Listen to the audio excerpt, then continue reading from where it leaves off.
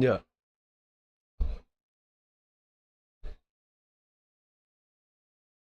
Oh, there we go. So, yay, we're live. So, how's it going, adventure? Shit out Tails here, and just for a recap,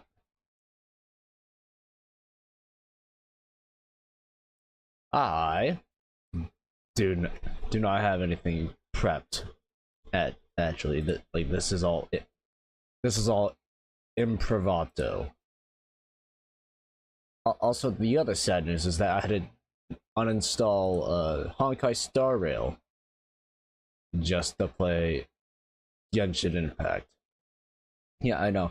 You know how Matt had that whole situation where, you know, the HDD kind of bugged out on his own?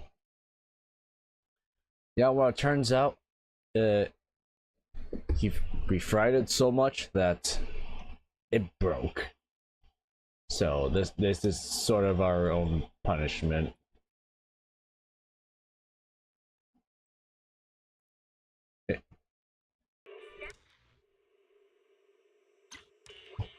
Yeah, this is our punishment for is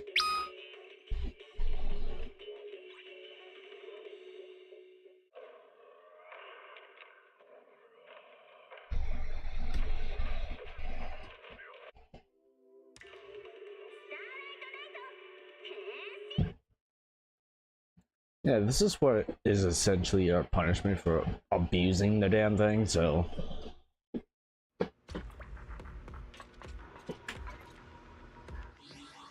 first of all, let's get this out of the way real quick.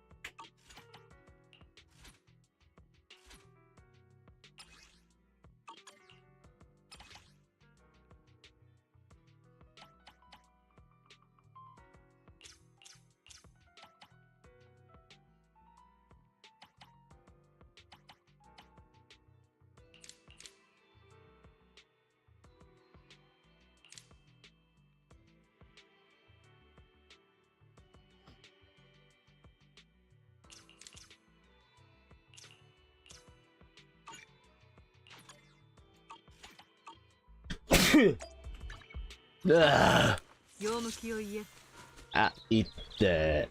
あなたと私で響き合う。そろそろ本番かしら。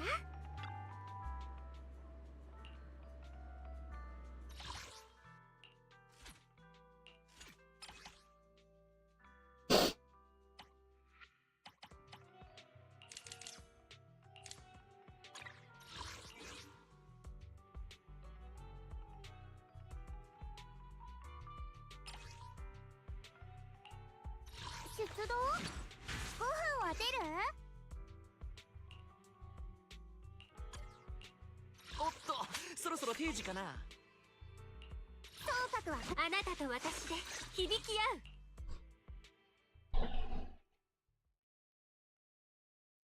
合う。Might as well do everything on controller because, you know.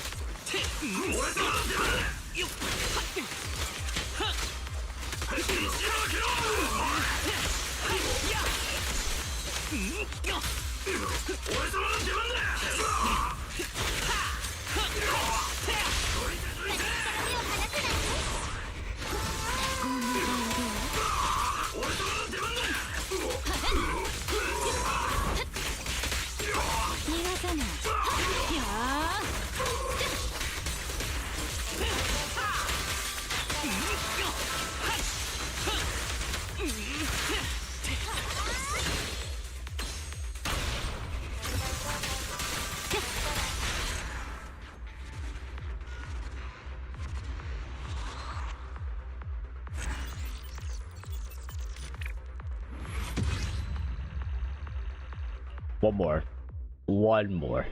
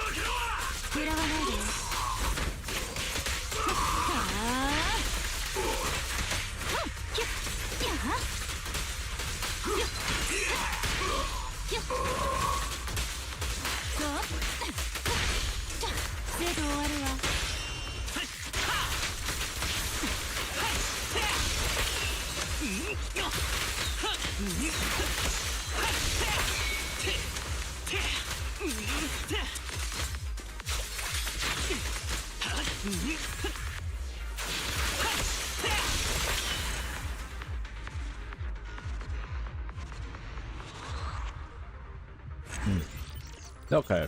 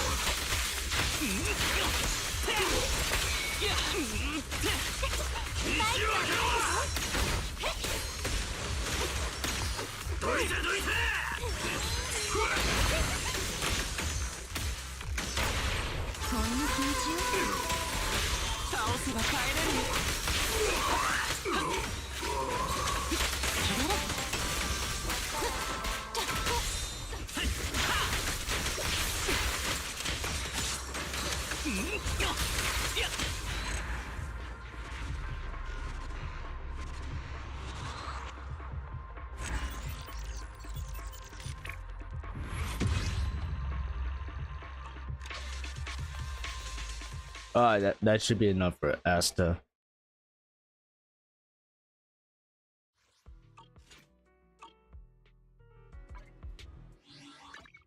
ひとこ、あなたと私で響き合う。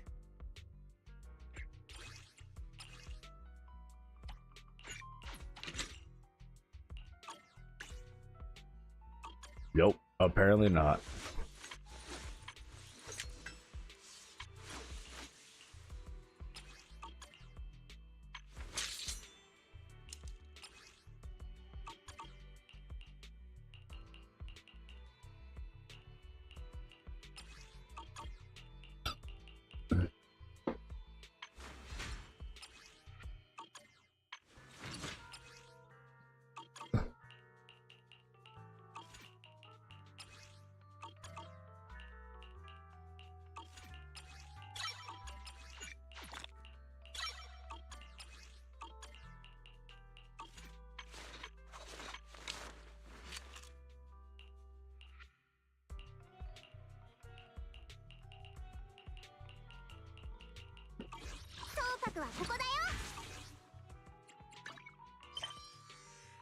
If you want to know how many things I miss,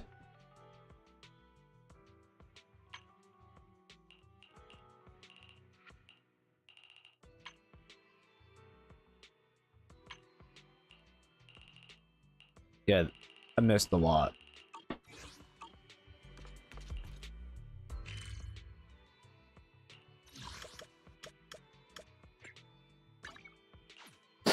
Such as...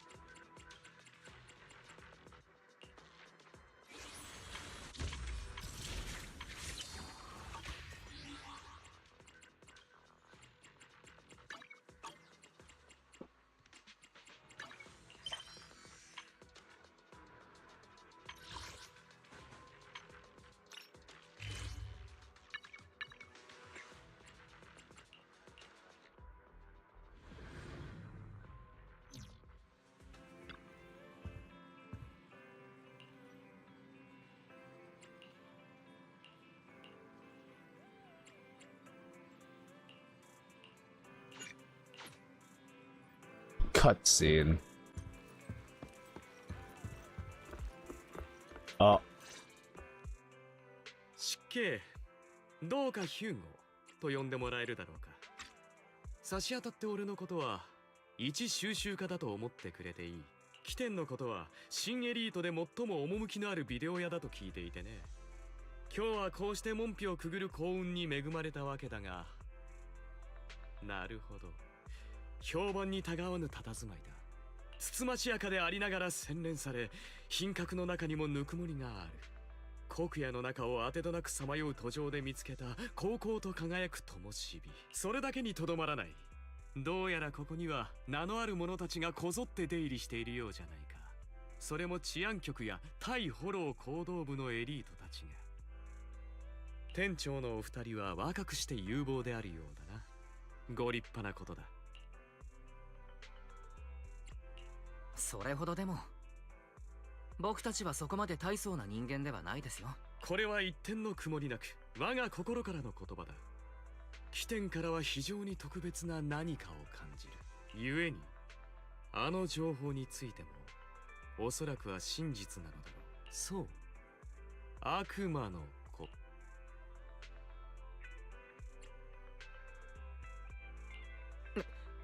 すみません、今なんとよく聞こえなかったもので。おっと、お二人とも何やら狼狽しているように見受けられるな。悪魔のことは俺が求めている古い映画のタイトルでね。さして脚光を浴びた作品でもないゆえに状態の良いビデオテープを見つけられていないのだ。それとも何か君たち自身の金銭に触れてしまったかな。深読みのしすぎですよ。少し意外だっただけです。僕たちでも聞いたことのない映画なんてそうそうないですからね。ああ、お二人に罪はない。この映画はいささかニッチに過ぎる嫌いがあるからな。悪魔の二文字を冠してこそいるが、その実は吸血鬼にまつわる伝説を根幹に据えている。ご存知だろうか。吸血鬼とは旧文明の折に一世を風靡した虚構の概念。青白い肌、仰々しい装い、一見して謎めいて危うげだが、お高く止まった面皮の下には恐るべき牙を隠している。そう、吸血の業だ。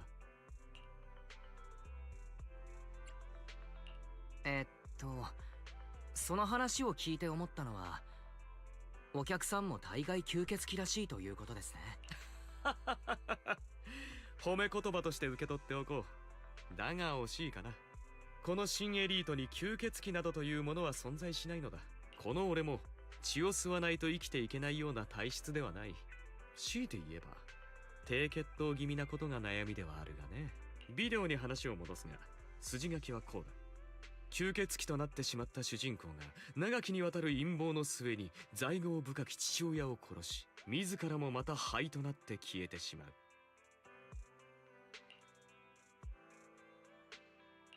なるほど、悲劇というわけですか。悪くない結末だと思うんがね。主人公が己の本懐を遂げたのなら、それにあたって死という代価を支払っただけのことだ。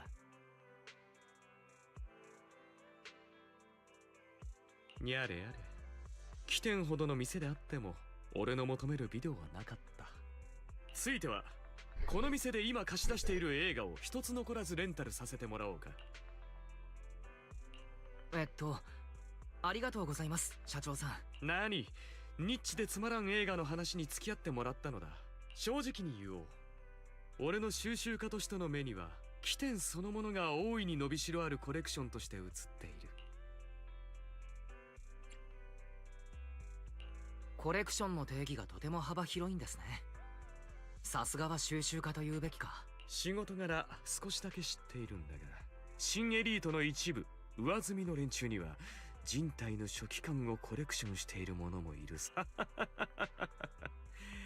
あくまで界隈の噂に過ぎないがね。いささか刺激が。ご心配なく。これでもこの町に揉まれていろいろと見聞きしてきましたから。まあ俺の杞憂だったようだな。無べなるかな。それで思い出したんだがね、近いうちに業界でも著名なオークションがもし参加したい。先ほどルミナスクエアを通りがかった。興味があるなら運を試しに行くと。結局のところ秘密。それでは今日はこれにて。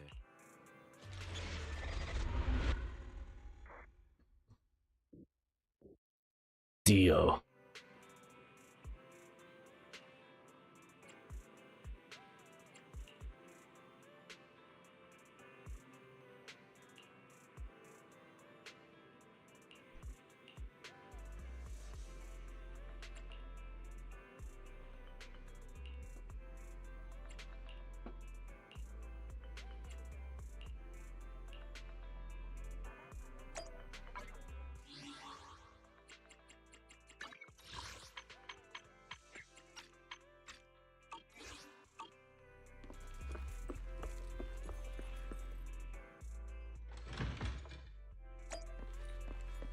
Alright, time to go.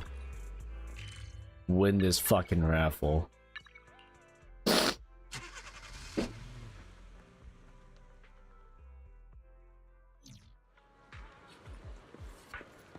You there! Why not come try your luck? All sorts of prizes are waiting to be won!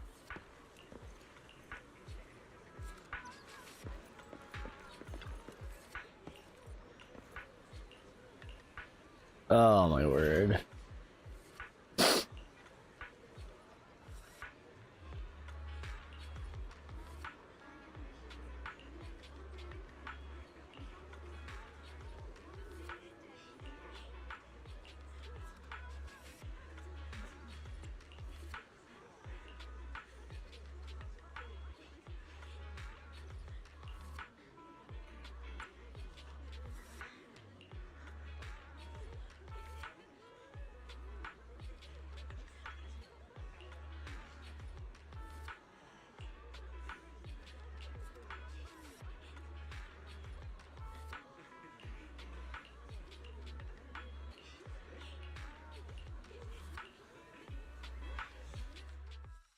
This guy seems arrogant. Maybe I should take a tougher approach. Quit the act. You may look harmless, but I know your crafty skills have caused headaches for count. Not to mention, you're revered in your field. Everyone knows who you are. Your true identity, a member of the most infamous band of thieves in New Eridu, Mockingbird! Nonsense. I'm a law-abiding citizen and haven't done anything wrong.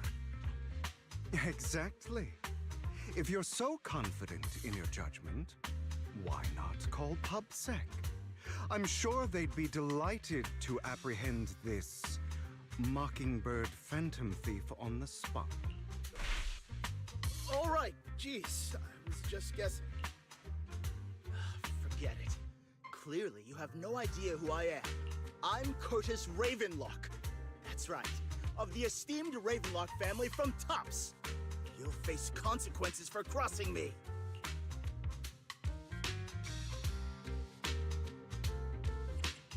You might want to keep it down. People say the Ravenlocks have a questionable reputation. A bunch of lies. My family has a long and prestigious history. Those people are just slandering us because they're jealous. The Ravenlock family did have its golden era, but they've been on a decline lately. Anyway, you were the only one next to me when I lost my wallet. It has to be you.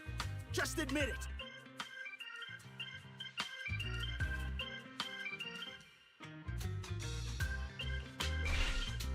You've got it wrong. I didn't steal your wallet. I just happened to be standing next to you. Coincidence? You're being too soft.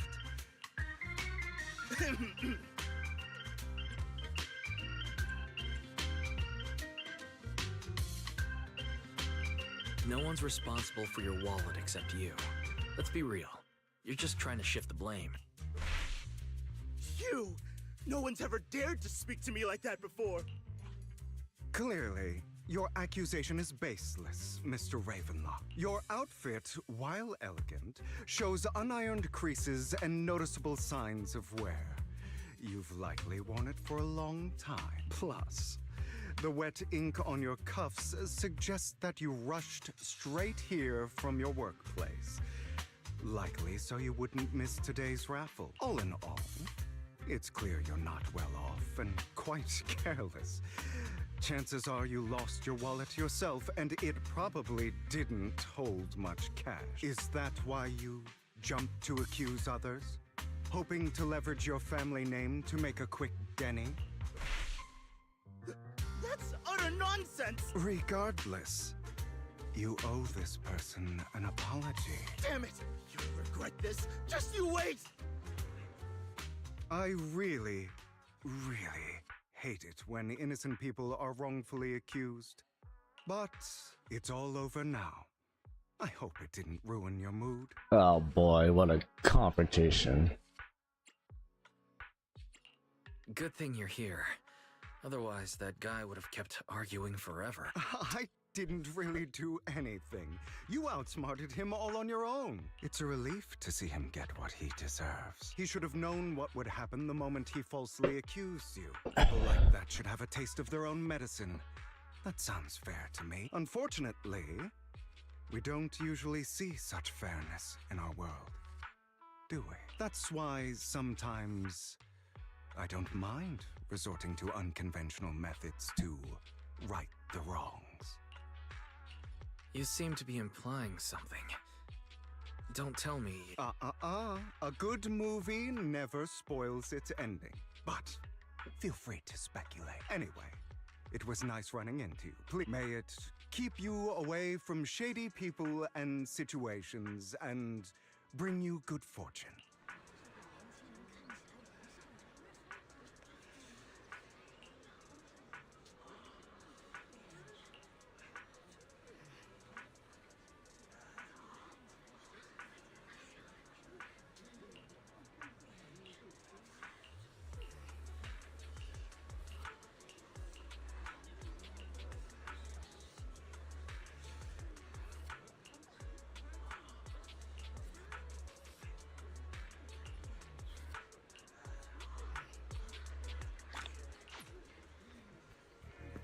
Anyone.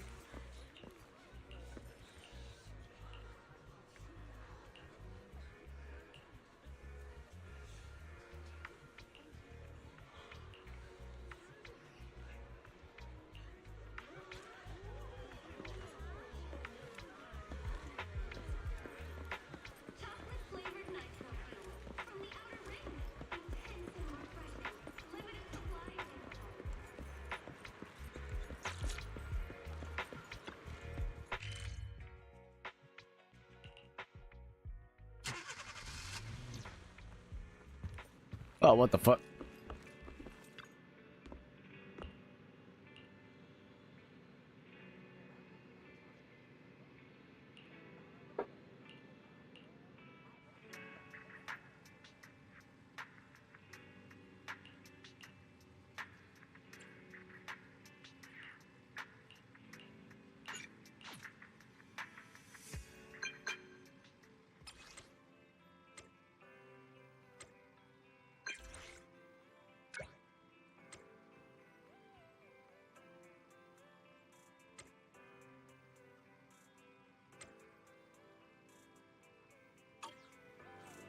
What? Oh, that was fast.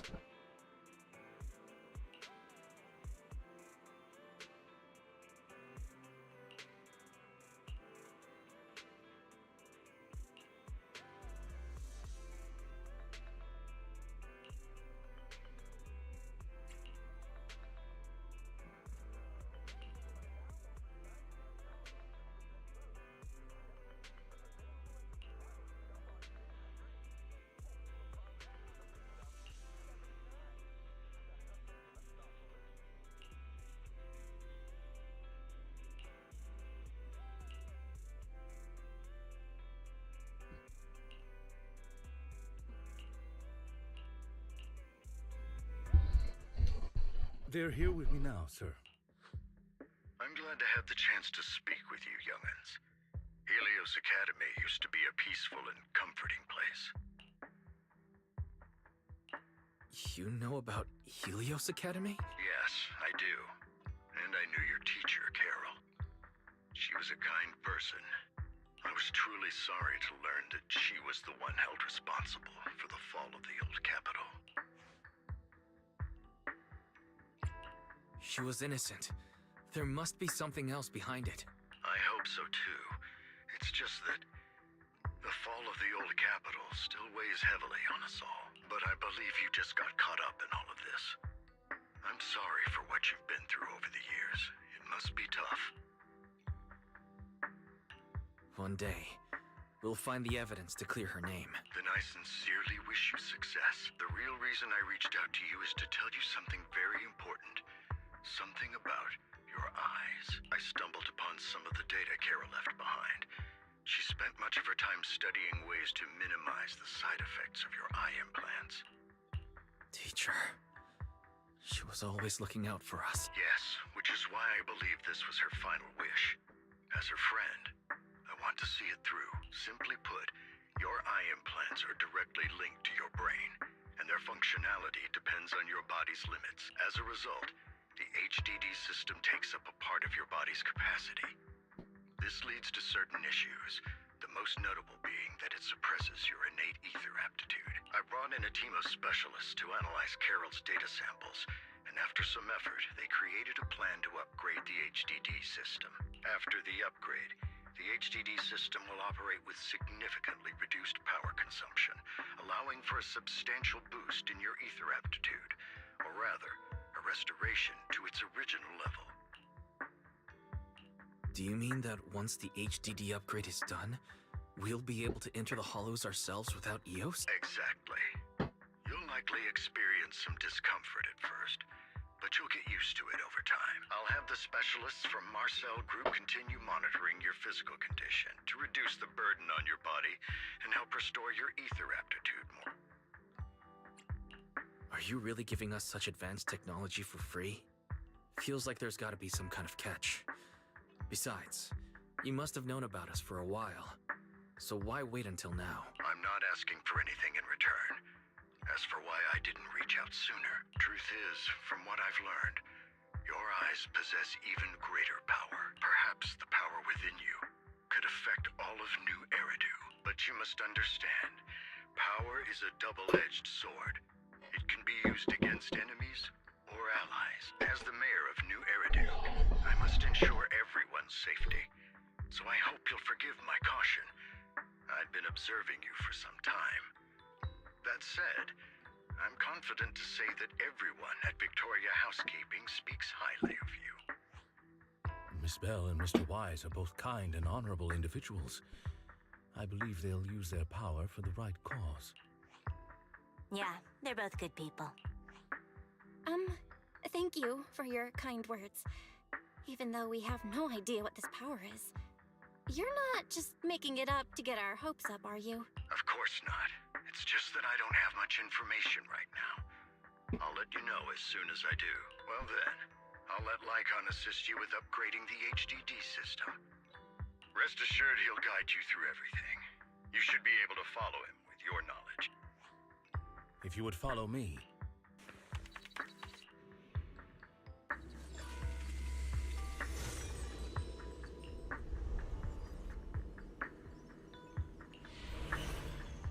How are you feeling now? All good, I think. Really? I'm feeling a bit off. Your body is adjusting. Give it time to adapt to the changes. As a precaution, hold off on entering the hollows until you feel better. I see. In that case, I'll sit back and help Wise for now. It's quite impressive one of you adapted so quickly. Your ether aptitude is now on par with most hollow investigators, meaning you're ready to explore regular hollows. But you must be careful at first. Lycon, Ellen, why don't you two go along? One of the data piles in the hollow near the metro is malfunctioning, and we need a skilled proxy to address it. I'll assign this task to you. Of course, you'll receive fair compensation upon completion. Take your time in the journeys ahead. You've got plenty of time to uncover your full potential. Aw, come on.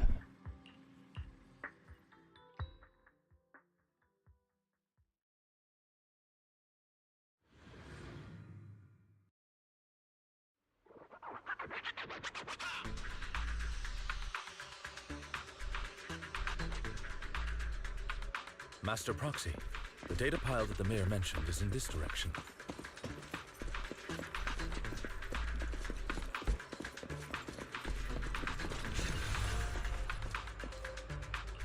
The data pile that the mayor mentioned is near that garage ahead.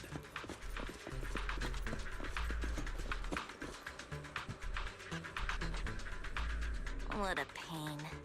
There's nowhere else to go.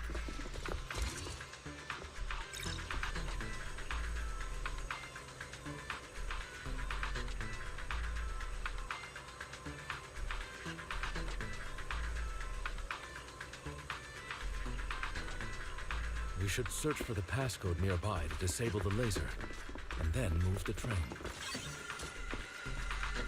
Ah, I get it now. We should be able to...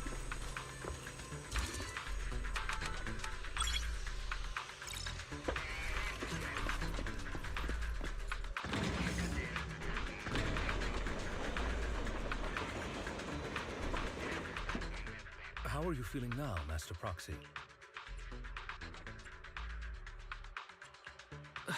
Not good. I feel like I'm gonna pass out. Glad to see you're well enough to crack jokes. If you feel any discomfort, please, let us know at once. Yeah, I'll carry you on my back if needed.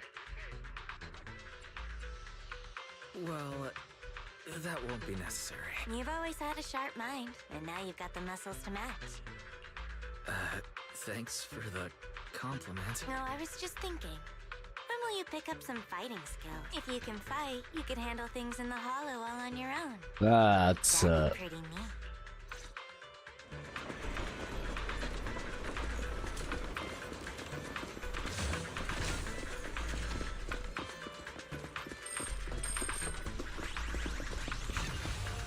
Master Proxy, the data pile is right up ahead.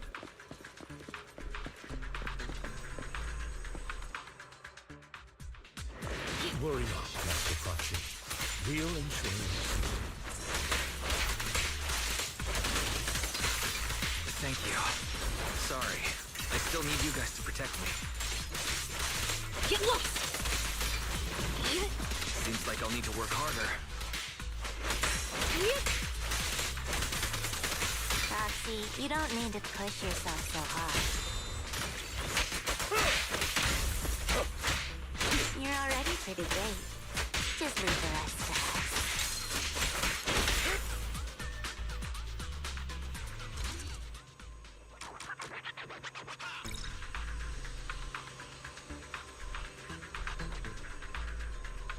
Oh, it's another passcode. We should be able to find the passcode nearby. Let's keep an eye out.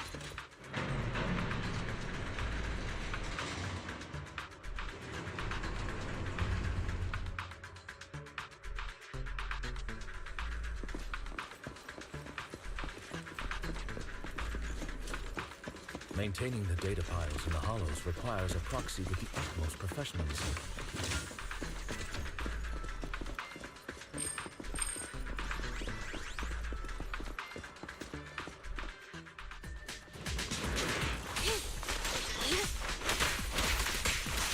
Get back!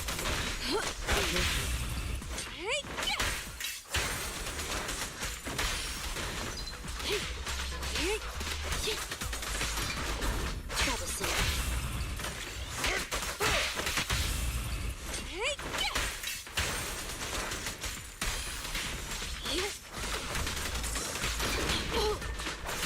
Out of the way.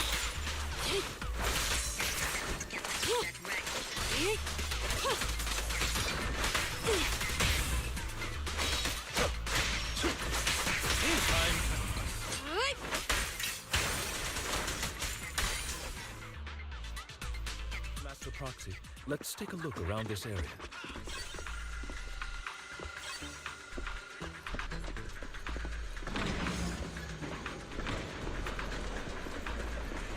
Roxy's moves seemed more fluid in that lap.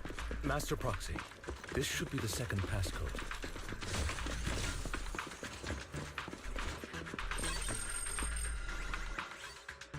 Master Proxy, we've been in the hollow for quite some time.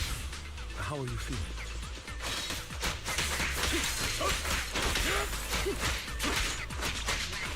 I feel fine. Nothing unusual, actually. That's good to hear. After all, this is the first time you've entered a battle since the start. Best not to overdo it. That's it.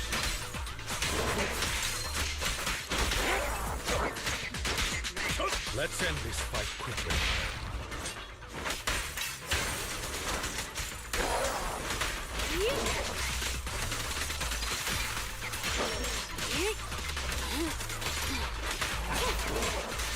Take this.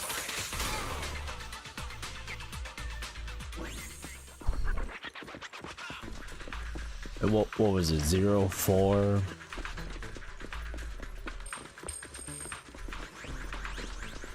Last passcode is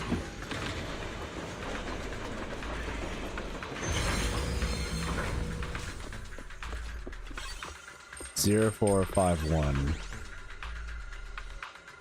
All right, that's all of them. Let us return and open that lock.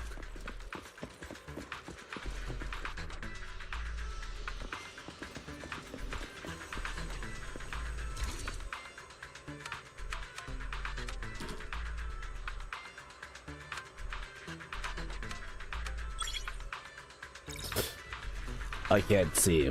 The shipping container was on the way.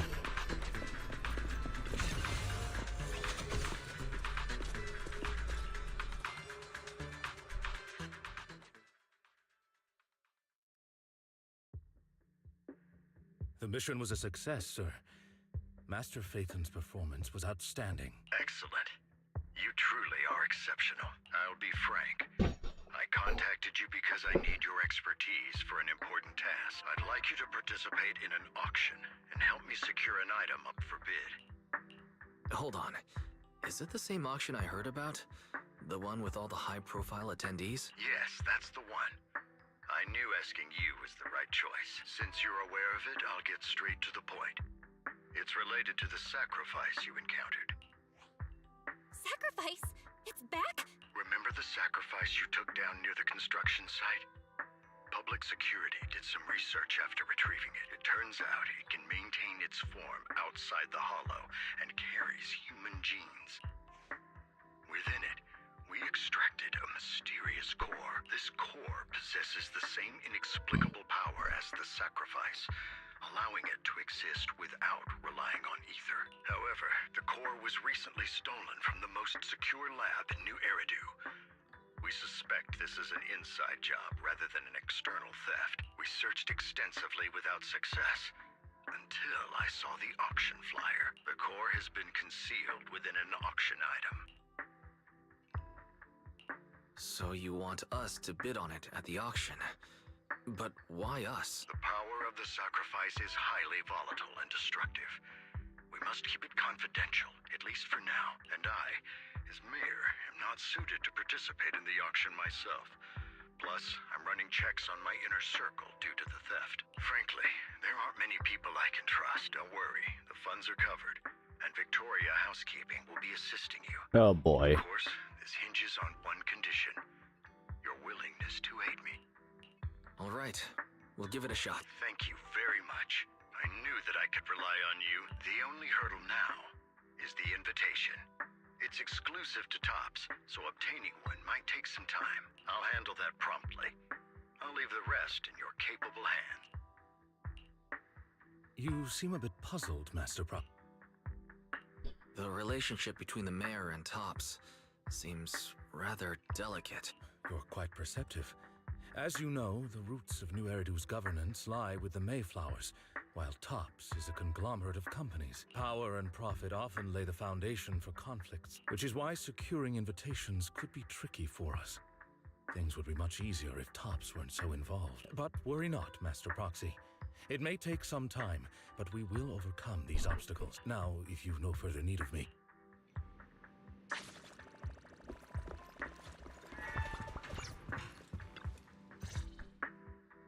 Didn't the collector Hugo mention if we wanted to attend the auction, we could give him a call? But he didn't leave us his contact information. Odd, right?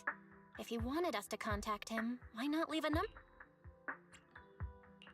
Maybe he left a puzzle for us to You've been watching too many movies, Wise. We need to separate fiction from reality. Come to think of it, Hugo did leave us a He said something cringy like, "There are always secrets hiding behind the light." Wait, don't tell me. I get it now. This guy watches way too many detective movies. Anyway, let's try contacting him. Aha, it's you, the manager of my favorite video store. Glad you've cracked my little puzzle. I've been waiting for you to contact me. I was worried I might have left a bad impression. Actually, I have a favor to ask. About the auction you mentioned. Could you secure 2 invitations for us? Ah, so you'd like to attend the auction? I'd love to assist, but unfortunately, I have some tasks at hand. But if you two can help me with my current task, I should be able to find time to get the... What kind of task? Is it something I can handle?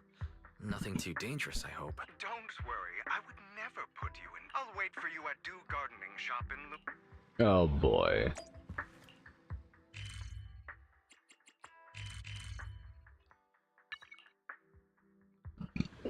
Glad they updated the map, but You've...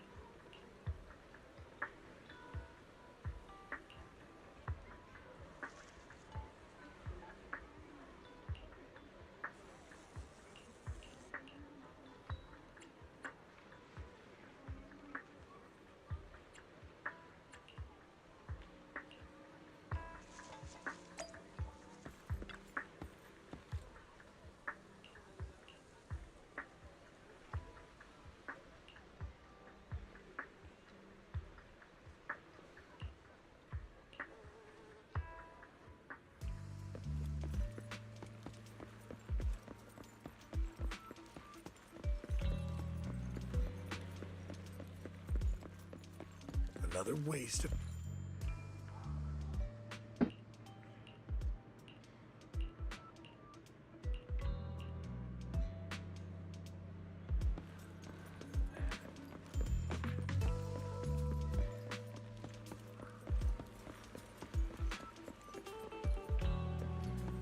This time, I'll lead the family back to the top.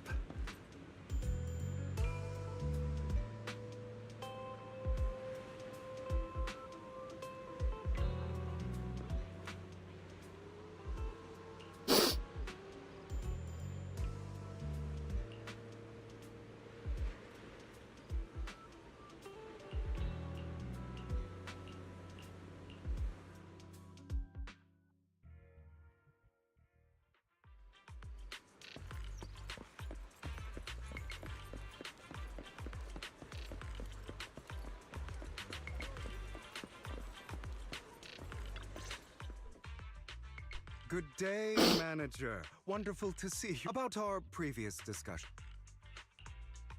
I see. Looks like it's more complicated than I thought. I appreciate your help.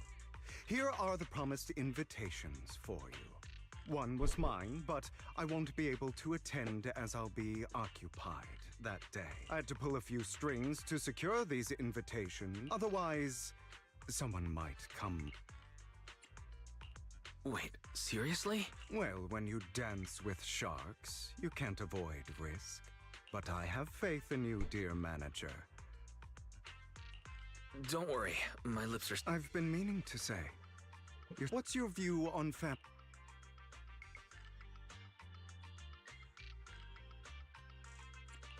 It's a bond you have to maintain carefully. Even as family, we might not fully know each other. For example, our... someone who was like a mother to us, loved us deeply, but also kept many things from us. Mother. Huh. For me, that word only brings fear, pain, and hatred. I once had a half-sister. Different mothers. Had? You didn't have a fallout over some big argument, did you? No, we never argued. I would like to try, but she's been gone so long. I can barely remember her face. I'm sorry. I didn't realize it was a sensitive topic. My condolences. It's okay. I brought it up first, and it was ages ago. Anyway, back to what we were saying. It's highly likely that Hartman will be at the auction as well. As you know, while he's the rightful heir to the Ravenlock family, he keeps many secrets. Should you cross paths with him in the future, be cautious. He's sitting up on his high horse looking down on everyone else, and he'll do whatever it takes to get more power. I hope these upper-class people eventually face the punishment they deserve. Too bad the scales of fate lean one way or another, unless someone steps in to tip them back. I digress. That's all for today. I have some errands to attend to, so I'll take my leave. Have fun at the auction.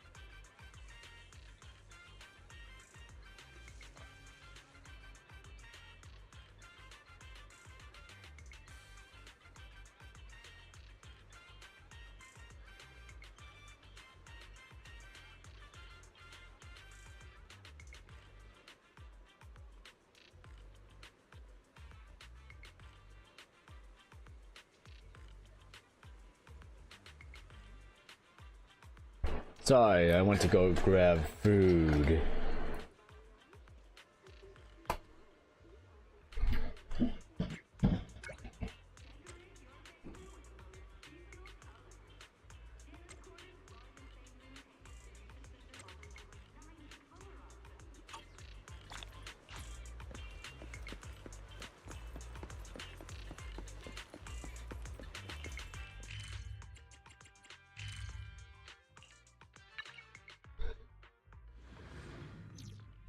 It is a pleasure to see you again, Master Proxy. Give me just a moment. My desk is a fucking mess.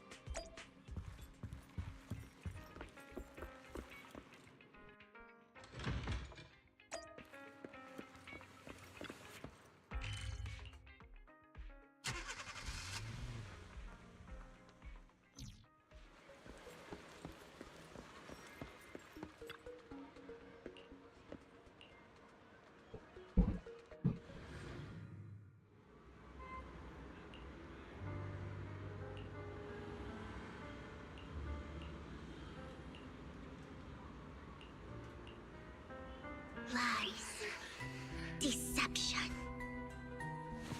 betrayal. I see swirling mist, shrouding the truth in a deep, enigmatic haze. Found you. Chosen one. The fuck? You are exactly as I thought you'd be. Chosen one? What's that? Sounds like something from a tacky novel that was popular a decade ago. Words can only convey so much, so it's understandable if what I say doesn't make sense to you now. But you'll know what I mean soon enough. Young lady, I know you might think I'm lying, but I'm telling the truth. That item was my late husband's keepsake, and I had to pawn it due to financial difficulties. But I can't bear to see it auctioned away to who knows where. I'd never be able to get— There's a hidden flaw in that item. If you point it out during inspection, it will be withdrawn from the auction and returned to the pawn shop. That way you won't— In return, I'll offer you some compensation. Mom, please. Your story might be. Besides, this has nothing to do with me. Your misfortune is not— Young lady, you... I'm sure this refined individual here— Huh? Are you Yes, you! The auction is about to start. And you? Here's a little piece of advice. Don't let your sympathy easily sway you in an auction like this. Otherwise, I'm Vivian, by the way. Dear guests, the auction...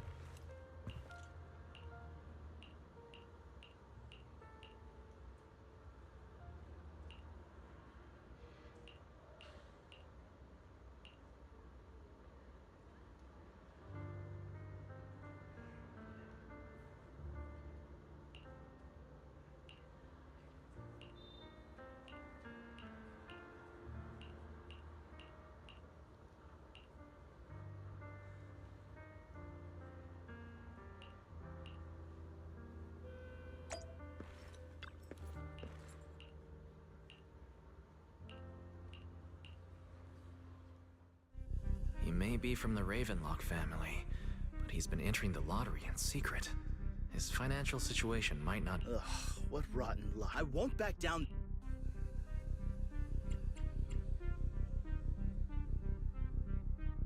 Well then, let's double our bid. A commoner would never bid so high. A strong move, setting the tone right from the... You should...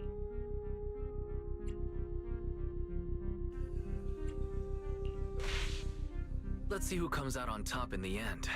A Ravenlock losing to a commoner like us. You're right. So for the... Trying to provoke... Okay. No matter what. Ugh, I didn't expect you to be so determined. This is the perfect moment. You're really stubborn, huh? That's right. The Denny's in our pocket is our biggest advantage. Host, I'm raising the bid. The price is way more than it's worth. Forget it, I'm out. It's a bit overpriced. Regardless, though in my opinion, its aesthetic style is a bit ahead of its time. But as long as you like it, that's what mattered. The next item is truly exceptional. The final creation of a legendary artist, the only one of its kind in all of... The artist's tale is quite fascinating. Unrecognized during his lifetime, his works were discovered by art collectors after his death and became hugely popular. Because of this, authentic works are few and far between, making each one incredibly precious. And this stunning final piece, without further ado, let's get started! Starting bid, 200 million Denny's! If I can get it for under 500 million, I can still turn a profit. 300 million! If I'm not mistaken, Wise, isn't that the item the woman asked Vivian to bid on? Yeah, that's the one. If our budget allows, perhaps we should. 1 billion. Even if his final piece is a collectible of this quality, starting at $1 billion right off the bat. Since she doesn't have to earn her own money, any bid is just a number to her. Was that Vivian? Wow, she just said, "Don't let your sympathy sway you," then went ahead and bid anyways. Yeah, but she can literally afford not to take her own advice. Oh, this elegantly dressed lady certainly has refined taste and deep pockets. So, is anyone ready to challenge this young lady? Invest in the legacy of a talented artist who left us too soon. Its value could double in the future. I'd advise against it. I'm going to bid on this no matter the price tonight. This young lady is certainly very confident. Our time is almost up at $1 billion. Going once, going twice, going 3 times. Sold for $1 billion. All right, ladies and gentlemen, that concludes the first half of the auction. Please feel free to unwind in the lounge for a bit, as more treasures await in the second half.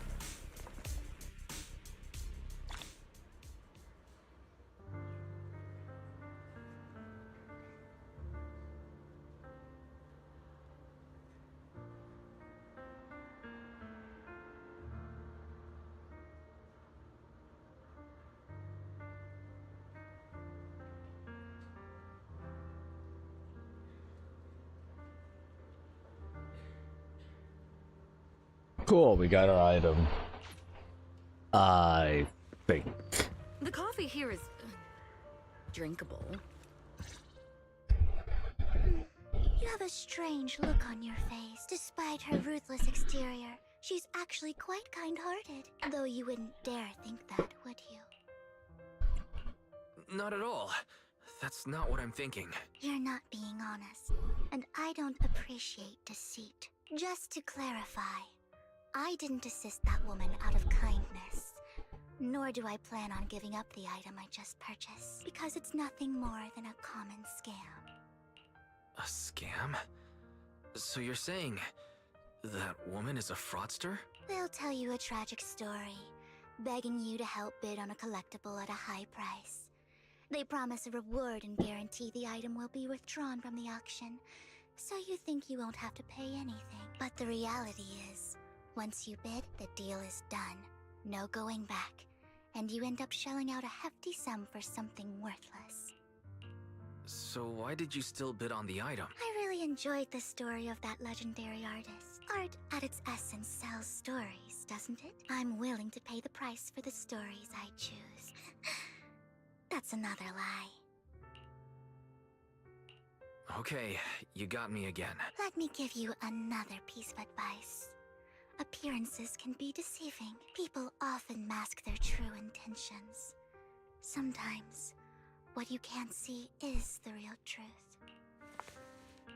I hope next time I'll see you soon.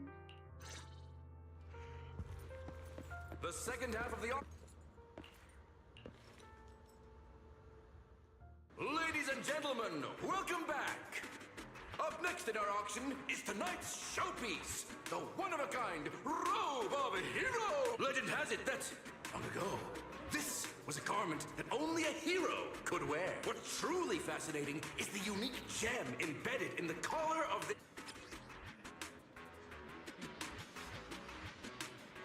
Wise, that gem... Such an important item, yet it's just there on a piece of clothing.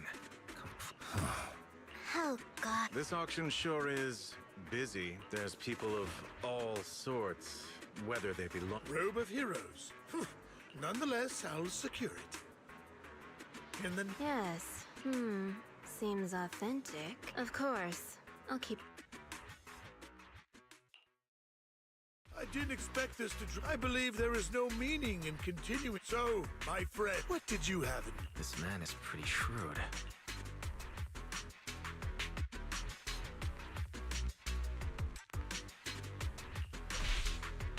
All I want is... What a pity. I'd suggest taking a less direct approach. There are more antiques in this...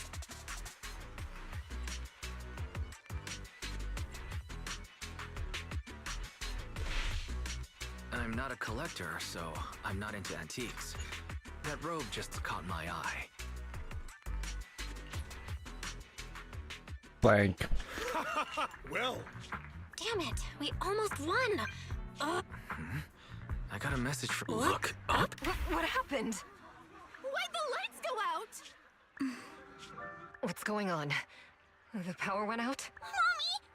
I'm scared! Ladies and gentlemen, welcome to tonight's auction. My apologies for the long and dreary opening. Losers always have a lot to say. That guy looks familiar. Is that... What are you all standing around for? Someone deal with this intruder! How uncouth. I'm simply here to reclaim what's rightfully mine. You! When did you? Well then, tonight's show is coming to an end. I wish you all a lovely evening. Yours truly, Mockingbird. After him! Catch that thief, or forget about getting paid tonight! I can't believe he's here. And his target happens to be that core, too. Forgive me, Master Proxy, but that... Mockingbird and I have... history. Oh?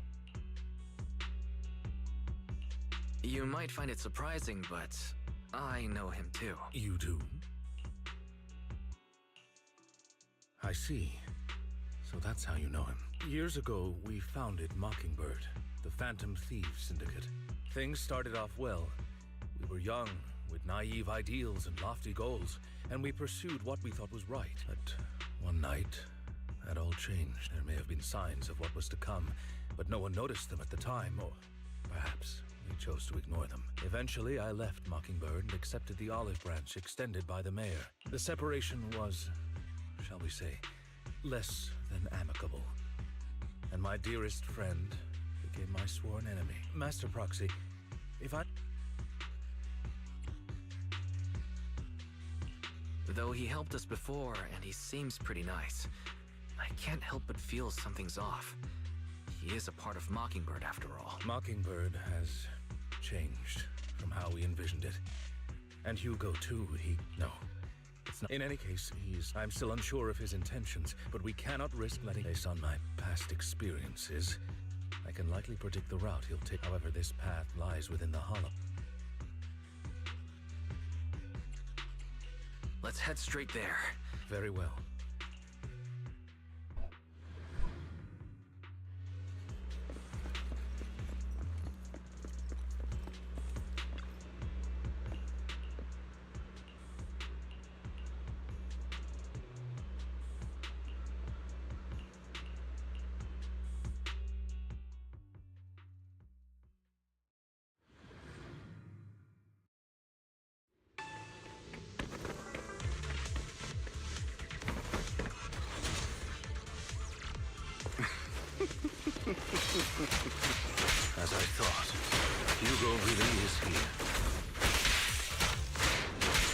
When we were still working together, we would often choose routes that were difficult to attack, yet easy to defend.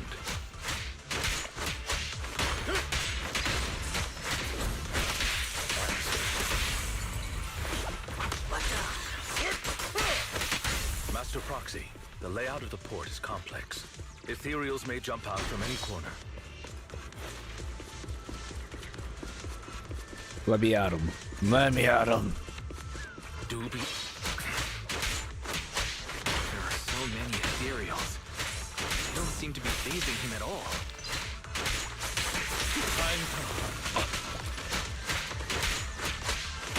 Though I am loath to admit it, that man is quite formidable.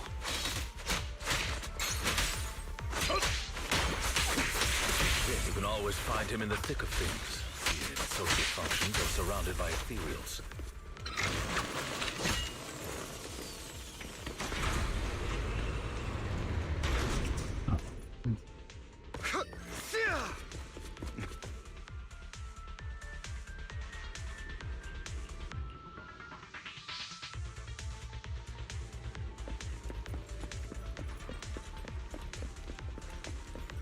Sorry for the long bouts of silence.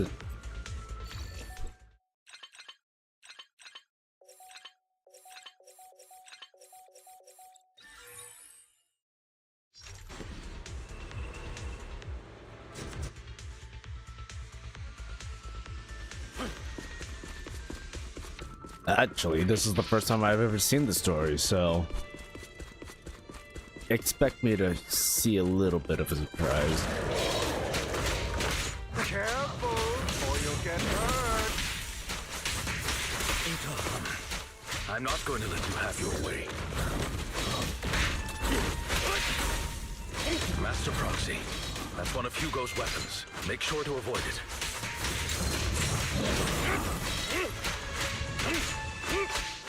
It may look like a coin, but it's actually a dart. Stay calm now. He carries around a briefcase filled with all sorts of weapons. It's quite the hassle to deal with. He's extremely familiar with this place.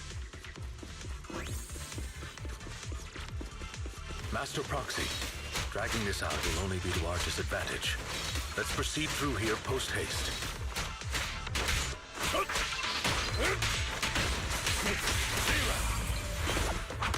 Stand still.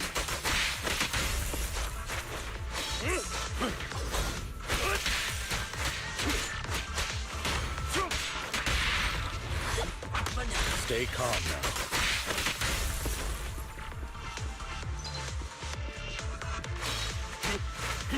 The mechanism here isn't damaged.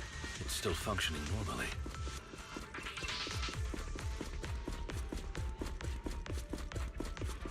Something's not right. It feels... Oh.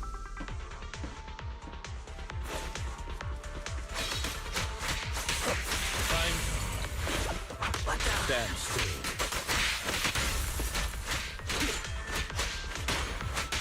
What's the rush, my friends? We still have plenty of time. Take this. This guy's as sly as a fox. No matter, Master Proxy.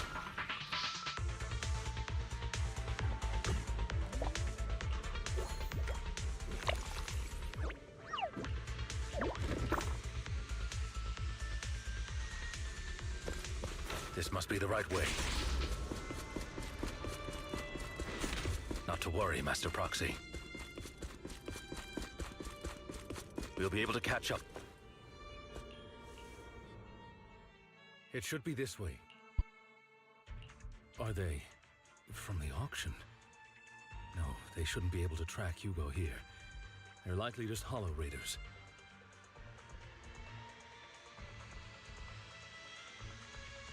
Back then, Hugo would typically retreat into a hollow after securing the goods, and as his partner, I'd be responsible for leading the pursuers astray.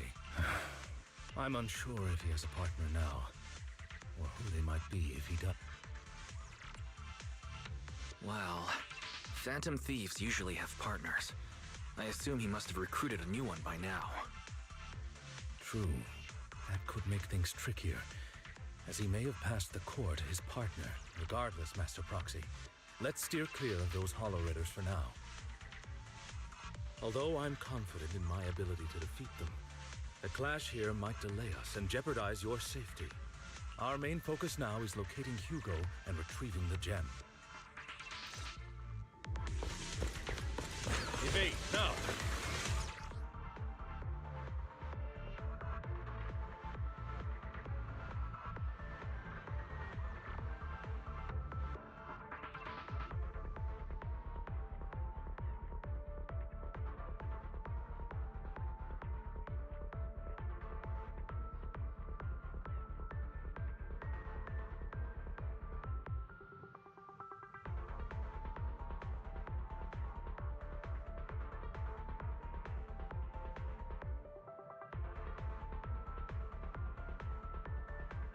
Sorry, if you notice movement, I'm eating. Time to hunt.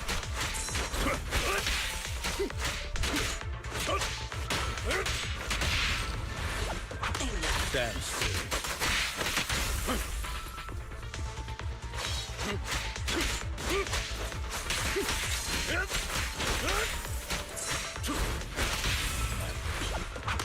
Stay calm now.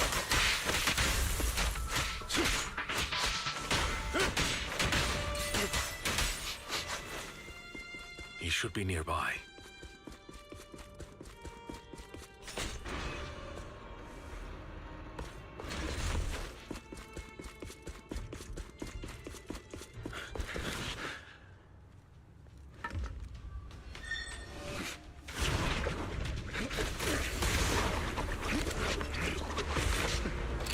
Long time no see, traitor.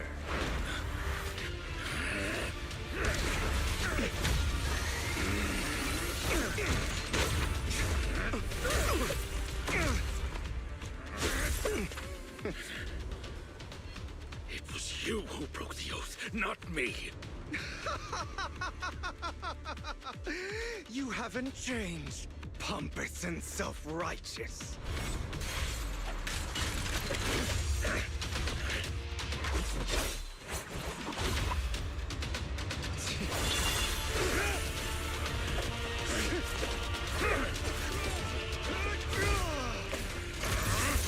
Beyond reason! Both of you, enough already!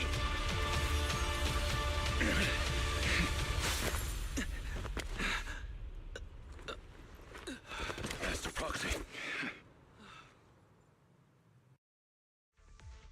Are you all right, Master Proxy? I'm fine. I just forgot I wasn't using EOS. I thought your attacks would just go over my head. I'm not used to being this tall, I guess. Rest assured, manager. My blade has always been. I'll never point my weapon at my. As for that oaf, he has no sense of control in the heat of battle, even turning on his own I'd thank you not to spread lies. What? Are you denying it? I merely spoke the truth.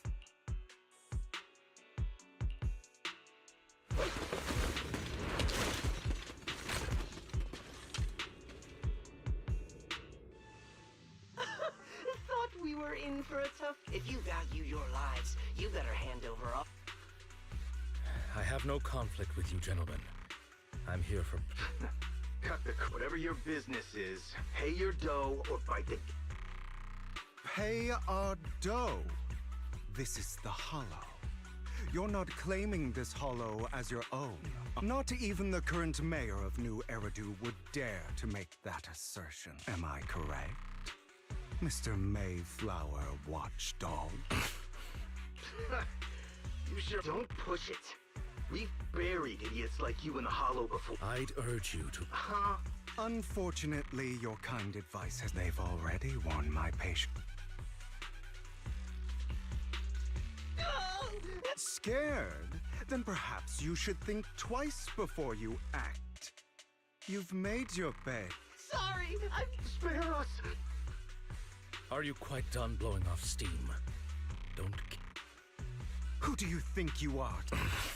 They They weren't planning to show you any mercy, yet you forgive them. You haven't changed at all over the years, Lycon. To hell with you and your foolish fantasies of being some almighty savior. Haven't you learned your lesson from what happened with your eye and legs? My principles remain unshaken. No one has the right to take another's life. Sinners deserve punishment. Do you know how many lives they've taken? I'm merely delivering the justice the world needs. It is not our place to pass judgment.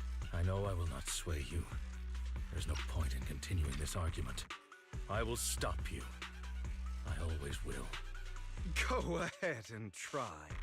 I will defeat you. I always will. Be prepared to kneel before me.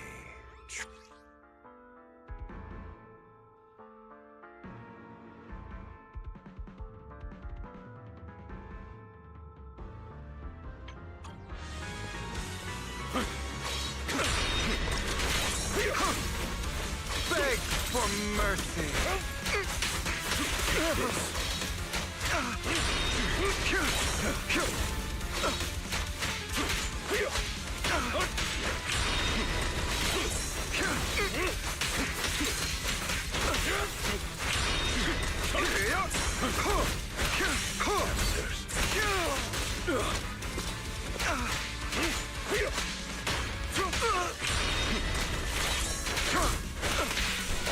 Oh my god. Ow, shit.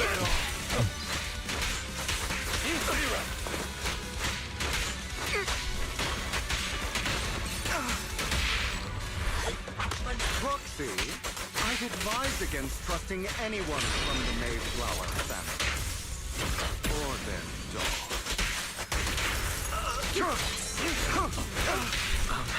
Do you two have to fight? My apologies, dear master, but I'm itching to teach him a lesson. Shut up!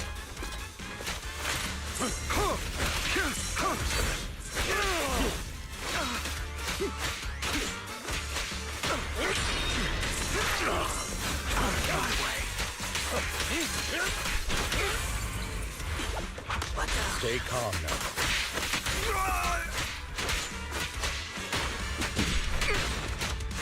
Stay vigilant.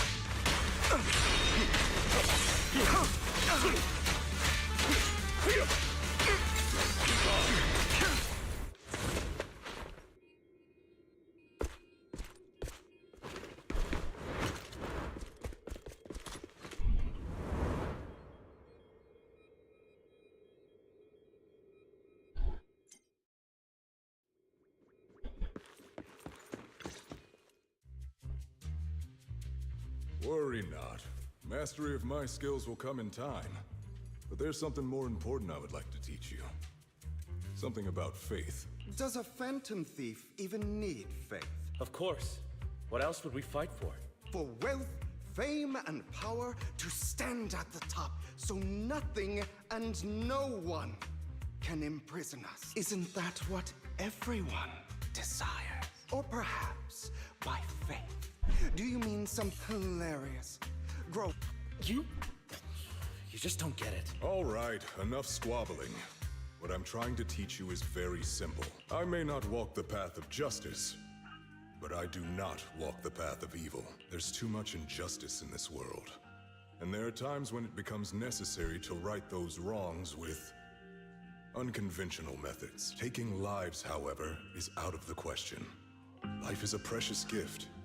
One that nobody has the right to steal. No one should have the authority to judge whether another lives or dies. Keep that in mind. I will. You don't seem convinced, Hugo. As you mentioned, this world is unjust. That's why we must strive to bring fairness to this world. Those who cause harm should face consequences, just as those who take lives should. But not all lives hold the same value. Sometimes, you may need to eliminate one if it means saving more. You're too... I have my own path and beliefs, Jack. I'll determine for myself. Hey, watch your mouth. If it weren't for... You're a smart kid, Hugo. Skilled too.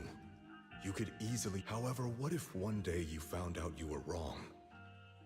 What if that so-called sinner were innocent? I wouldn't make... To err is human. Everyone is bound to make mistakes. It's good you are open with your thoughts. I just don't want your troubled past to weigh you down, because your hatred doesn't define you. It only eats away at you.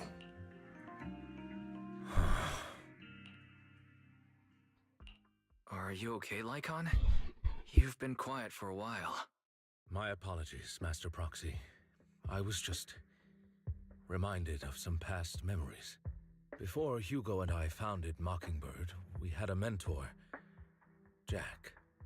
He took us under his wing when we were in dire straits, imparting his skills and life lessons.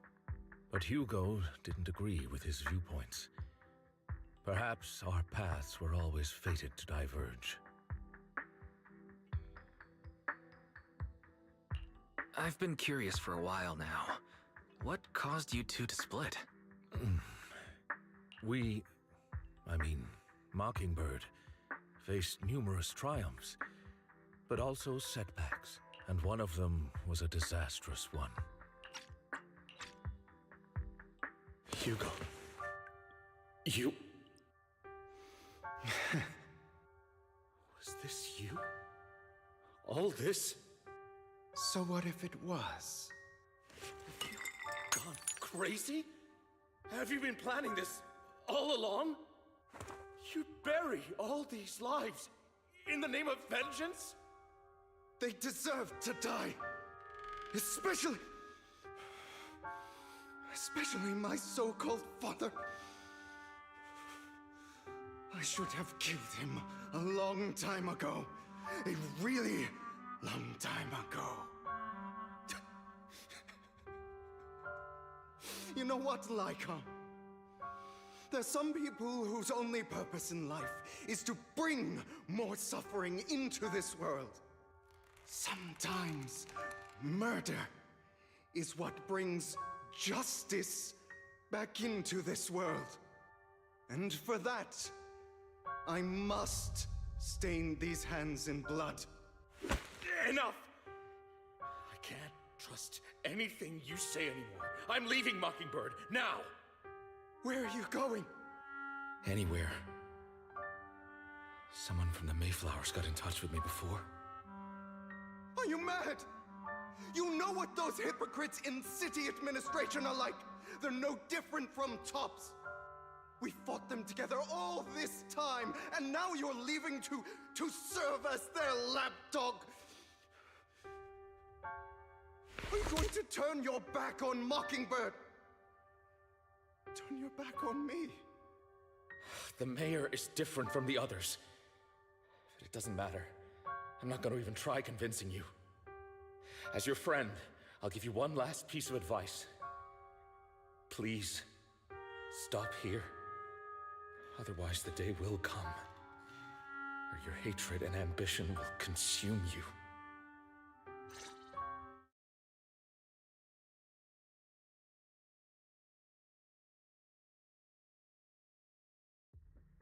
My apologies, Master Proxy, that you had to hear such an unpleasant tale. Hugo came from a powerful family, and his relationship with them was always strained, especially with his own father.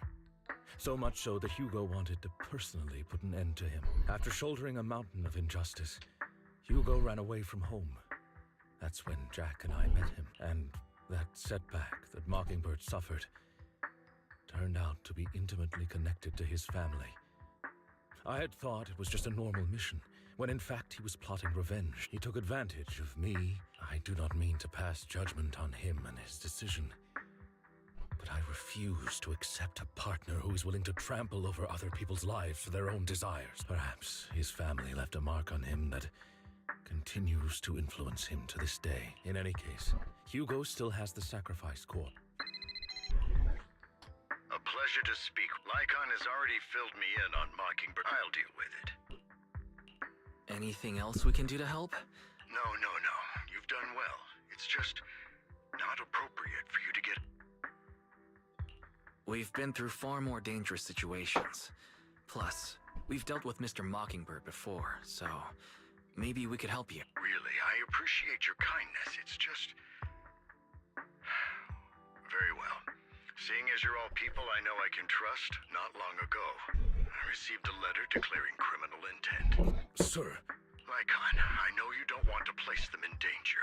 I feel the same way. That letter threatened to use a sacrifice to take vengeance against the entire city. What do you mean by... I believe the person, or the organization, who sent the letter, is planning to use the sacrifice to mount a large-scale attack against the city. Everything we've uncovered so far, as you know, the sacrifice is... This is no small issue. Then let us help out. But, it's like I said before, plus, Carol would be furious with me if I put you into... Anyway, I'm not at liberty... That's right. So that'll be all for today.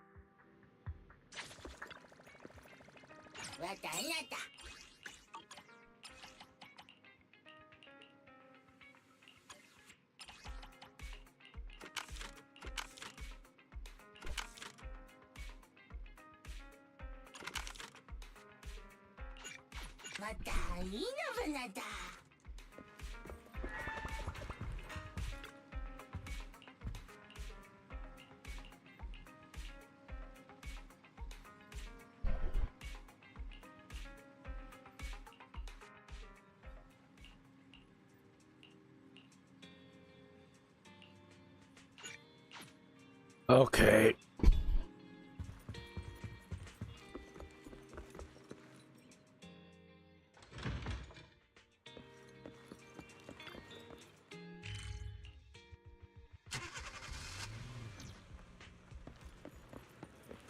I'll have to work overtime to finish this mission. You're here!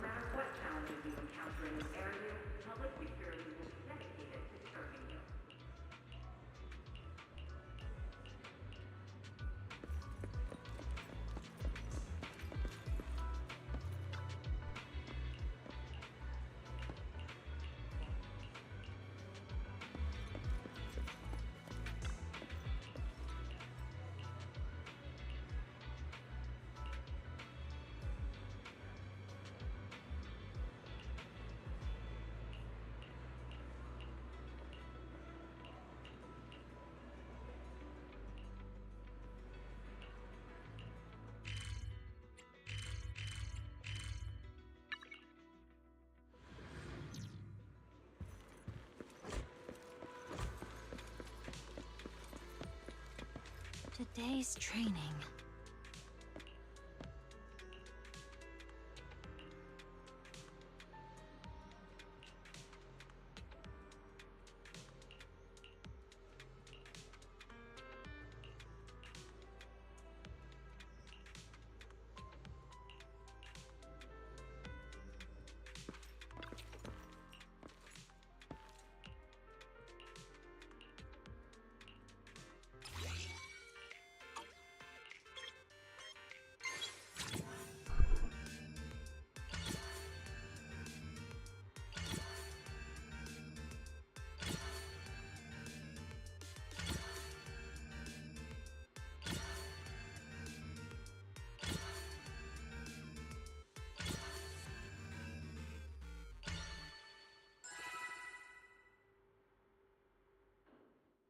Very easy encryption.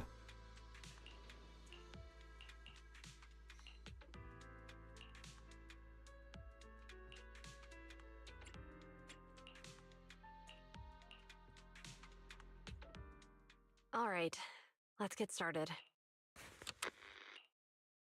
I'm probably not getting out of this hollow, but at least this tape recorder still works. Let's say these are my last words. I gave away my anti-corruption equipment to save those civilians, so I'm not in good shape. Unfortunately, we came up against a horde of ethereals right after that. I rushed over to fight them off and tried to save the civilians, but in the thick of all the fighting, I turned back and realized that I was somehow alone. Nobody was behind me. Luckily, I managed to defeat the ethereals, but the wounds and corruption I sustained in doing so should be fatal. I don't mean to cast the blame at all here, and if any of my colleagues ever pick up this cassette, I hope that nobody is ever held accountable. It's just human nature. It's normal. I just have a few regrets. Oh, what's that over there?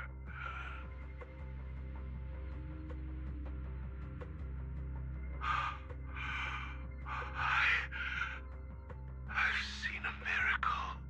Yes, that thing is right. So long as humanity is in constant conflict against the Hollows, we'll never be able to grasp true power. Only by embracing everything. It's the only way. Only by embracing this power can everyone survive. Oh, Creator, please grant me this!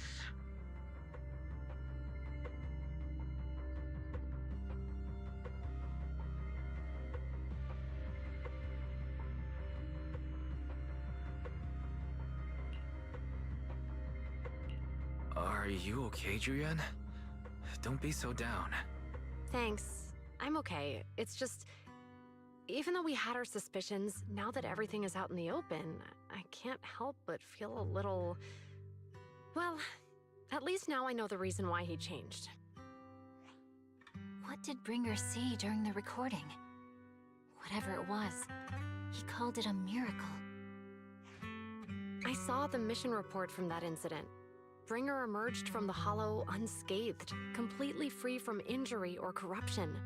Plus, I remember him rescuing a few civilians and walking out of the Hollow together with them. But if that's the case, then it's at odds with the audio we heard. Which one is the true version of events? It's possible that both are true. Like if Bringer actually met a real god that completely healed his body and helped him save the others. And that's why his mood changed so much. Why he started believing the Exaltists. Because he witnessed a miracle. That sounds like a reasonable speculation at this point. But it still exceeds the limits of what we know. In any case, it's a clue that ultimately points to the Exaltists. I'll keep pulling this thread and see where it leads.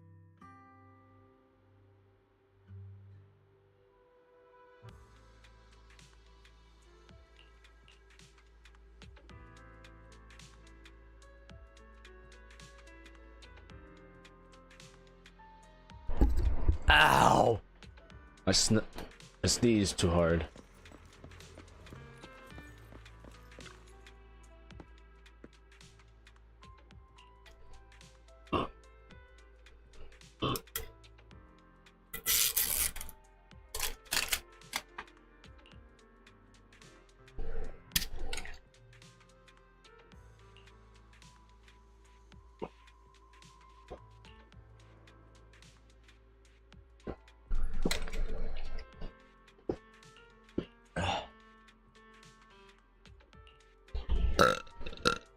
Ugh.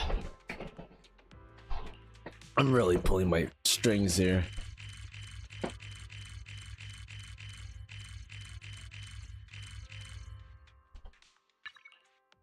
I'm really pulling my strings. Oh, what the I've been waiting for you for quite some time. What the fuck? We meet again, Master Proxy. Vivian. I imagine you've already managed to gain some info from the conspirators about some people who wish to use sacrifice to launch an attack on New Eridu. So you know about that? I only just found out myself. Because I've been watching you this entire time. Stalker. I know many things. But unlike those hypocrites, I'm willing to share info with you to show my sincere hopes of working together. I need to find Bringer's belongings. Bringer's belongings? Did he even leave anything behind? Oh, he did. I have complete confidence in my intelligence. All the more reason for you to work with me. You've probably already guessed, but what Bringer left behind will be crucial. Find it, and we'll find a... Who do you mean by they? The Exaltists, of course. They're always lurking whenever something related to sacrifice comes up. Actually, the Exaltists and I, we have a bit of shared history, but no more than that until you... All right. Splendid. By the way, might I ask, you're not proficient at in-hollow combat, are you? No, I can't fight. As I expected. Not to worry. You're an invaluable proxy.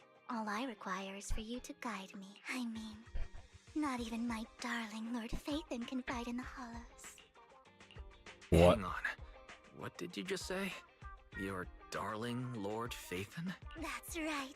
The best proxy in all of New Eridil. Lord Phaethon. Oh, fuck. Don't tell me you don't like him.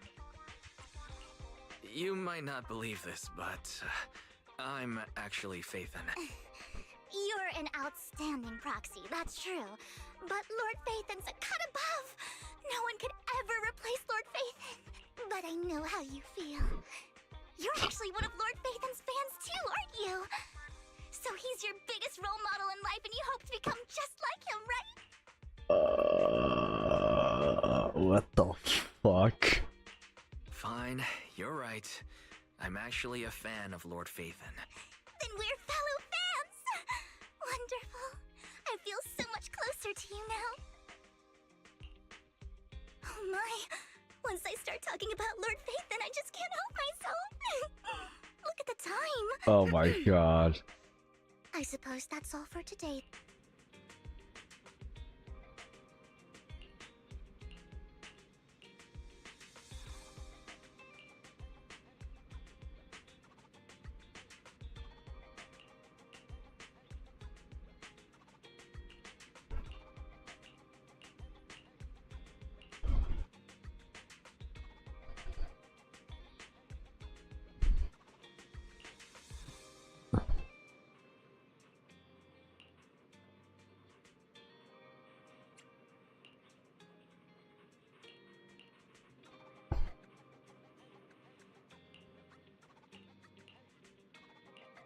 Stalker.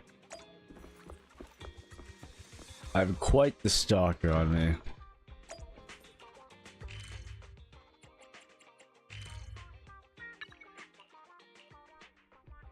Why all the way out here? Nah, goddamn.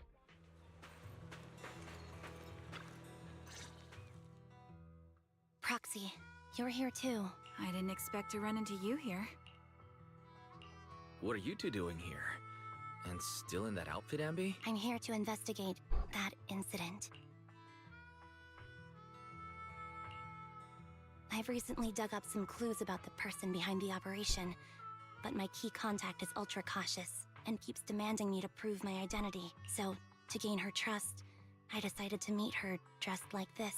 Now that everything is completely finished, this uniform doesn't really represent anything in particular. For me, it's just another outfit now. We all have to move on someday. I'm helping her. I want to make sure whoever's behind all this is caught. And who's this young lady? This is my friend, Vivian. We're here investigating a few things ourselves. Ambi, one of the Cunning Hair's most powerful members. And Trigger, an Opal Squad sniper. It's an honor to make your acquaintance. You know us? Looks like someone's done our homework. Is it because of the proxy? You two are practically celebrities. And because of my work, I've got loads of info when it comes to anyone with a name around New Eridu. I see. Seems you're handling your work well. Let's prepare to enter the Hollow. You're going into a Hollow? Proxy, you...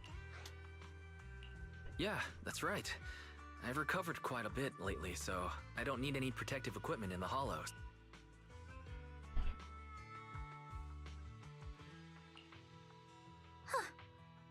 you that late. Hello.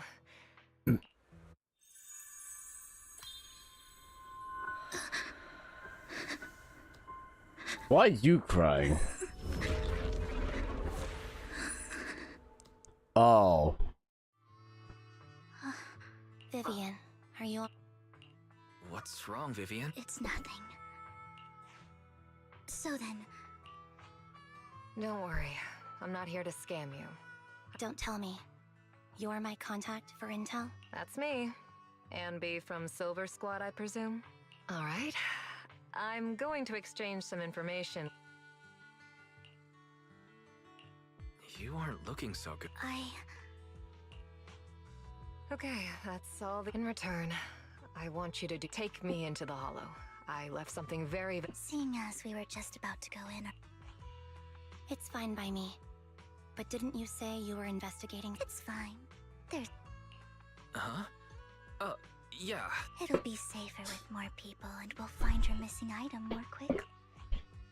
Thank you.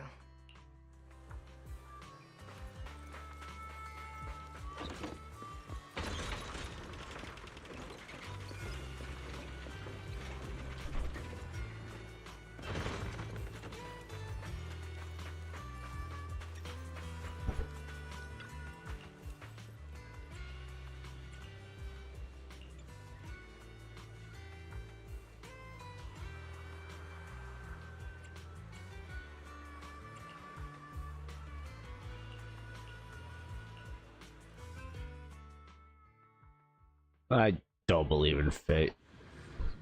Actually, from personal experience, fate can go suck it. So, what is it that you all plan to do here? We are here to look for something too. Something extremely important.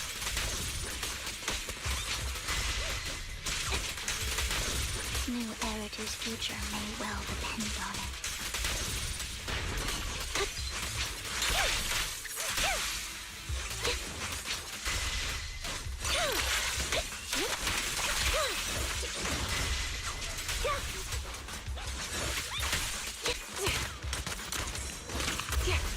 Adjusting for wind.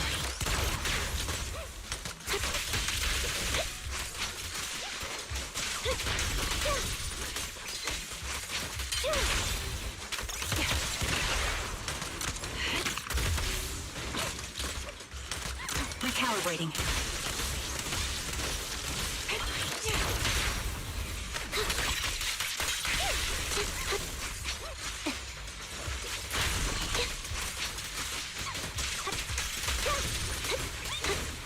Now it's my turn to ask questions.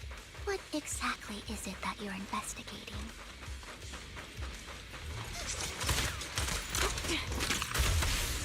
Since you're familiar with the name Silver, then you should know that it shouldn't exist anymore.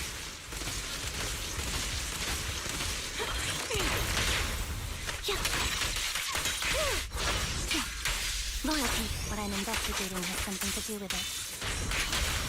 The target's weary. Recalibrating. Flip the switch.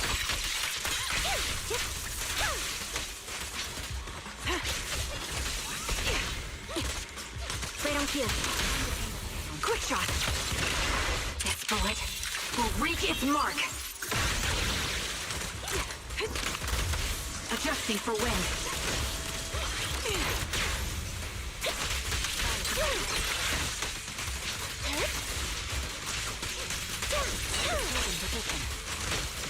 Outbound. I'll pierce right through. Proxy, let's use that fissure to head to the next location.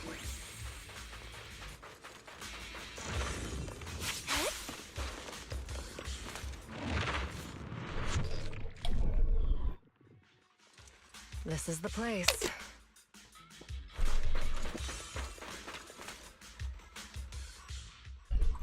So, what... A ring. I was excavating ether here before and accidentally lost it. Please, could you all... Sure. I'll go with you. I'll stay here with... Thanks, but You don't have to worry. I know it might. I'll be so happy if my daughter grows up to be capable like.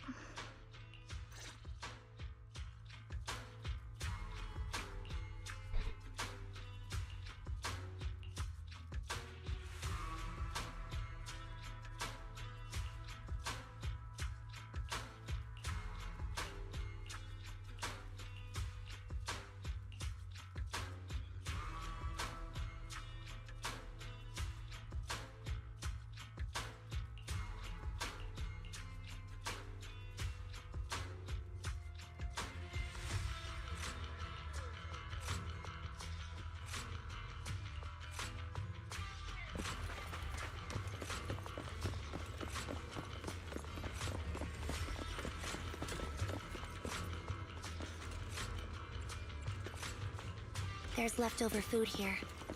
I don't want to imagine what's inside the bag.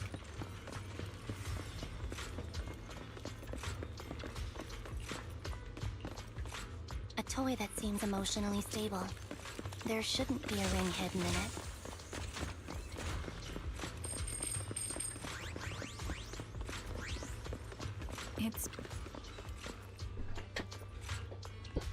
It's a fancy lunchbox? I wonder if its owner is safe and sound.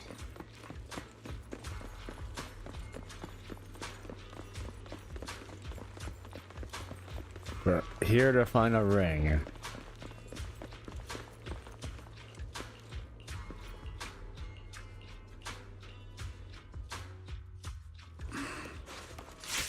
What's wrong, Vivian? You seemed worried for a while now.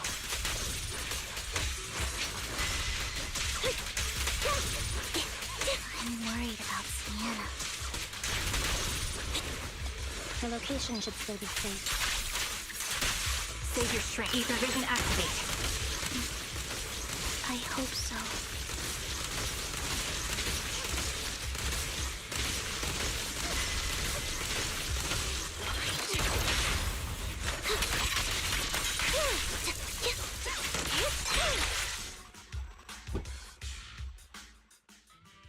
Could the ring be in that gas tank? Good thing this gas tank is empty.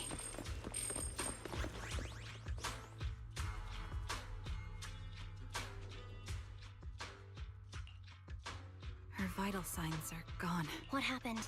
I guess this was her final scam. There's one thing I must remind you. Your time is running out. I'm not sure how you can tell, but I'm very sick and don't have much longer. If I try to get treatment, it'll just be a burden on my daughter. So I scam my way through a bunch of physical exams and managed to take out a hollow corruption policy through Ravenlock Insurance. Once some time has passed, could you please take my corrupted body out of the hollow? That will secure a generous compensation package for my daughter. It's only what the Ravenlocks owe me. A pity, yes. But it's the only way I can squeeze it out of them. What makes you think that will help? I just trust you. I'm just awfully sorry you had to get involved in this. But it's something I must do. I have to leave something behind for my... If it's okay, tell her... Don't worry. Even... Thank you. She was betting that we'd help her. So, you were aware of this the whole time? Yes. Because I saw it. You might not believe me, but I've had this ability to see the future since I was a little girl. But the things I see are always something bad. Plagues, deaths, disasters. That's all I've ever been able to see. It's all that kid's fault! She's seriously jinxed. I always try to avoid her. Otherwise, she'll say something rotten that ends up coming true again. Prophecies, she says. Like she's not the one bringing the bad luck upon us. It wasn't me. Sorry. What good is saying you're sorry? Things like this keep happening every— How, Arnie? She shouldn't be here. If only she would... I'm sorry. Every time, in the end, Sometimes I even wonder whether it's me predicting these things, or if my very existence is manifesting these calamities. Vivian, it's not your fault. You were just trying to be kind and warn them about impending disasters. I can tell it's never been easy for you. Thank you. No matter what, I hope no misfortune ever happens to anyone.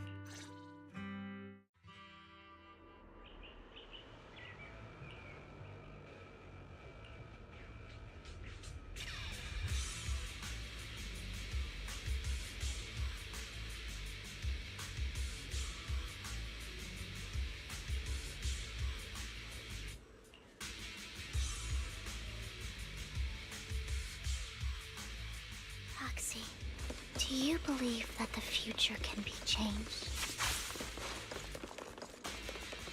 In my memory, this has happened countless times already. I can only see these misfortunes. Why can't I even have a sliver of happiness?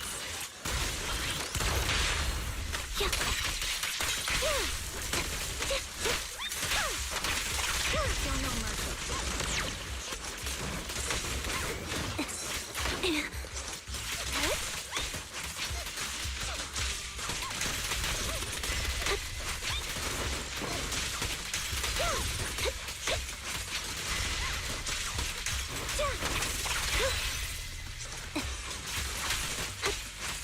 Roxy, the fissure that we're looking for is up ahead.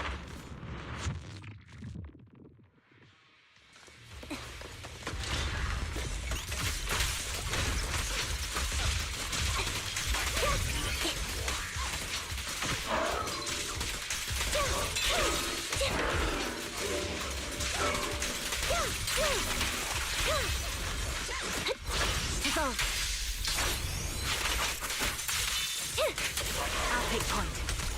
Ether vision activate.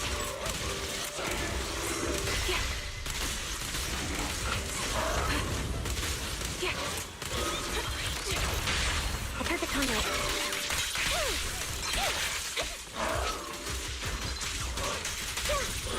Right over. You're in my sight.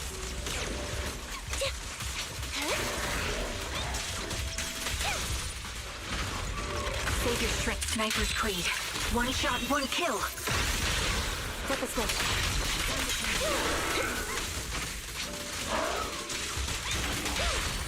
The target's weary. Target locked. Adjusting for wind.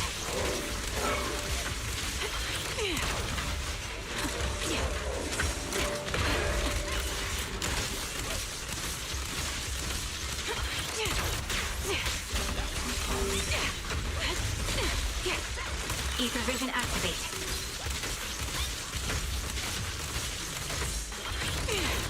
Down static. What you deserve. I won't back down. Quick shot. The melody of combat. Recalibrating.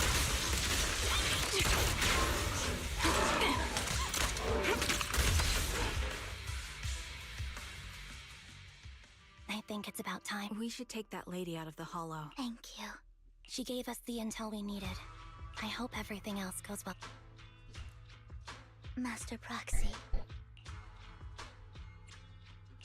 I'm curious about your story, Vivian, but we can talk more once you feel ready. You're the first person to ever say that to me. These premonitions I see are not within my control, and they always come to me in a flash, like a flood of images in my mind. Most of the time, I see death, disease, accidents, and disasters. Of course, there are also some non-fatal mutilations. But every time, without exception, they end up happening. And I can never prevent or change them. That's all I have to say about it. If that offends Master Proxy and you don't want to hang out with me anymore, then I can understand. I don't mind at all. That's just who you are. I've always considered this It's not a curse. Actually, I think you've been given a gift. Thank you. Well, it's getting like... According to the previous clues, what Bringer left behind is hidden inside a vending machine.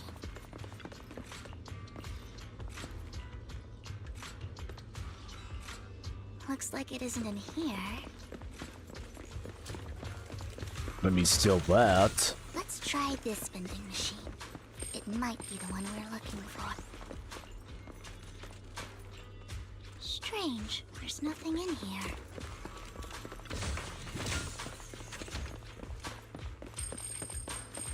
This vending machine looks a little suspicious too.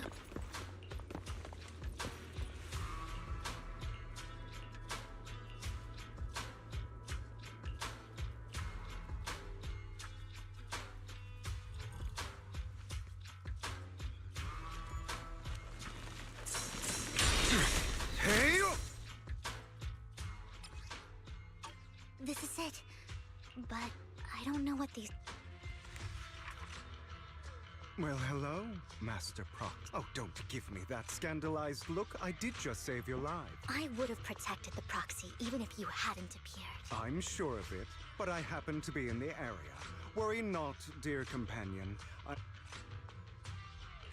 Hang on. Did you say... Apologies. I'm actually part of the Phantom Thieves Syndicate. That's right. I was only able to slip in during the auction thanks to some help from Vivian backstage. So the whole time you were only bidding on the collections so you could get backstage and tamper with things? I warned you before. You can't rely on appearances. Don't worry, Master Proxy. We don't have any ulterior motives here. As you've probably heard, Mockingbird is a renowned Phantom Thieves syndicate in New Eridu that, despite its longevity, has managed to maintain the secrecy of its members' identities to this day. So, disclosing our identities to you is essentially the... I guess that makes sense. Your trust is most appreciated. Mockingbird's purpose is very simple, really. To form long-standing and cooperative relationships with outstanding proxy. We need your ability. Before you make any decisions, please allow me to briefly explain the concept. We all know there isn't anything in this world that's fair. A prime example being the uneven distribution of wealth. People from tops splurge on luxurious collectibles, while the poor have to gamble with their own lives just to get by. Of course, besides wealth, there's also an unequal distribution in this world of happiness and suffering, hope and despair, love and hate. It's all just so unfair. Somebody has to do something to tilt the balance of the scale. And thus Mockingbird was born. We take from those who have far more than they deserve and give it to those who deserve to have more. If you ask me, that's enough to be considered a form of justice. All right. That makes... Thank you. I knew if any... However, aside from these philosophical considerations, we also have a crisis on our hands to deal with. As you know, the Exaltists are plotting to use the power of sacrifice to launch an attack on all of New Eridu. We can provide you with all the latest intel, just like that notebook you found. Something those pompous housekeepers would never be willing to do. And the most crucial part of this whole game, the sacrifice core, is currently in my possession. I think that makes this a highly competitive deal. We share the same goal for the moment, stopping the impending disaster from playing out. I need some time to think about it. How about this? If you still have misgivings about our upcoming cooperation, then why don't you bring Lycon along? He's got the support of the mayor's office behind him, and his presence alone is enough to keep me in check. That would put you more at ease. Of course, you're welcome to bring some other friends along. provided they aren't from public security or HSO. Well, if you're willing to let my friends come along, then you've got a deal. Great. It's a deal. Consider it a souvenir commemorative. For now, we'll carefully look through.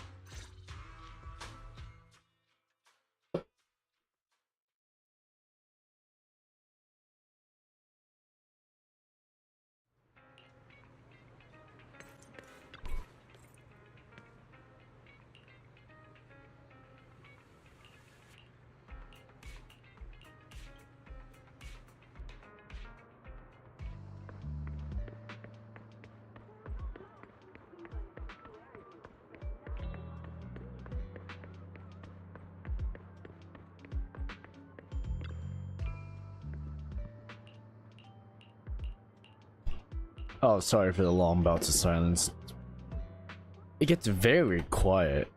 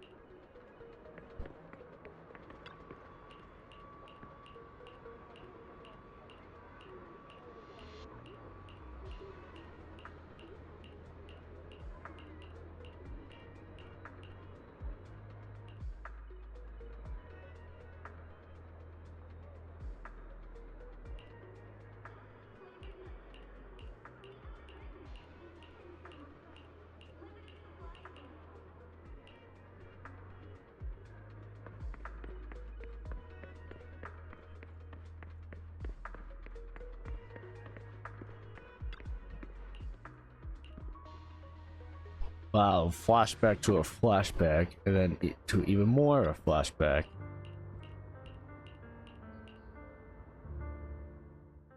How about it? Will you work with me? Correct. Let me be honest with you. I am. So it's you. I never thought you'd be so bold as to come see. Relax, my friend. As you know, if I can sneak into such a heavily guarded auction, then naturally, I can just as easily. I'm here with the sincere intention. And what do you want? Wealth, glory, power. The things everyone else. And I'm confident that as the current heir. My family is working on a big project. If things come to fruition, Ravenlock's status in Tops will significantly, at which point, I'll be sure to leave a spot for you. Naturally, as an outsider, you're precluded. Mr. Hartman, I think you've In fact, I have an art gallery under my name that does pretty well. I was hoping you could recommend me for Tops. You want to join Tops? That's easier said than done. Even for a family like ours, it would still require. Just answer me. I understand, but in exchange. I'm sorry, but I'm afraid I can't. I've already. You don't want to put all your chips on the table when dealing with Tops. I know that far too. Then that means I also need to keep an eye out when working with. Mr. Hartman, I should remind you that I stand before you undisguised. Coming from a phantom thief who's never publicly revealed his identity, shouldn't that be sufficient assurance? If I betray you, then you merely need to lift a finger to what? You do make a valid point there. Why don't we celebrate our new part? Having a drink before undertaking anything important is a family. As an outsider. By the way, you aren't the only member of your. You don't have to worry about that. I'll make sure she agrees. All right, let's. That's him! He's the one who killed Serena! She was the only one who was ever any good to him, right? That's why they say once a mongrel, always a mongrel. Father! We have to... Serena had been ranking ahead of him. Hugo must have poisoned her water so he could pass her. Pure evil. Typical for an impure blood. Hugo, did... Yes! He admitted it! He has no right to live under the... Why don't we reunite him with Serena then? Hugo? My children, how many times have I told you before? In this world, only the most ruthless, cruel, and like Hugo here, who is willing to murder his only true loved one without a second only someone with the means and the gumption to do that. But it's all over now, and the results are obvious. As for the rest of you, go to the usual place for the punishment. Father! Before this, As I've told you before, there's only room for one winner in this family. You're still a loser, even if it's by the smallest margin. And there's no... This is all for your own good. Do you understand? Go on now. Receive... Yes!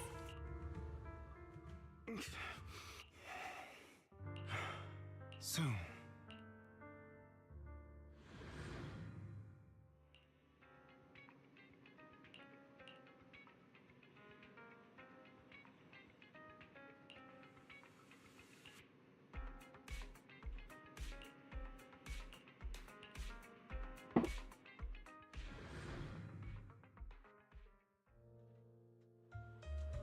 For escorting me here, Proxy. Ow. You're a child that only brings misfortune. People have been saying that about me for a long time.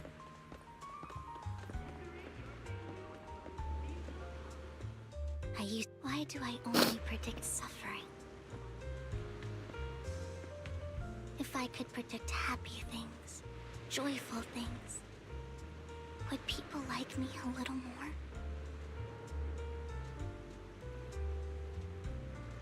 Maybe fate truly is set in stone. Often, I want to help these people avoid their miserable fates.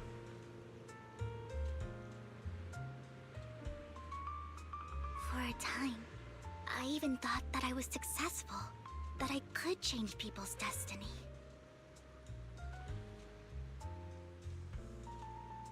But it was all an illusion. In the end, I couldn't do anything at all.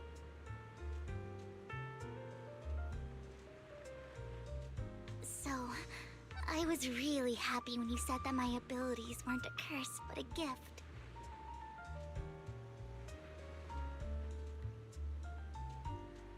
Thank you, Proxy. I'm so glad to have met you. And you're also a fan of Lord Phaethon. It's like we were fated to meet. Oh god. I don't know why, but I feel completely at ease when I'm by your side. I feel like I'm free from judgment, from blame.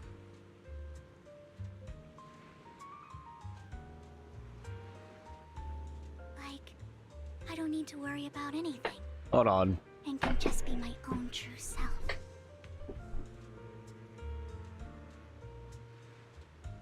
Perhaps people really do possess an aura. And ours just so happen to be extremely compatible.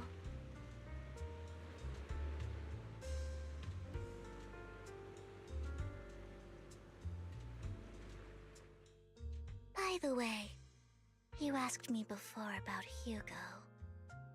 I don't really know much about him. He rarely ever talks about his past. But judging from his eye colors, you can guess he's probably the bastard son of a renowned family. I think his mother was very worried about his different colored eyes, and even wanted to get rid of him at one point.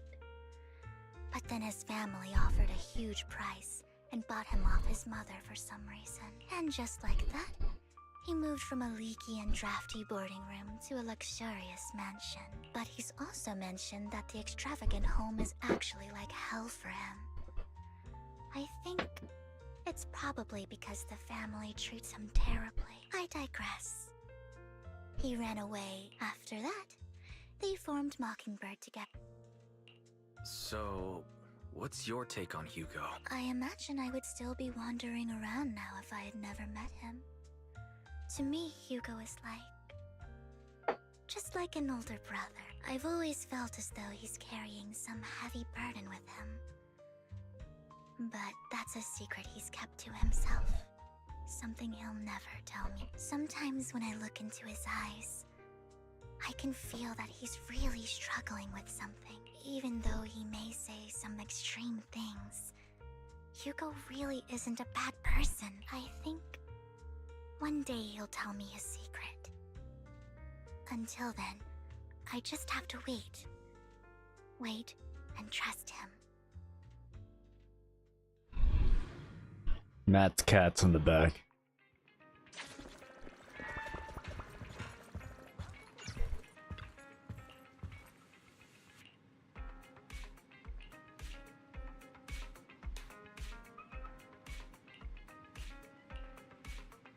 See?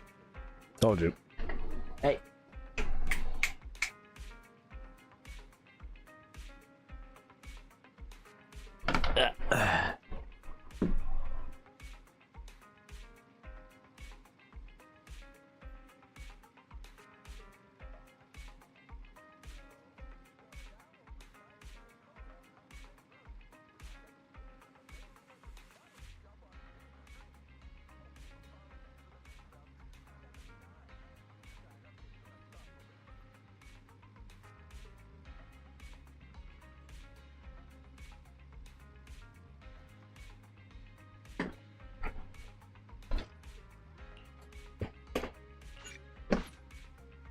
All right.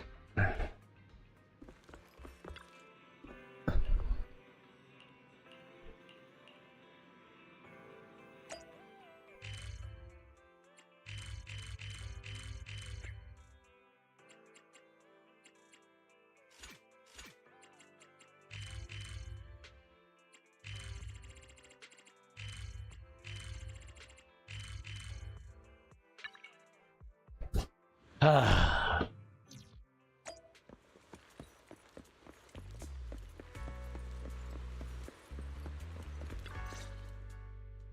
It appears we're the first to arrive.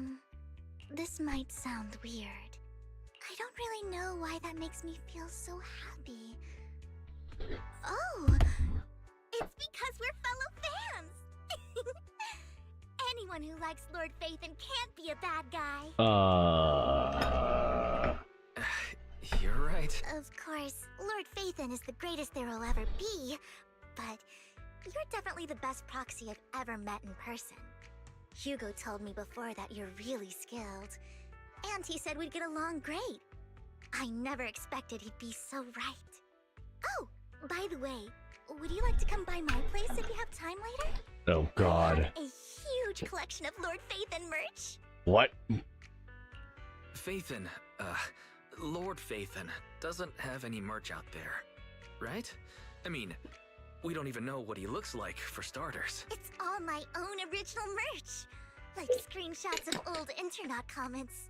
I print them out and turn them into postcards, plus the avatars Lord Phaethon's used, the music playlists they recommend.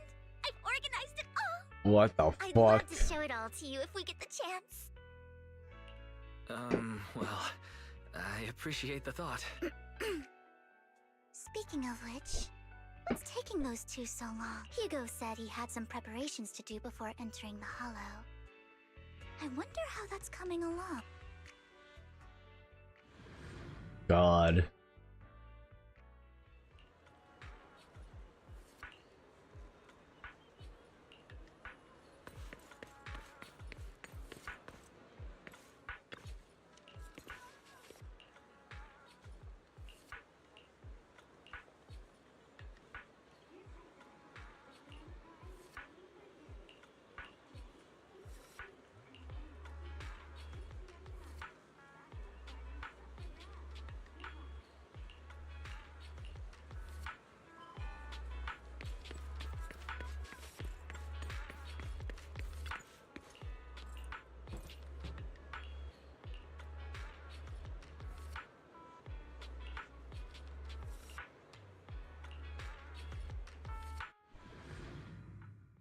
Cool.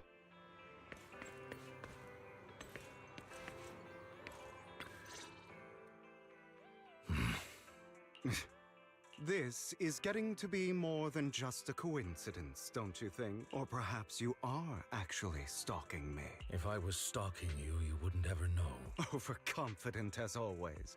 You haven't changed at all. We just make it a habit to check the state of our weapons prior to combat. Thanks for that little reminder. I almost forgot. I didn't expect you to let me join. What else could I do?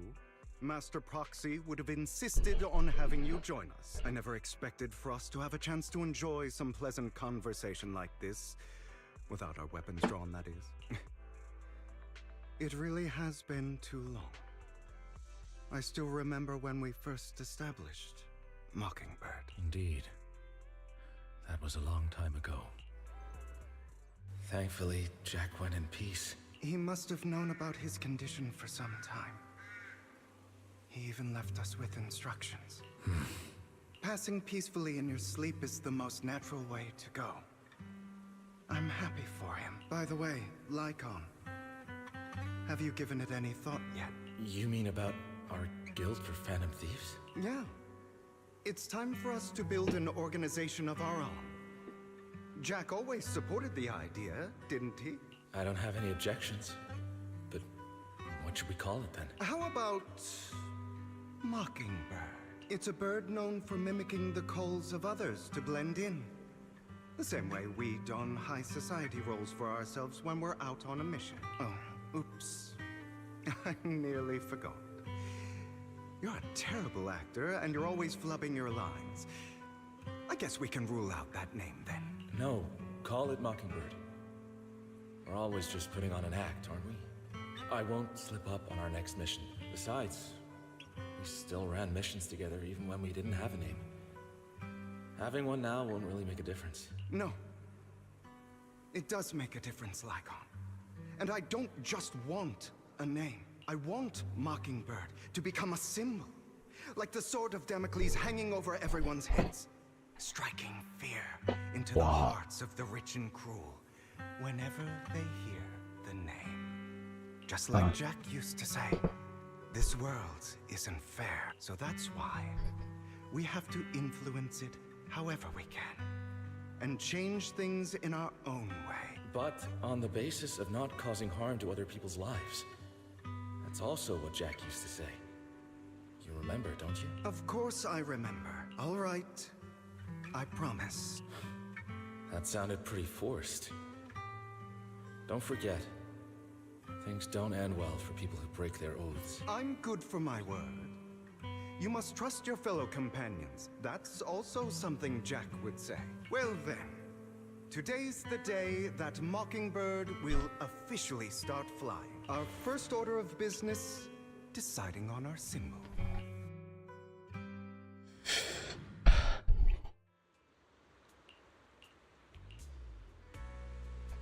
Oh, thank God. Looks like we're all here. Hugo, you're late again. Do forgive me. Someone was pestering me and wasting my precious time.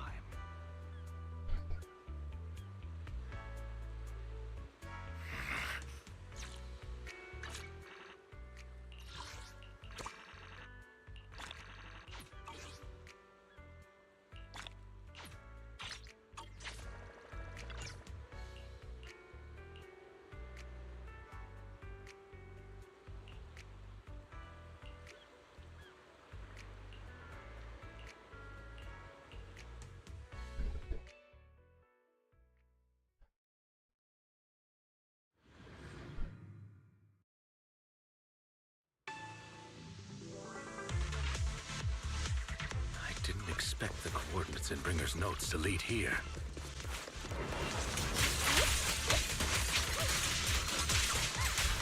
Done. Oh, are you familiar with this place? More familiar than you, it seems. If they're being too noisy, can I take that?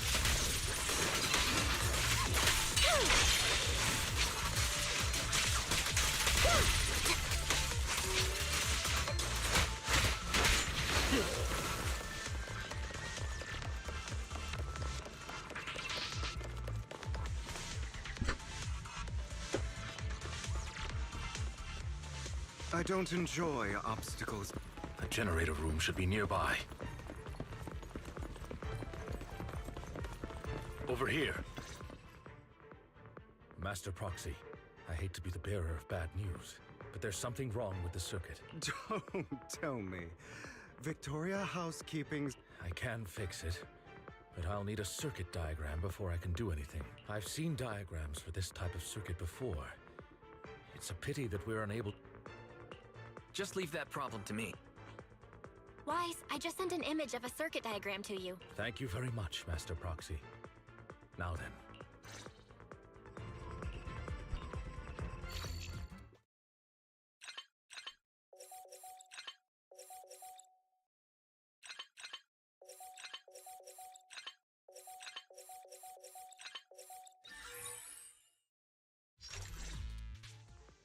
The circuit is fixed. We should now be able to open that door. Wait up. Wait a second. Something just doesn't add up. It's all coming together now. Communicating with the outside world from within a hollow. And getting that circuit diagram. In theory, there's only one person who could ever do that. Could it be... your Lord Phaethon? Impossible. There's no way. But then again, only Phaethon could have done that. I mean, you're an incredible proxy, sure. And you're a good person. But could you really be Lord Phaethon? I'm surprised she took this long to figure it out.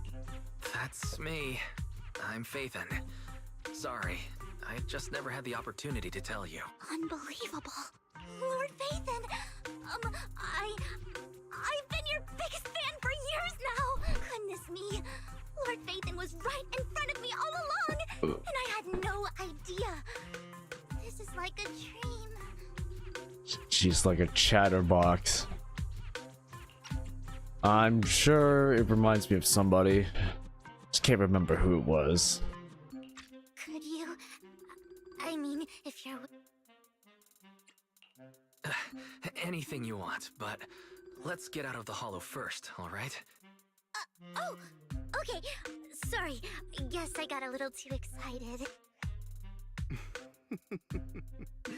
Anyone would be enraptured meeting someone they admire that much. Yeah, if I ever met my favorite movie director, I'd be the same. We should keep moving. This isn't the best place for idle chit-chat. The door's finally open.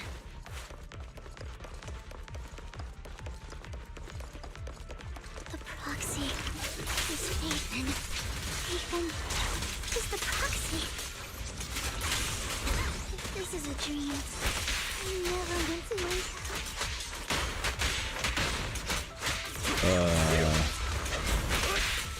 Ow.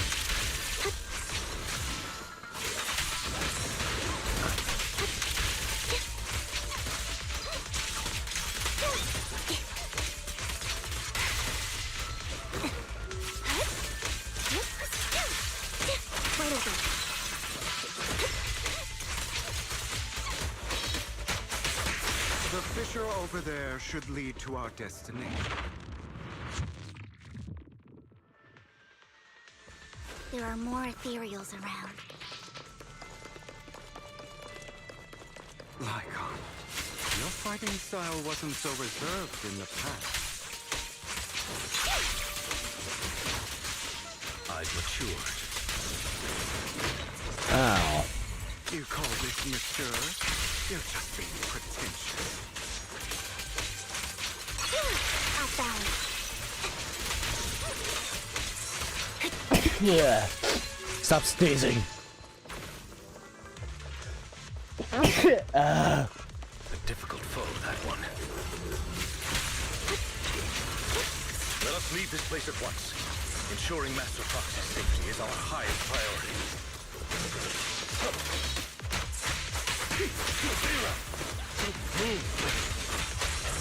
Won't have anything happen to you, Lord Phaethon. Loyalty.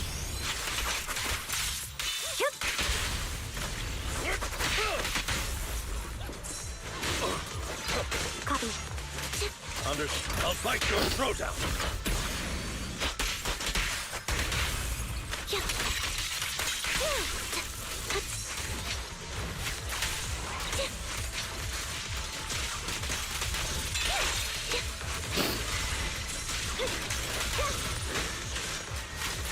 Right over.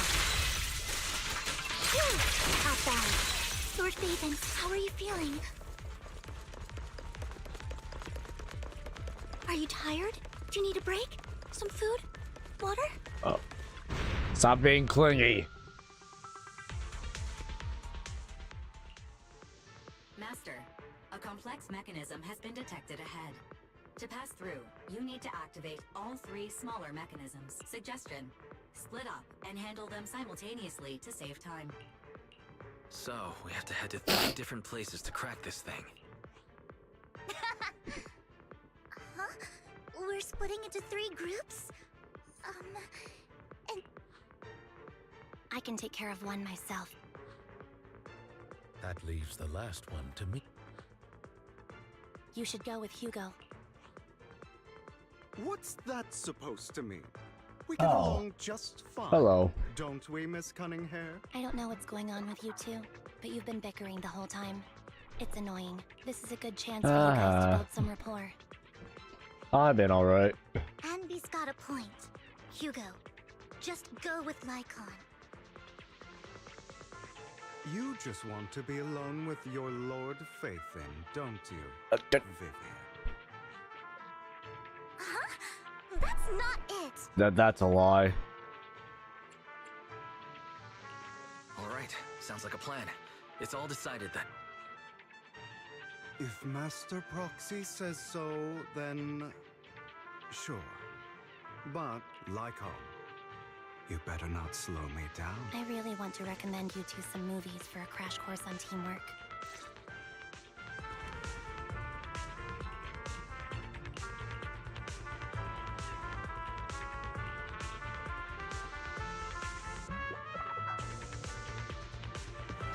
Ah! Lord Phaethon, there are too many ethereals here. I can see that.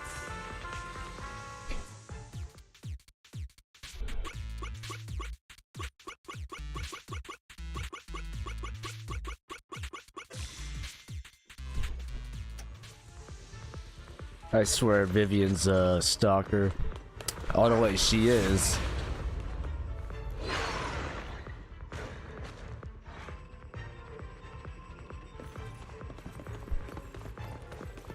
Lord Phaethon, seems like we both need to press down on these mechanisms. I don't know if this is my favorite game. Sure enough, Lord Phaethon and I share a deeper connection. Sorry. I hope I'm not being too forward. Goodness me. Somehow I'm fighting alongside Lord Phaethon. It's like all my dreams are coming true. I'm going to wake up any second now, aren't I? Yep. Okay, so fun fact. This isn't related to Matt, but he was there. So let's say, for example, I went with a different name back then. Yeah, I would agree. So back to my story. This was the time where I went by a different name. Matt was inside my head. And we decided to do a mission under the alias of... What was it called again? I forgot. It's been like 10 years. Anyways, this girl was a fan of ours and she became a chatterbox. Being an attitude boy. Oh. Yeah, I can see that. In any case, Vivian kind of reminded me of that girl. I've never seen her since, so... No, this isn't a dream. I'm real. See? You can even hold my hand. Not only is Lord Phaethon incredible, but super kind. That's it. I pledge to be a die-hard Lord Phaethon fan until my very last breath. Okay.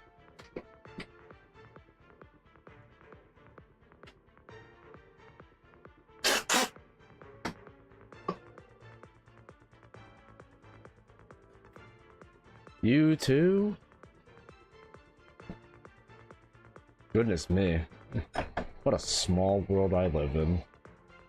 Or in this case, what a small world we live in, technically. I'm happy to hear that. Don't get me wrong, but why do you like Phaethon so much, Vivian? Lord Phaethon is my light. The one who saved me in my darkest, most desperate times. Like a deity who rescued me. You probably don't remember, but you really did save me that day. Wow, it's so embarrassing to say all this in front of you. Sorry, I hope I'm not bothering you too much. No, you're not a bother at all. Thank you for your loyal support. Alright, hold on. Before we continue, to be fair, I'm over than 42,583 years old, and such a shitty what? Oh, you're talking Vivian. Okay.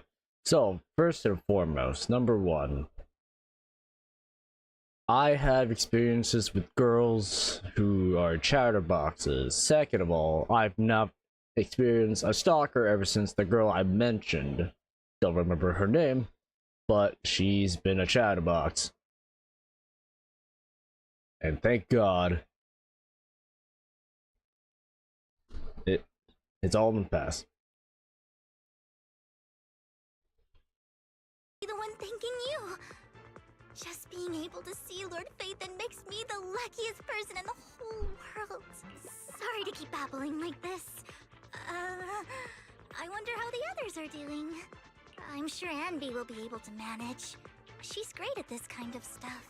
But as for Hugo and Lycon, let's just hope they don't get into a fight with each other. They probably will. Too many ethereals here. Though, it's not a huge problem.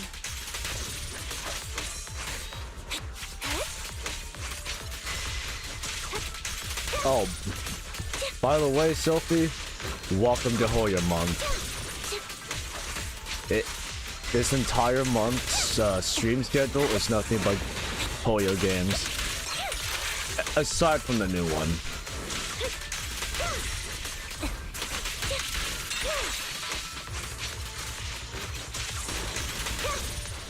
Mine is Honkai Star Rail because I've already finished that.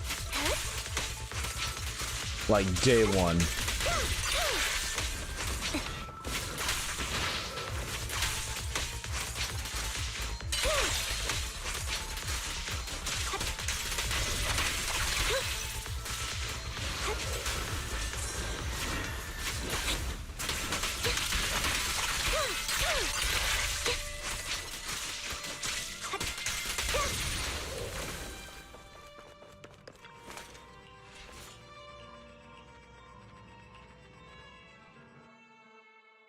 Oh God.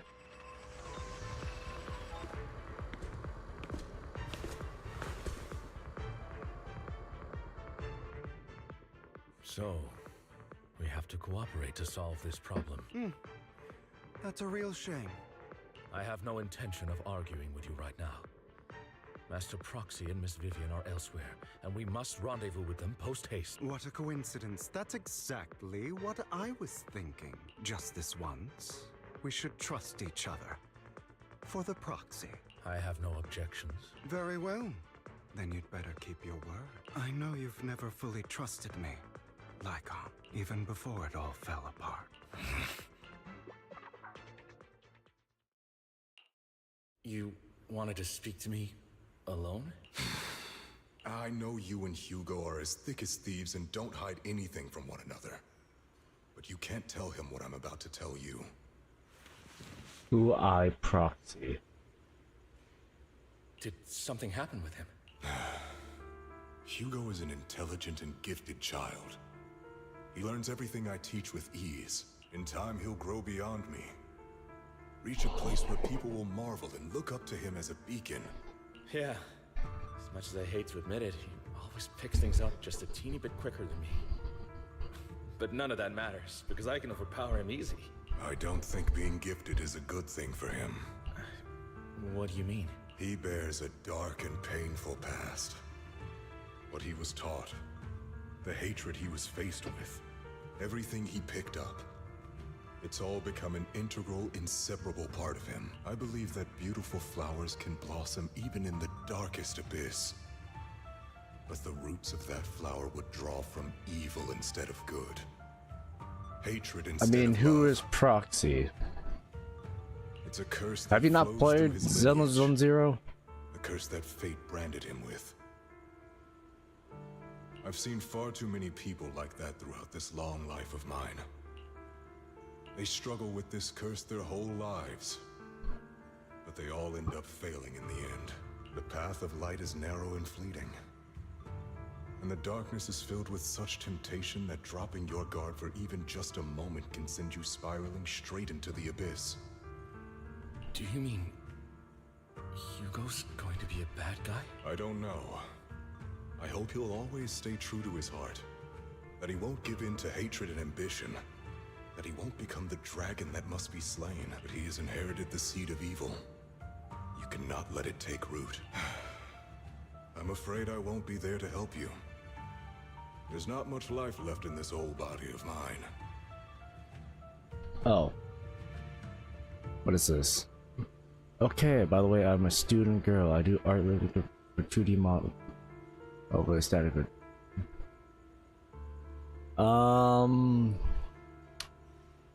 No thanks, but thank you for the offer. I've been tempted with that by so many people. So then, Lycon, promise me now. I'm satisfied with what I have now. You must hold his chain tight. To restrain him. To stop him. And when necessary, to choke him. You've become slow. Or maybe you've been on guard against me this whole time.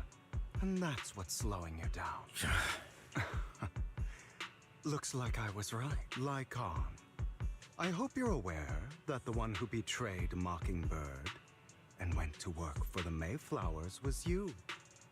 Not me. I would never betray my companion. I don't wish to repeat myself, but you should not break our oath. That's the path I've chosen, and I'm going to stick to it. But you know that path will lead you the wrong way. Who are you to lecture me about right and wrong? I believe any path that makes you feel pain must be the wrong one. Your disgusting sympathies make me sick, Lycon. There's only ever been one person who can kill me or save me, and that is me. Great, it worked. Why is she on top of me?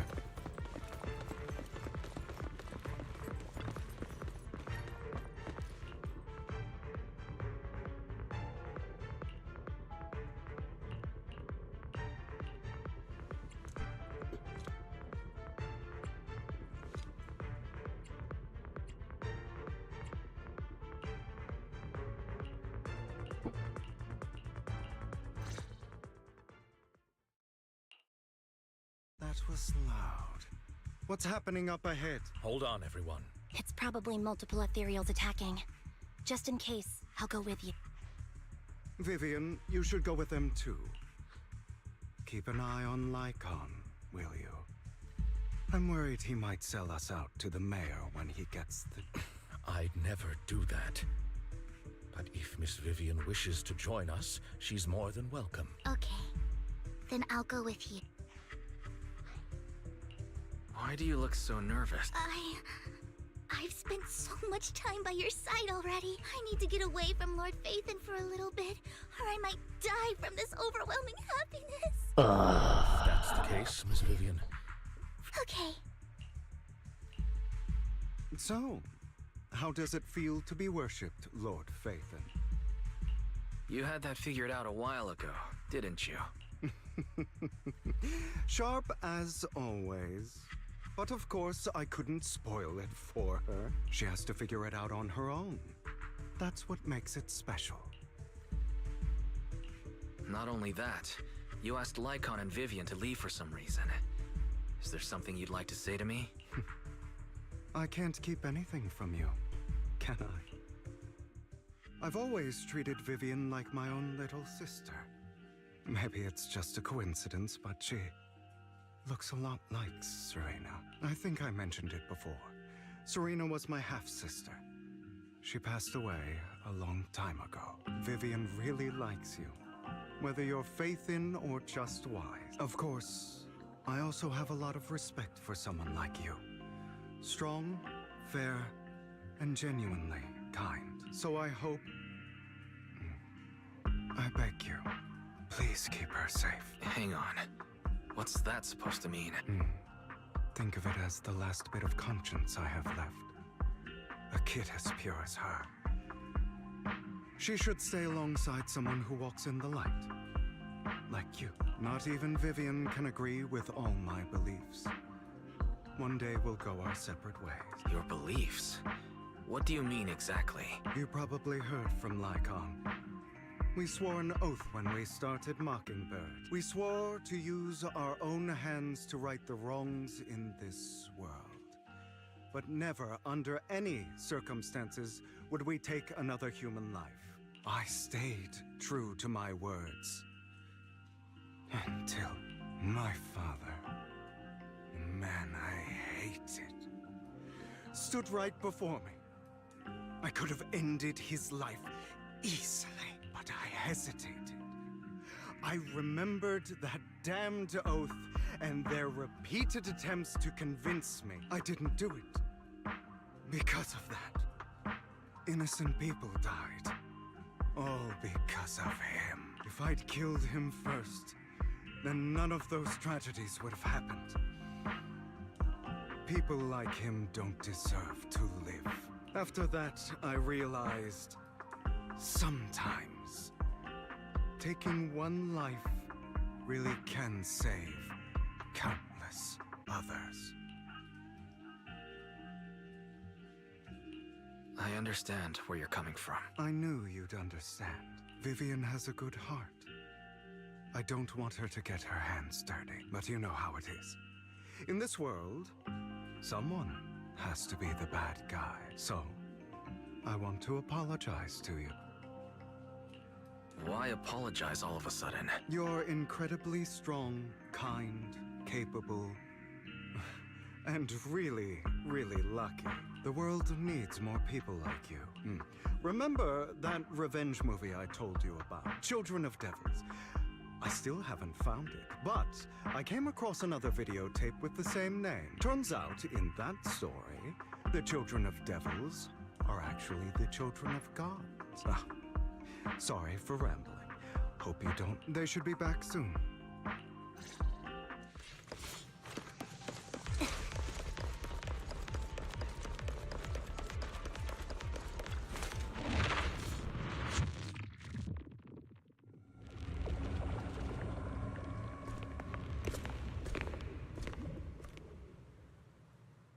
The fuck? What is this?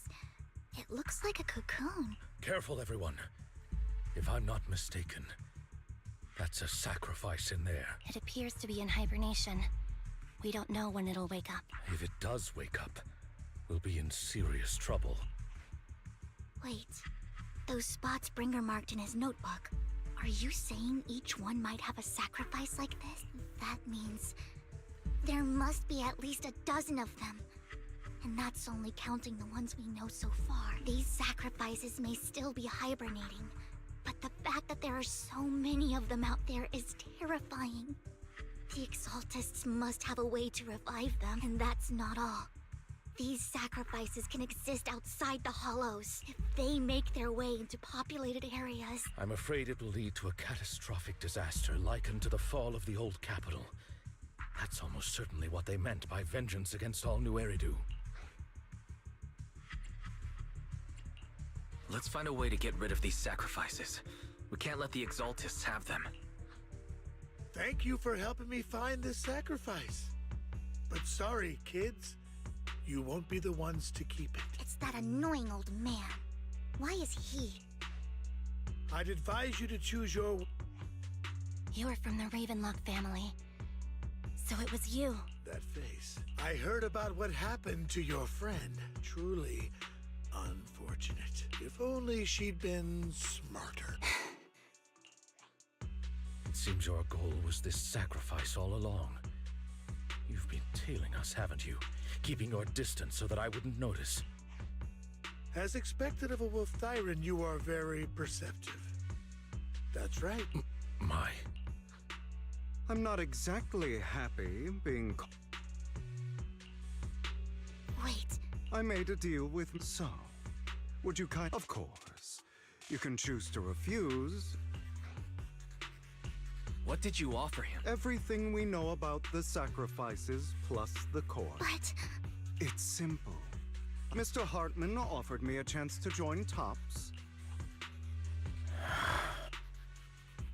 No. Impossible.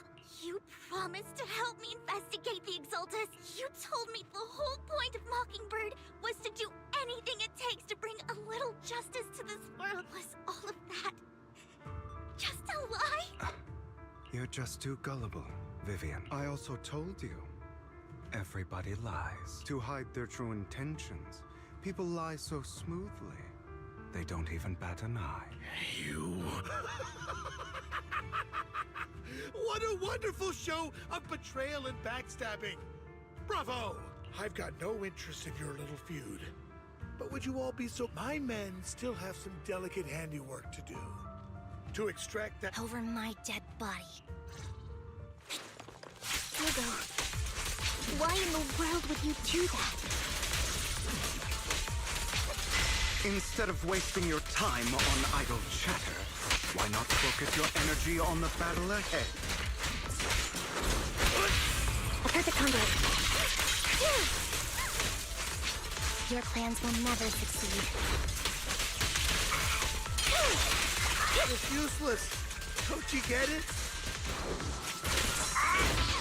You're not just going against the people in front of you. You're not going against me.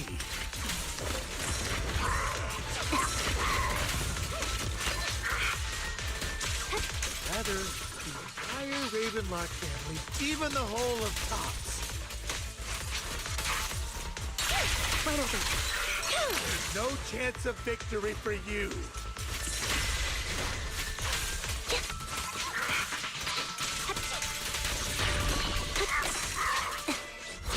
I won't back down.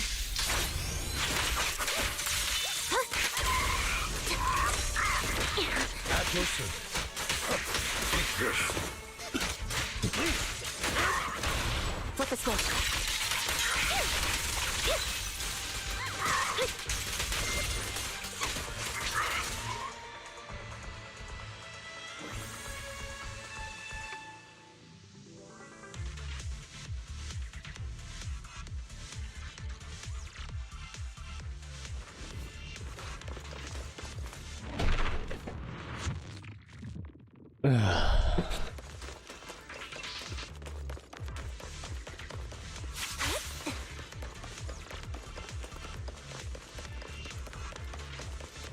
Hugo. Hello. Don't make a choice you'll regret.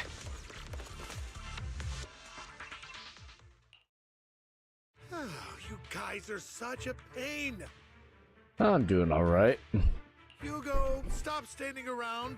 Time for you to act. We had a deal. Did we? I imagine this is your favorite kind of entertainment.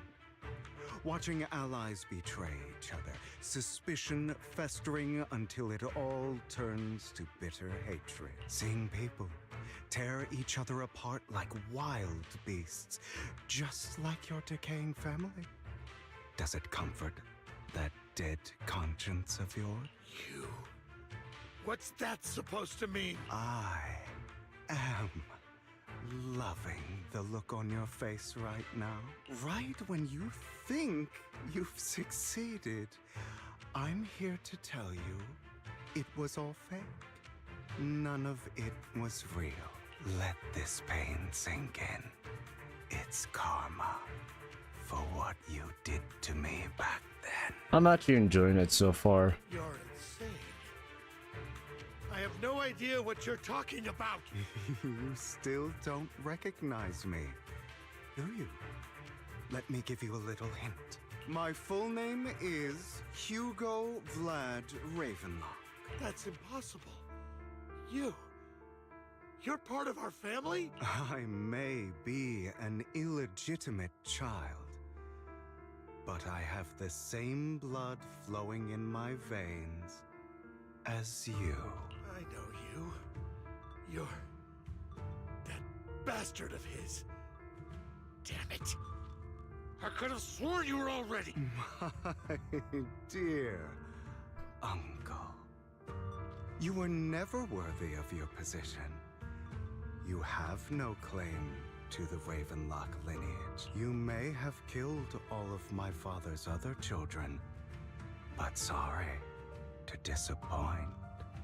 I'm still alive. I am the true heir to the Ravenlock family. You're a bastard. You have no right to inherit the family. That's not for you to decide. Master Edmund is very supportive of my claim. Edmund? That's impossible. You weaseled your way into Top's inner circle? Master Edmund doesn't care who achieves his goal. In other words, he'd happily let me take over the Ravenlock family, as long as I'm more competent than you. This can't be! You don't know the family's real secret! I know a lot more than you think, including everything that you've done. Just give up. You never even stood a chance. What melodrama. Damn it. This was all fake, right? Vivian, everything I did was to rightfully inherit the Ravenlock family. That part is true. Now, I'm going to kill this man who stole what was never his. I'll make sure he can never be a threat again. You can't kill him. We still need information from him on the sacrifices and the Exaltists. You must be misunderstanding something, Lycon. Just like you chose the mayor, I chose Top. At least for now, Tops has the same interests as me. I'm not going to harm my own self-interests. Be it intel on the sacrifices or the core itself. I'm handing everything over to Master Edmund. Why? I just want to take back what's mine. If fate is not willing to give me justice, then I'll just have to seize it with my own hands. Stealing, robbing, lying, or betraying. I'll do whatever it takes. Even if it means selling your soul to the devil? You know about the power struggle between Tops and City Hall. Those elites at Tops would be only too happy to see the Exaltists plotting a grand attack on New Eridu using sacrifices. That would severely harm the Mayflower's reputation and approval rating in New Eridu. And that's exactly what Tops wants to see. If that happens, countless people will die! I'm sorry it has to be this way, but I have to do this. I'm going to get everything Master Edmund wants. Inherit the Ravenlock name, climb to the top. And then I'll be able to change everything for good. For a permanent and absolute victory, we must endure the pain of cutting away rotten flesh and persevere through the darkest hour before dawn. Someone has to do it. I don't agree. Sounds like some twisted logic to me. This is the path I've chosen. Without power, resources, or strength, we can't do anything. Mockingbird is the perfect example. All the talk about using our power to tip the scales of justice and hover over them like the sword of Damocles. It's just a delusion. In their eyes were nothing but annoying gnats. Mockingbird has never really changed anything or saved anyone. Never in the past, not now, and never will in the future. None of it mattered. But even so, you shouldn't become the kind of person you hate. Sorry, Proxy. I know what you're trying to say, but this isn't some children's story of a dragon slayer becoming an evil dragon. Sometimes, to slay the dragon, you must first become one. With sharp claws, rending fangs, and strength enough to destroy anything. So I will bloody my hands. I will carry the weight of my sins. I will become the abyss. He's too far gone.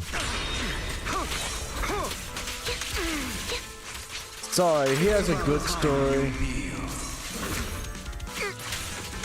But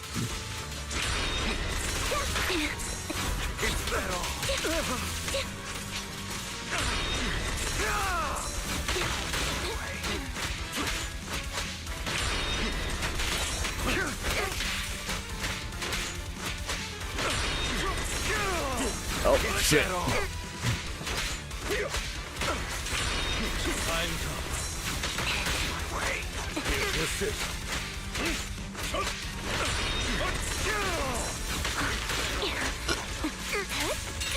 Off balance.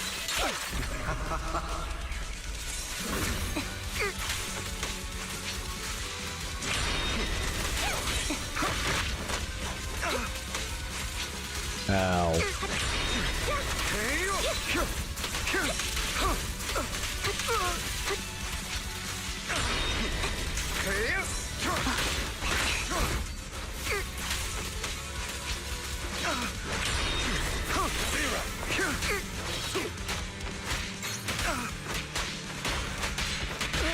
A perfect conduit. Everything you just said. Is that what you truly believe?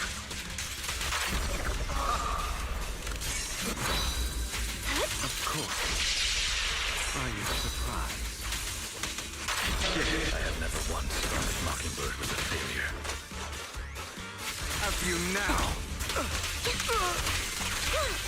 Our actions, no matter how childish or flawed, must have made their mark on the world.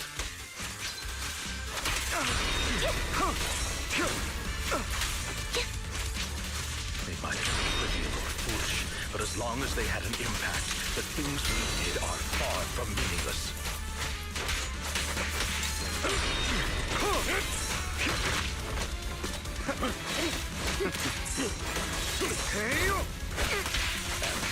I don't want it to end like this.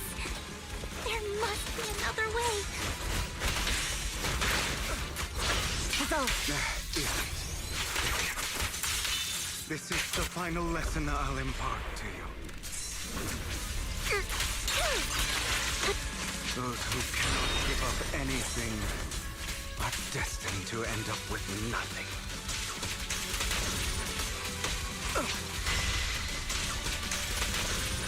Truth be told, Proxy, I envy you. The world needs people like you.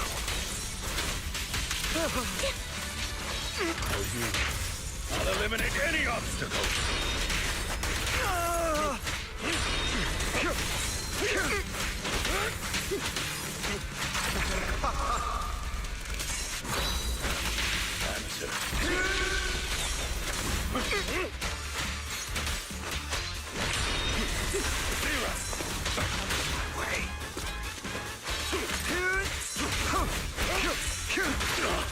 Ow.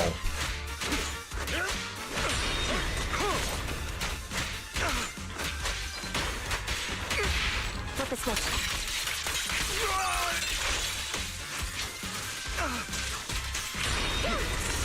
Ow. Is that all?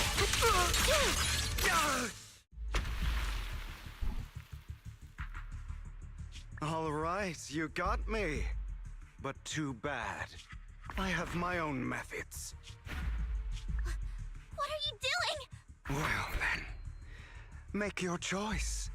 The sacrifice core, or your precious Faithin?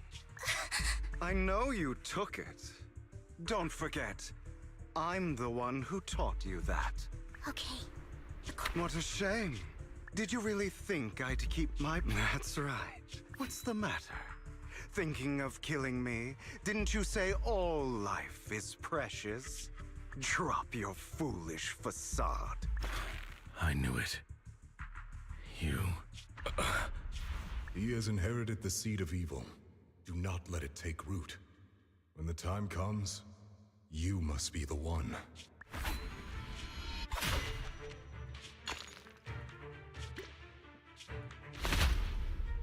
Go on, kill me. If you've got the guts, do it, traitor.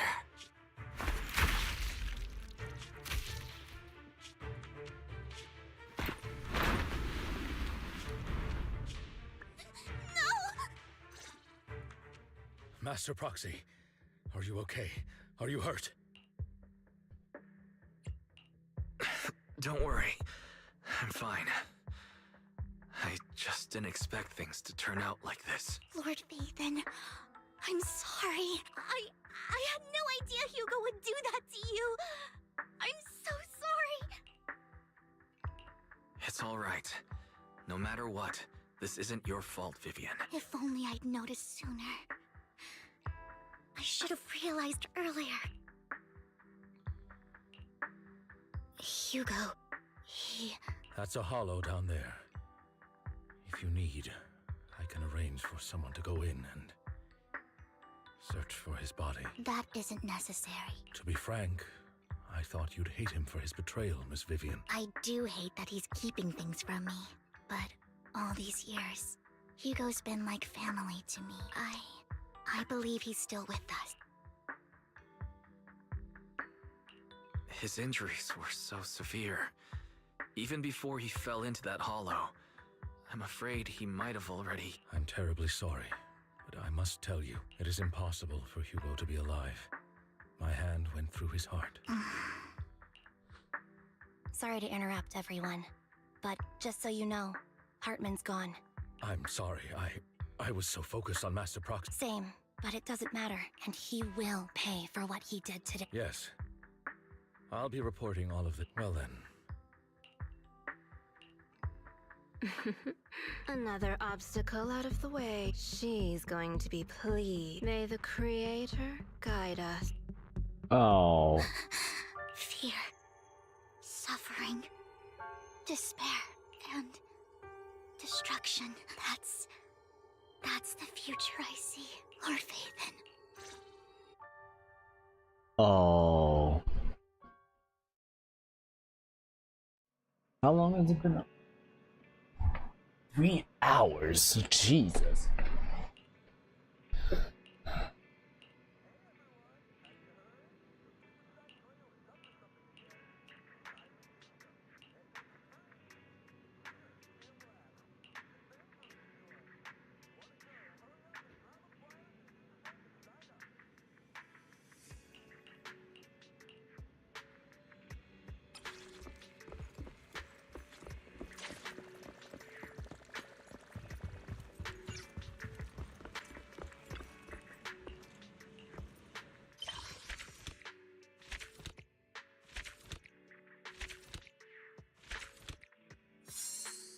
Wait, that was season 1?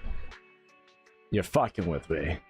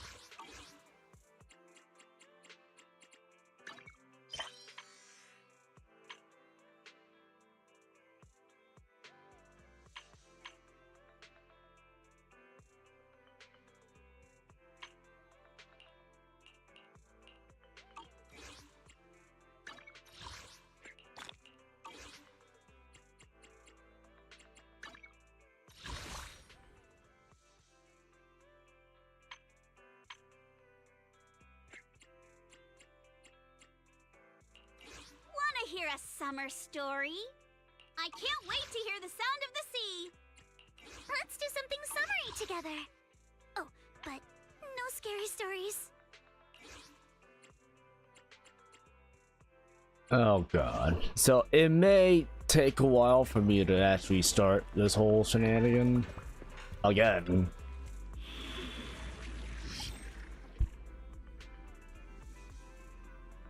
Hold on one moment.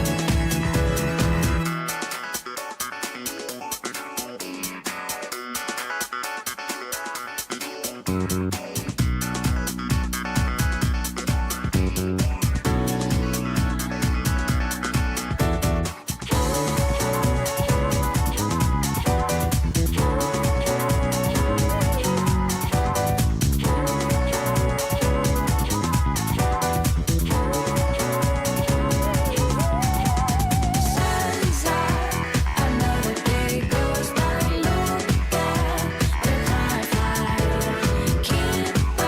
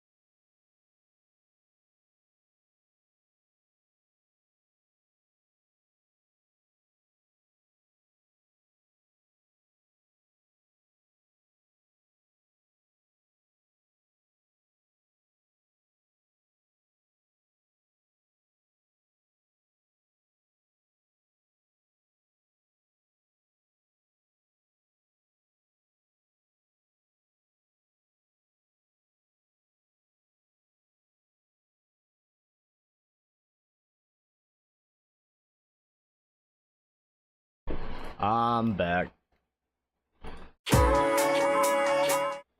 There we go.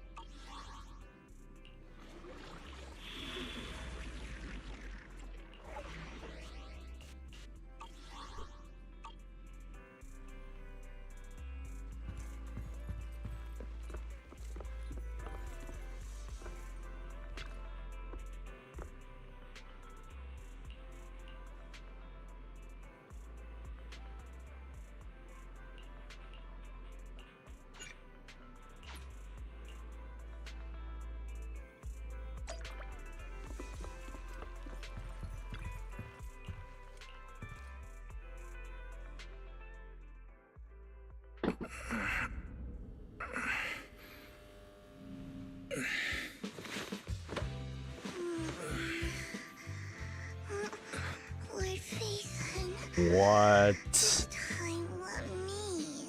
Vivian? Vivian?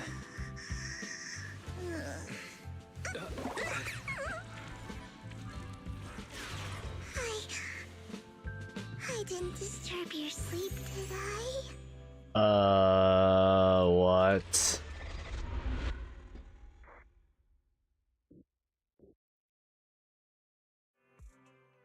When I got here, the other Lord Phaethon said you were resting on the couch and just let me in. I meant to keep you company while you slept, but then I dozed off myself. I was going to sit here looking super cute, hands cupping my face. You know, like the #1 sleepy face I want to wake up to pose. I can't believe I ended up falling asleep myself. Cute. Vivian, are you sure you're awake? That sounded like sleep talk. I'm sure sleeping in that position couldn't have been comfortable either. No, Lord Phaethon. I was just worried that I had disturbed your rest. Just being able to see you sleeping peacefully is already the highlight of my day. No, my entire month. What the fuck? Though it is a bit late, but good morning, Lord Phaethon. You're here super early today, Vivian. What? Is there something urgent? Mockingbird's death has stirred up quite the storm. I took some time to gather intel. It seems someone deliberately leaked the story that Hugo is an illegitimate child of the Ravenlock family, but I haven't found the source yet. Could it be Hugo's uncle, Hartman? Maybe he's trying to turn people against Hugo and Mockingbird by playing the illegitimate child card. I suspected that too. He could be using Hugo's background to make people believe Mockingbird is just another Top's pawn. To the upper class, Mockingbird may be insignificant, but it has a loyal following among regular folk. But after some digging, I was surprised to find that the public isn't turning on Hugo. They're actually starting to see him in a better light. Some people feel bad for him. Some relate to his struggles. And Hartman's the one getting all the heat. Public outcry against Hartman is growing, with many believing he murdered Hugo for his own selfish gain. Tops is hosting an industry summit this week, a responsibility usually handled by the Ravenlocks. But my sources tell me another family has taken over this year at the last... If I'm not mistaken, Tops is intentionally keeping its distance from the Ravenlock family due to the current public sentiment. Based on our past experience with Hartman, he's not the type to sit back and let anyone mess with his power or interests. And that's what worries me. Hartman, in all likelihood, must have taken the sacrifice core. And now that he has this bargaining chip, who knows what kind of deal he'll strike with the Exalted. Sorry for interrupting. Can I borrow Wise for a minute? Oh, no problem at all. Take your time. Wait! Oh, don't mind me, Lord Phaethon. I'll be right here. Thank goodness Vivian didn't walk out the main door. Lycon's been pacing around outside for like half an hour and scared off at least 5 customers. He's stressing over what he did to Hugo in front of Vivian. But he really needs to talk to us. Sure, I'll go talk to him. At the end of the day, we're all after the same enemy. As proxies, we should become the bridge between them.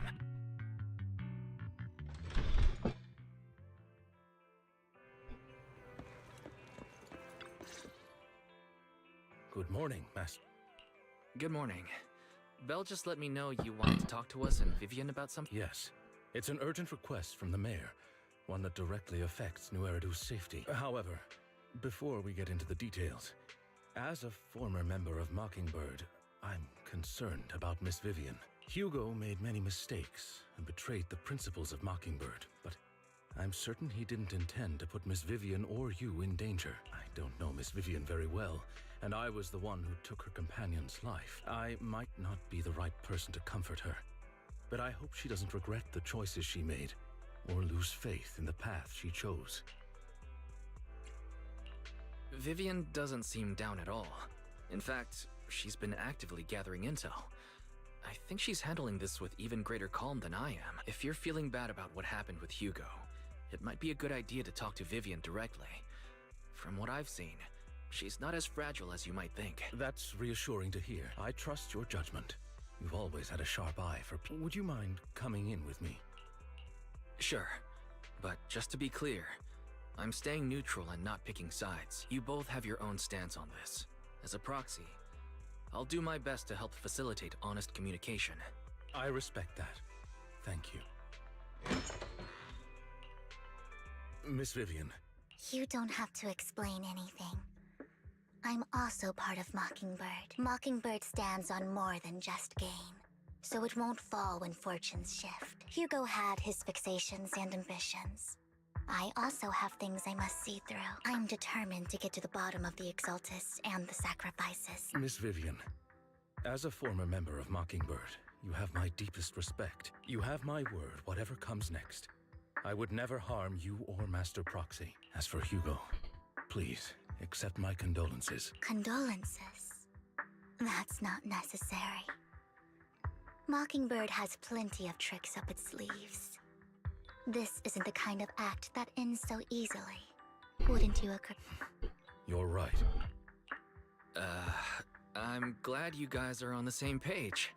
But why do I feel like I'm being left in the dark? Master Proxy, I believe we all share the same goal.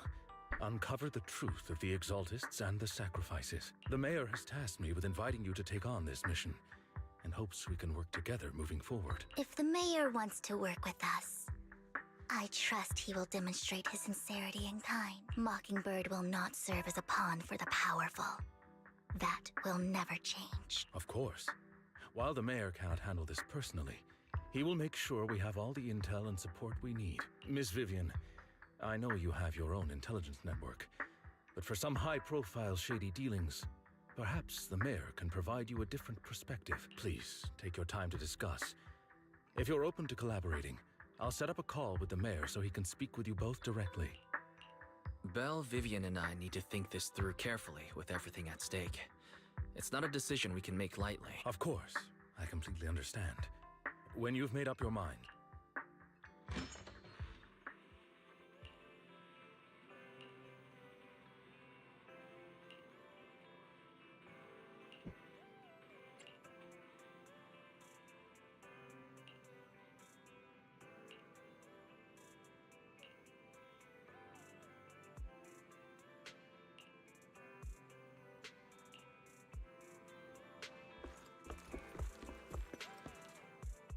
Okay, after the story, we'll take a pause on Zenless Zone 0, and we go to Genshin Impact right after.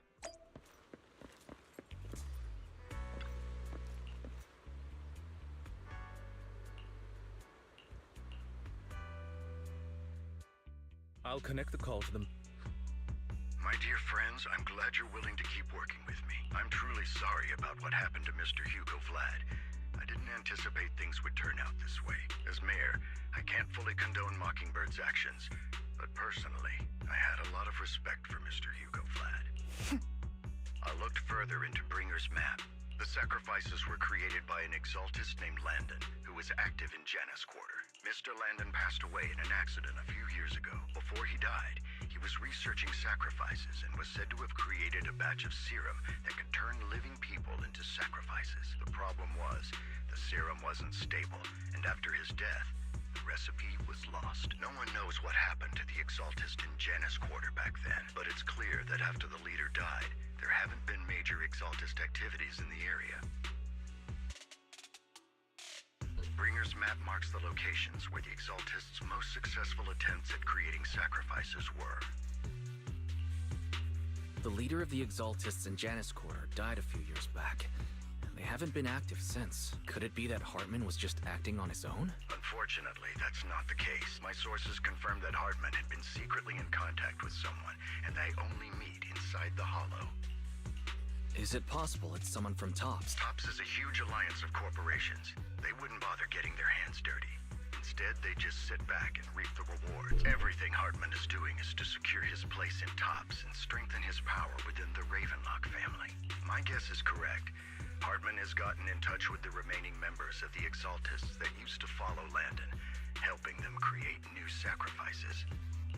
But what's in it for TOPS? There's no way the Exaltists would just hand over their secrets about sacrifices to Hartman, right? A sacrifice outbreak would throw the city into chaos. And that's when TOPS steps in. Taking control of the situation on their terms, the public will see the mayor as incompetent, while TOPS comes off as the real protectors of the city. And when that happens, public trust will shift towards TOPS. And Mr. Mayor, you might find yourself in an unfavorable situation. Still sharp as ever, Miss Vivian. So, what exactly do we stand to gain from partnering with you? Please don't tell me you're doing this out of some noble concern for your citizens. I'm not some hero of justice. And I don't believe in lofty ideals or empty promises. We have a common enemy. While our ideologies may differ, we can work together on this. And as proof of good faith, I may not know exactly where Hartman is, but I can fan the flames over Mockingbird's death and escalate conflicts within the Ravenlock family. So it was you behind the rumors.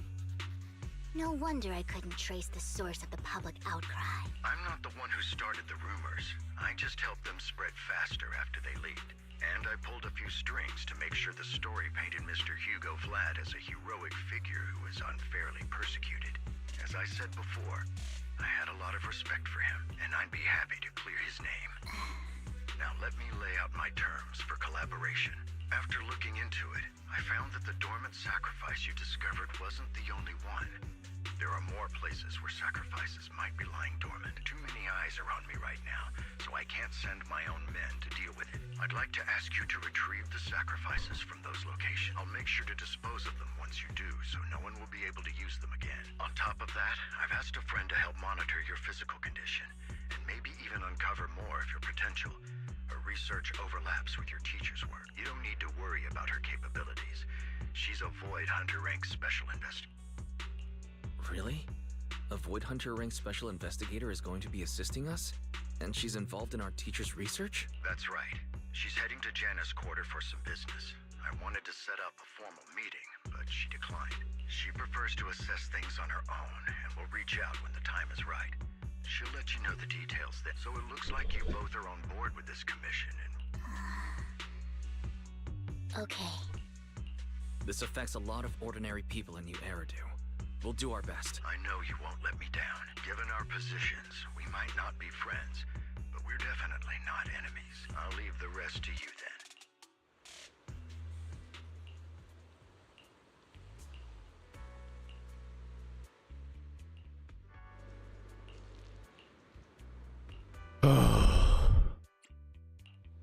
What brings you here this time? How about a reading before we go? There we go. Ah.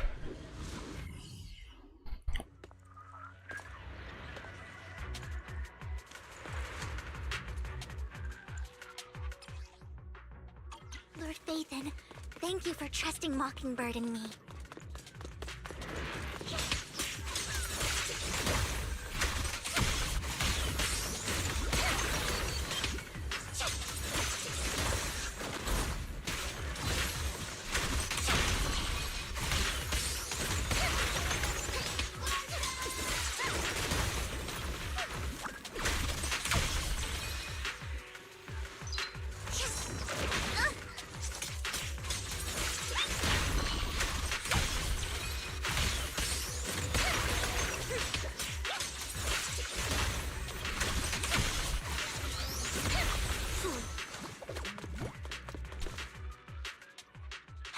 already taken the dormant sacrifice, or did the Exaltist just know?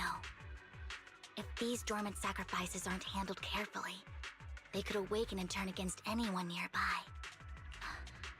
Did she realize the mayor?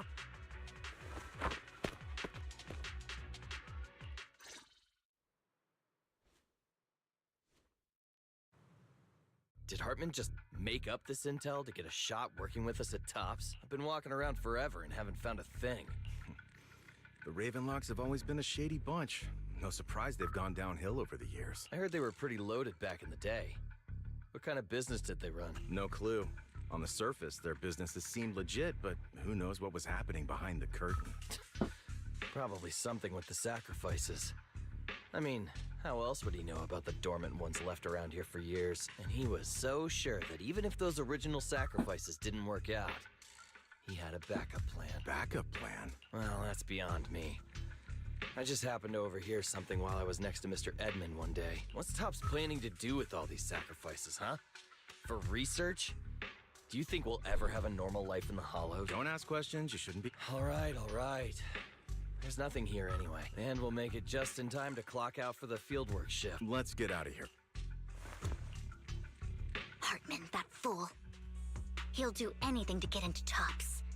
Even if it means playing with fire. She's an Exaltist. Human lives have never mattered to her.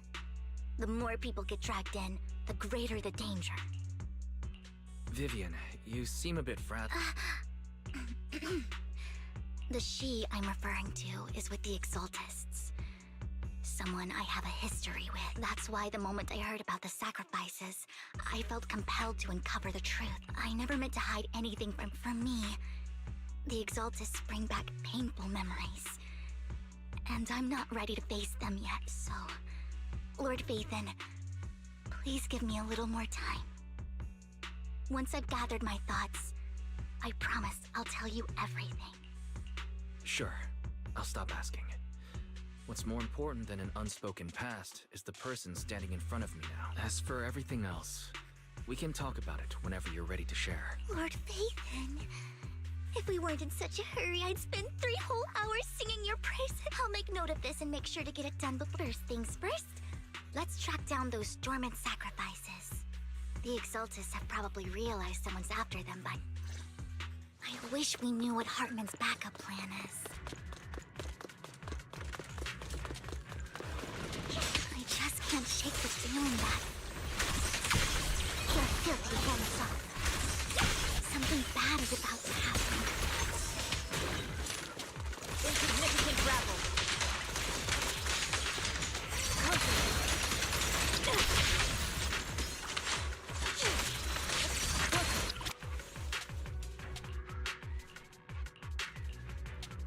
Hugo may have done terrible things, but he had his reasons.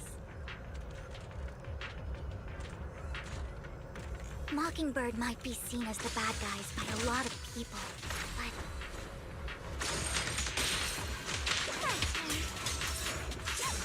Ironically, joining Mockingbird is what put me on the right path.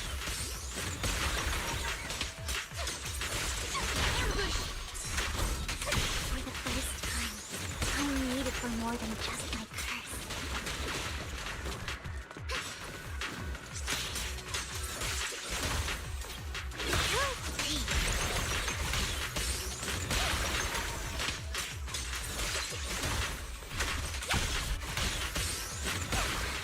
Nothing here either.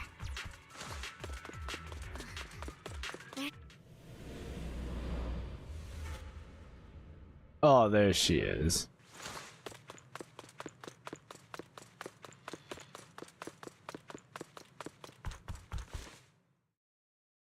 I knew it was you, Vivian. Camille, what are you doing here, sis? Are you just... Vivian... Are you trying to stop the... I never left... You know what Landon did back then! Lord Landon did it for the Creator. His methods may have been extreme, but they were necessary. Back then, you walked away. You should do the same now. We didn't meet today. Take your friends and leave. What's wrong? Are you Vivian, you see me, don't you? You haven't changed it. No need to hide your tear. You've made your choice. One last piece of advice. I won't tell her we met today. Don't show yourself a— Camille! Lord Phaethon, watch out! I'll tell you what that was about later. Obliterate. Let's take care of the ethereals first. Cream!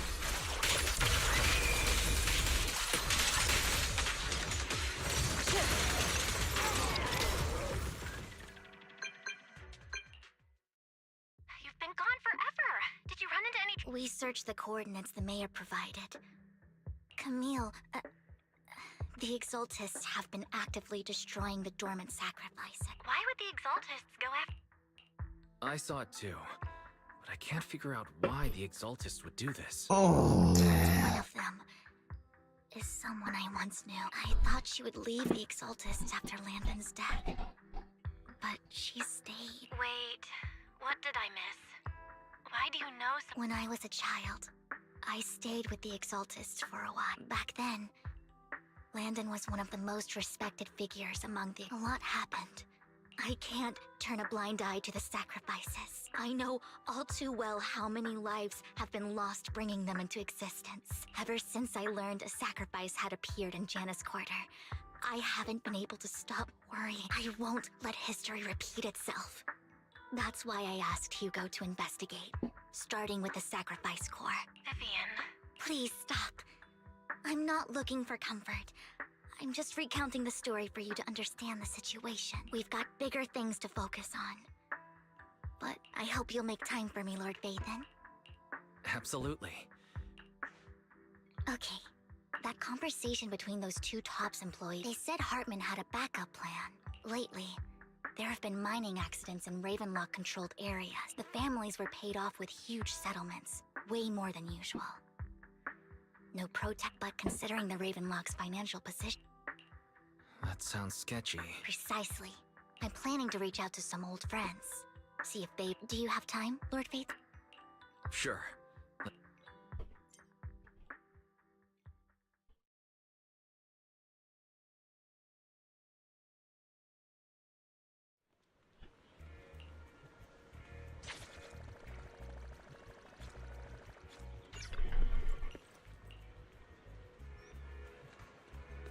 An old friend of mine said she has some new intel. Wait, get back here, you vampire. She's like a mentor to me. I learned a lot about data scraping on Internet thanks to her.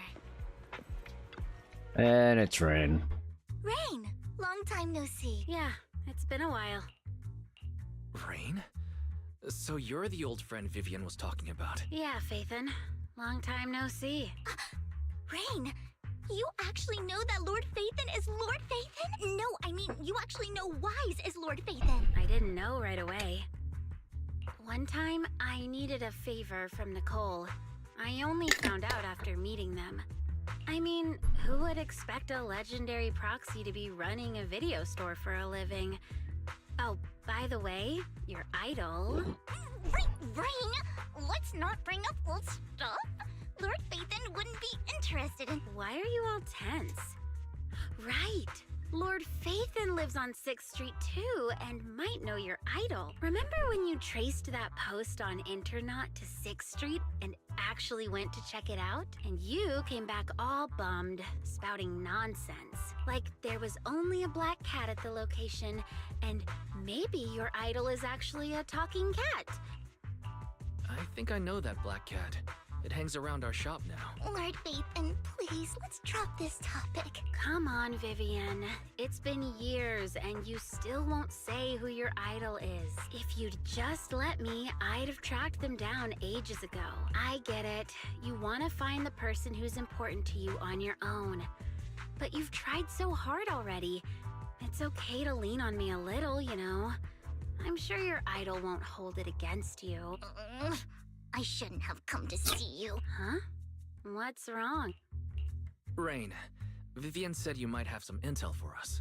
Should we get into that first? All right, let's get down to business. Here's something I'm pretty sure about. The Ravenlock family's claim that those missing workers died in an accident? Don't buy it. The last signal from those workers was near the Hollow. Then communication went dark.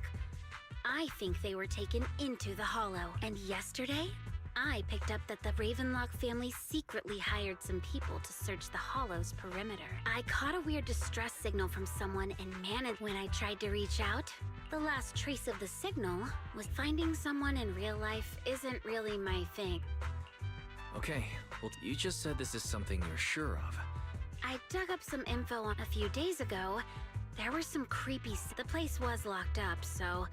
Not sure if it's related to... If you don't find anything useful or... Well, that's all. Thank you, Rain. Don't get all emotional on me now. This one's on the house. Consider it paid. But if you still want... I've been curious for what... Alright, don't worry about it. I'll manage it myself. Stop being so nosy, Rain. Nosy? Nah, just professionally curious. What kind of person is worth all this? But honestly, whoever, you've come a long way. I much prefer the so if you find this, people will appreciate. I might not care about the real world. I'm counting on you. All right. Lord Phaethon, please pay no mind to what Rain said.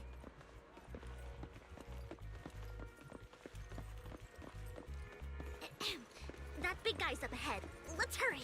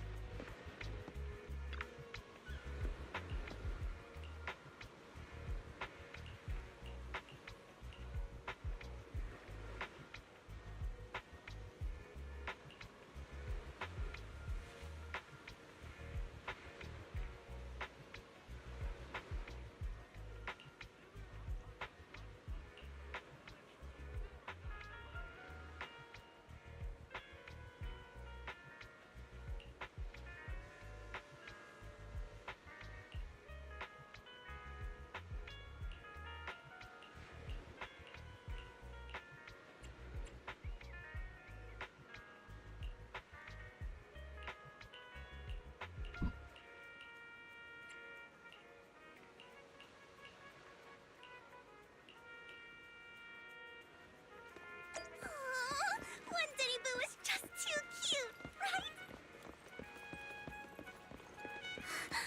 I didn't know you helped it too. I knew Lord Phaethon was the best in the whole world.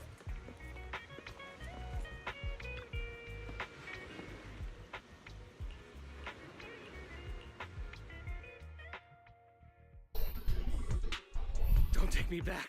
I was wrong. I know I messed up. I don't want your... Please, no. Who are you? I don't know anything. I swear. We're not PubSec, the HIA, or the Ravenlock. We won't force you into... What do you want from... We simply want to know where the Ravenlock family took you. I can't say. I can't tell you. You never saw me. Don't you wish to see your... It's my fault. I was greedy. I did this to myself. But your family must miss you, dear. No! It's my fault. It's all on... If the whole ship is sinking, no one on board can escape. I'm just a nobody. And right now, there's nothing... If you care about your family and friends, now is your chance to stop the even a butterfly flapping its wings can send a tsunami surging. No one knows how this, but if you do nothing now, we're not here to turn you in. And we won't. I'll help you return to your family. Hartman offered a huge amount of money, looking for workers to go into the Hollow to guard something. The money was way too good. We all kind of figured something wasn't right. I thought it was just smuggling or guarding some kind of illegal ether resources. After we sent in our applications, Hartman's men took us into the Hollow. When we got there, they handed us some pills, saying they'd improve our aptitude for ether. But after I took them, when I woke up, I saw my coworkers dead in front of me. And there was blood all over They said something about me being a good experiment, moved me somewhere else, and locked me up. They wanted to inject me with something. I got scared, but then a blonde guy found me, gave me a carrot, and let me go. So I escaped. It wasn't your fault that your coworkers died. Do you remember the place they first took you? I only remember the first place was like, what exactly was in that? I'm not lying. I took just one and my mind felt I'm telling the truth. I know you're not. We'll arrange for your protection. Once this is all over.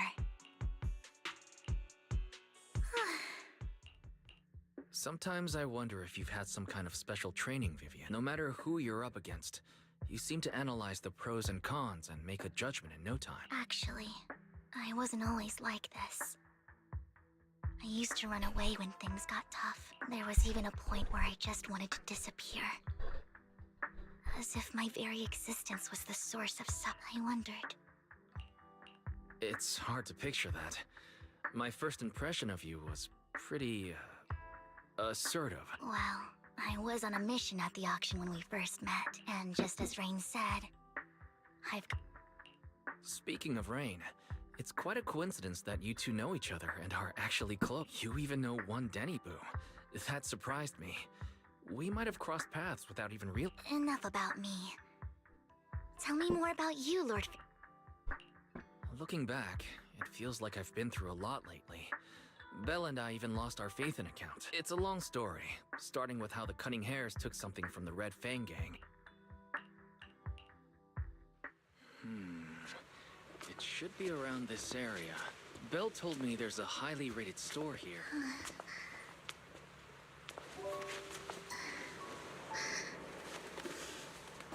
Lord Phaethon! What's wrong? I've seen that black cat on 6th Street. That harmonica in the outer ring you mentioned. I've heard it before, too. I've even been to the monument outside Hollow Zero. But none of that was a coincidence. Oh. It was me.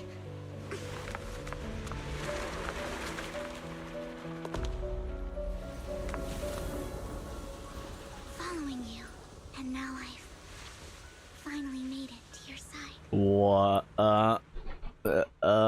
Okay? Ever since I was little, I had been seen as the bringer of bad fortune. I had traveled to many places and witnessed far too much misfortune. Every tear I shed brought disaster. I've heard too many curses to count. I loathed my tears as much as I despised my own existence.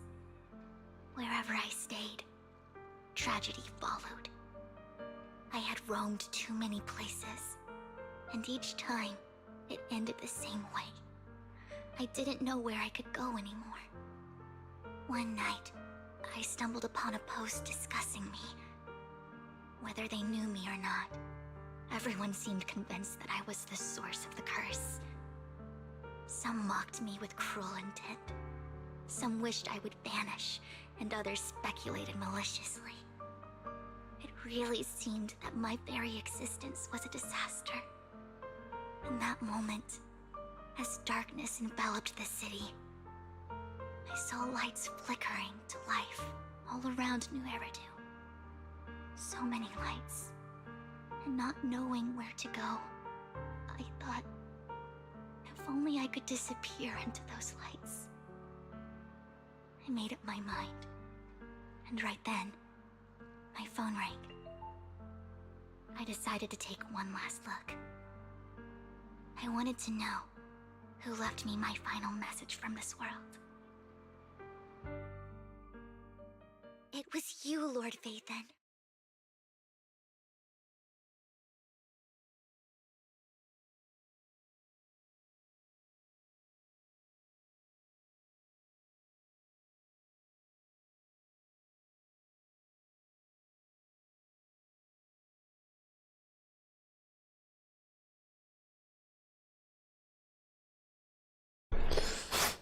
Okay. Huh? Me? Yes. And I checked with the other Lord Phaethon. You were the one using the account at that time. But I know you probably don't remember it. After all, it was just an ordinary day, with an ordinary post and meaningless comments online.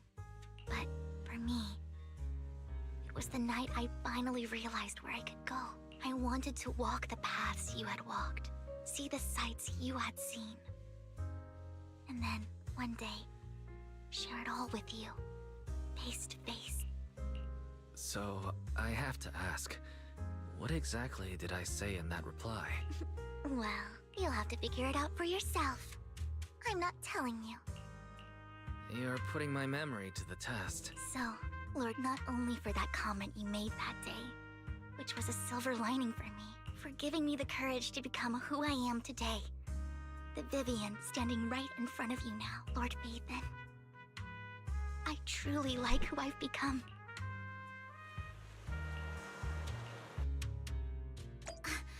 Lycon just sent a message. There's an update.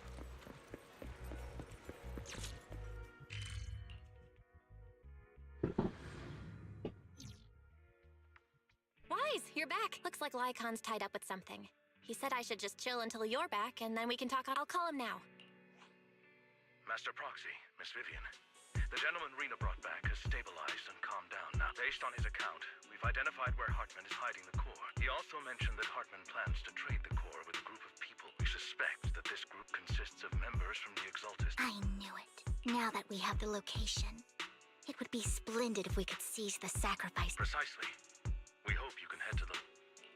Alright, we'll get there. I have other matters to attend to, so I'll leave the retrieval of the sacrifice core in your care. The mayor's friend that he mentioned before will also be... The target coordinates have been... Please ensure your...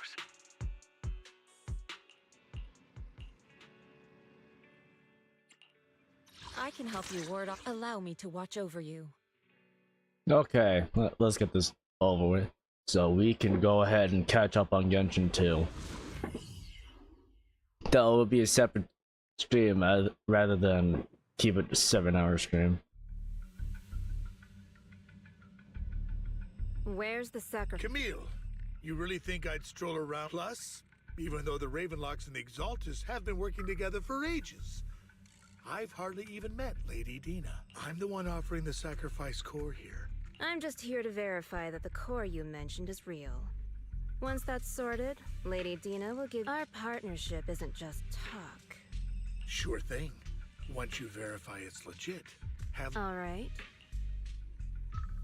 It seems Hartman is trying to bargain for more. What a... It's just that... Why would they only send Camille for something as important as... And I can't shake the feeling that Camille doesn't want Hartman and Dina to... So this Dina they were talking about... Lord Phaethon, I really think we should hurry. We must get... I've mapped out a shorter route, but there will be ethereals along the way. Don't worry, Lord Phaethon. Ethereal! Stay away from Lord Phaethon!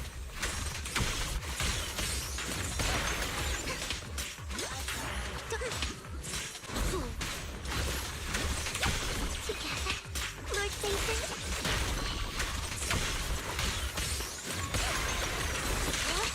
Close, but still short.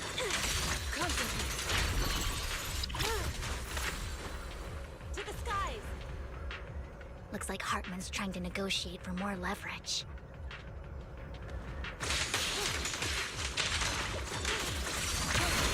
Let's get out of here before we're spotted.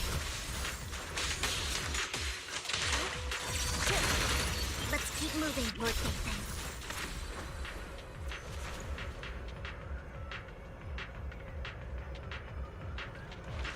Leave the enemies to me, Lord Phaethon. Let's make this quick.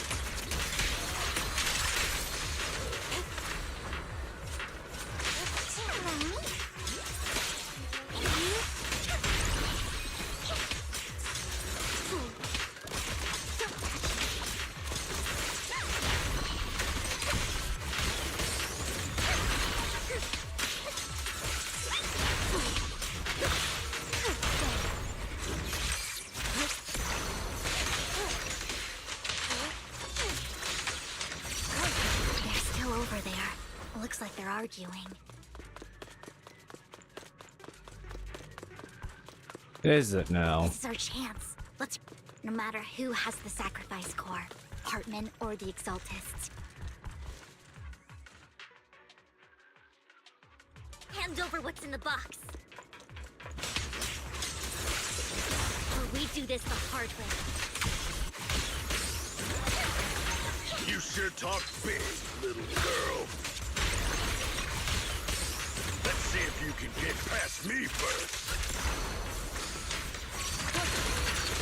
Let's hurry and secure the sacrifice core. So Hartman never kept the core? How did you even find your... Where's the core in the box? You call this keeping the sec...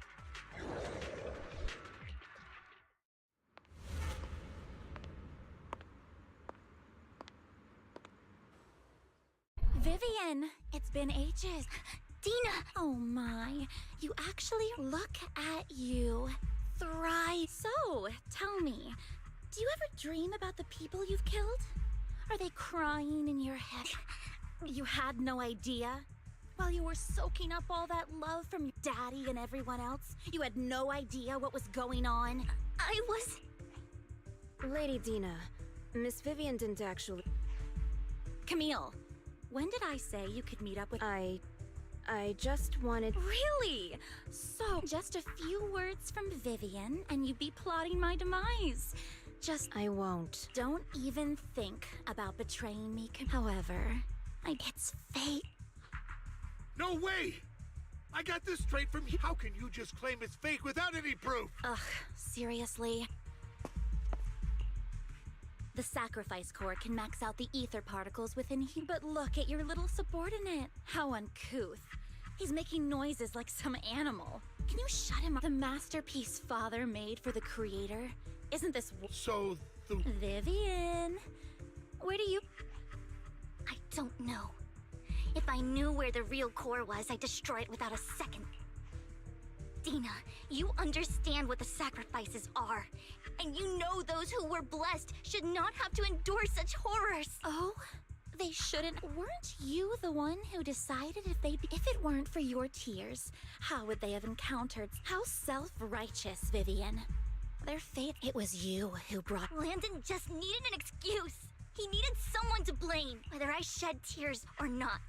He'd treat living beings as mere subjects for his sacrifice experiments. Dina, you know all of this. Landon even... Shut up! Shut up! Shut up! Father did it for his great cause. Vivian, why do you always mess everything up for me?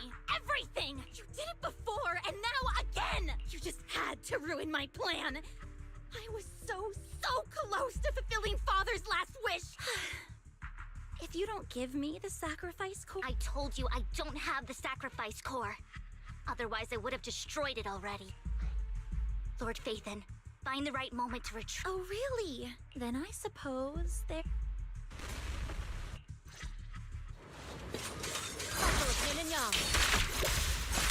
More ethereals are coming. Man, no chance to get out of this.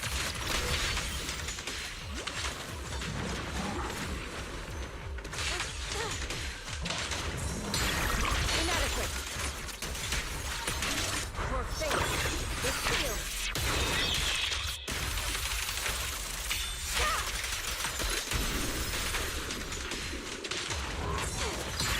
What a nuisance. Stay away from Lord Phaethon! There are so many.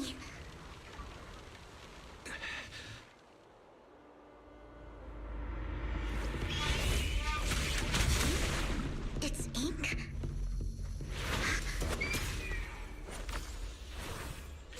Shun Palace, good fortune, closed gate, safety. What?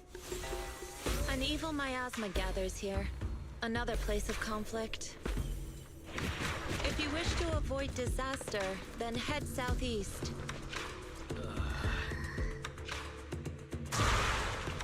Now! Thank you.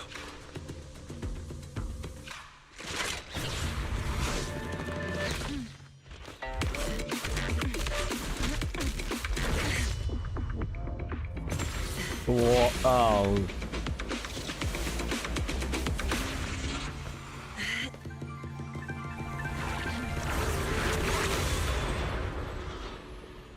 Oh, way to be flashy. Finally, peace and quiet.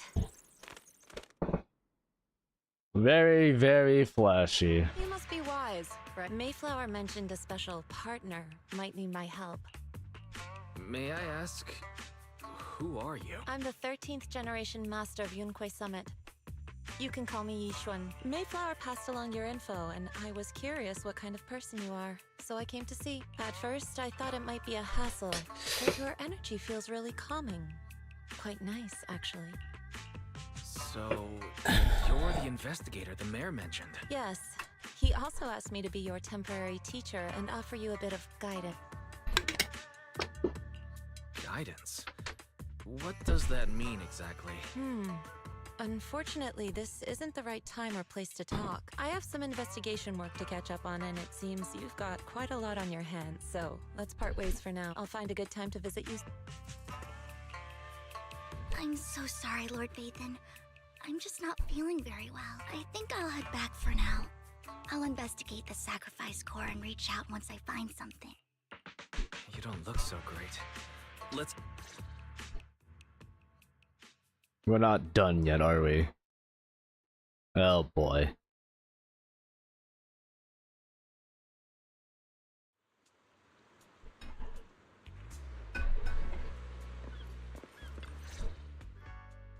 Lord Vathan, I can head back later, Vivian. You seem a bit... If you want to talk about what's bothering you, I'm here. I didn't mean to keep my past from you. When I was little, people thought I brought misfortune. So then, one day, Landon adopted me and brought me to the Exaltair. I met Dina, who was so kind to me. She told me her father, Landon, was a great man, who'd one day make everyone stop fearing the Hollow, so all life could live freely inside. Dina helped Landon pick people for the blessing, and everyone in the Exaltists respected her. Those who received the blessing would have a better ether aptitude, allowing them to enter the Hollow freely without fear of sudden disaster. Back then, Dina would chat with me, but things between us shifted when Landon asked me to step in for Dina. Landon told me I didn't only bring misfortune, and that if I listened to him, I could actually help people. After that, he'd take me to meet people, and if I shed tears, he'd give them a blessing medicine. Those who got the blessing could dodge calamities. At first, I was ecstatic, thinking I could help others. I shared my joy with Dina, but that was when she started to pull away. Was that blessing medicine the same sacrifice serum Bringer had? Yes. To be precise, it was an early version of the sacrifice serum. Landon's medicine wasn't stable. The medicine Landon developed could boost abilities quickly, but also sped up the development of ether corruption. In the end, most people turned into ethereals, and a few became sacrifices, losing all human consciousness. The ethereals were killed while the sacrifices were given to the higher-ups of the Exaltists. The Exaltists wanted the sacrifices to hold human consciousness, so Landon's medicine was seen as a failure, and he gradually lost influence within the Exalt. One day, I saw Dina, and tears streamed down my face. In a bid to save his reputation, Landon decided to let his own daughter receive the blessing. I had always thought that getting the blessing was a good thing, until I saw terror in Dina's eyes that day. That evening, I broke Landon's rules for the first time, and followed him out of the Exaltist's residence. I trailed him to the Hollow, where I witnessed someone who had been blessed becoming corrupted. In the end, that person became an ethereal. Then, without hesitation, Landon killed him. Before Landon returned, I went back to the residence and snuck into his study. And there, I uncovered the truths I just told you. And just a few days later, it was time for Dina to be blessed. I wanted to save her and stop anyone else from getting deceived. So, that day, I told everyone present that Landon should be the one to receive the blessing, not Dina. At first, Landon argued, and no one believed me, but in front of them all, I looked at him and let my tears fall. Lord Landon, please accept the blessing. Vivian, you... Why won't you accept the blessing? Were you lying to us? Ungrateful fools! You have no use anymore! Liar! Run! Run! Dina! Vivian? What's happening? Listen to me. Lord Landon's so-called blessing isn't... Father! No, I was... It's got nothing to do with us. This is just what happens when you don't accept the blessing. Vivian? Was this... Dina, I just don't want to live... you knew? If you knew what he's done... He's my father. He's all I have. Stop being self-righteous, Vivian. I thought once Landon was gone, Dina would leave the Exaltus. I never expected her to continue his research, or that Camille would stay. Camille lost her entire family in a hollow disaster, so she's always supported the Exalted. She's not a bad person. She's just someone searching for hope. She joined the Exalteds very early on, and even watched Dina grow up. That day, she was just so desperate to save Dina that all these years she's been following Dina, taking care of everything out of guilt, I think. But I didn't just fail to save Dina. I trapped her. I see misfortune approaching, but I can never change its course or avoid the bad ending. Maybe I really am a bringer of misfortune. No, you're not the one causing trouble. Whatever went down with the Exaltist, it was Landon who was pulling the strings. As for Dina and Camille, they knew the truth and they made their choice. The Hollows and the disasters they caused took more than just their loved ones. Not all survivors cling to obsession and hatred like those two do. Lord Phaethon. You need to believe in yourself, Vivian. From what I can see, you're handling this sacrifice crisis pretty well on your own. Besides, you told me you really like who you've become. I hope that you can believe in that, at the very least. Yes, that'll always be true. Thank you for listening to my story today. Years have gone by, but I've never had the courage to face all this. Maybe Dina and I were meant to meet today, so I could finally spill it all out. It lightens my heart, Lord Phaethon. Not just today. I'll track down the location of good night, Lord.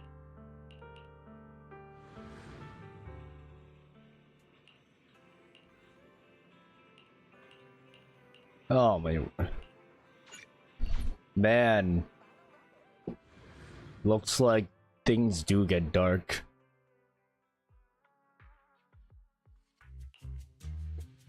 Shaw, I didn't expect you to be right. I was just covering someone's shift. The screening here is super strict, and I was afraid the supervisor would realize I was new and subbing for someone, so I hid in the control room during the supervisor's inspection. So I happened to bump into this guy, a blonde man wearing a hat, and I think he was checking some footage. Then he logged that footage into the tape he brought. Later, I found that part of the footage had been what? Blonde. Wearing... Do you know him? I think it's him. If it were Hugo... Thank you, Shaw. Great! You also helped me a lot. If it weren't for you cleaning up my messes, I would have been fired ages. All right, go ahead and...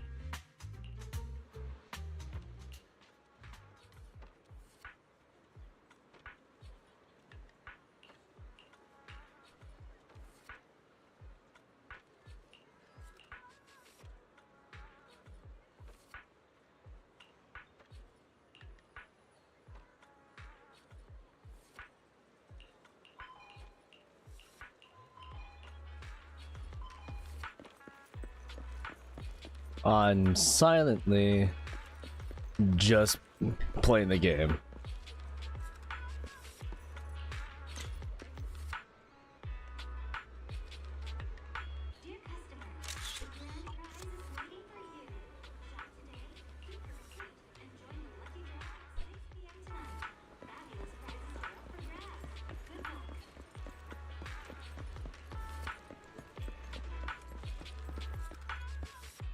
What's the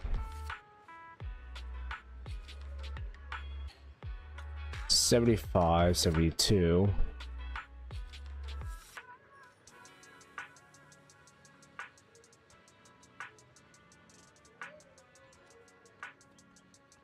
up by two, so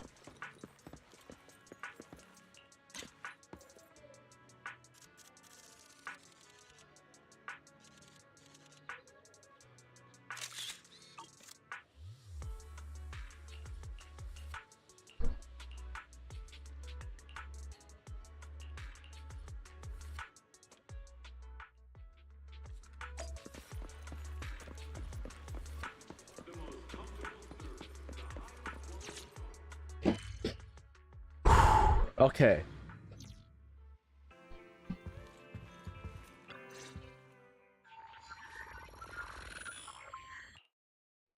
If I'm not mistaken, you and Vivian share the same goal. Silence is no good for negotiation. I just don't want Dina to reach a point of no return. Hasn't she already reached that point with what she's doing? The formula for the Landon serum was lost, but a batch survived, and Dina was able to develop a substance that can be used for mind control. She's trying to combine the two to make sacrifices that would obey human commands. If the dormant sacrifice and the remaining Landon serum are destroyed, we can put an end to this. Dina's concoction can't create sacrifices on its own. And the sacrifice core? That belongs to the creator, not her. Although I find Landon's methods despicable, I can't deny that the Exaltists and the Creator are leading us in the right direction. I just don't want Dina to spend her life trapped by her father's mistakes. I mean, no offense, but I find your protectiveness rather weird.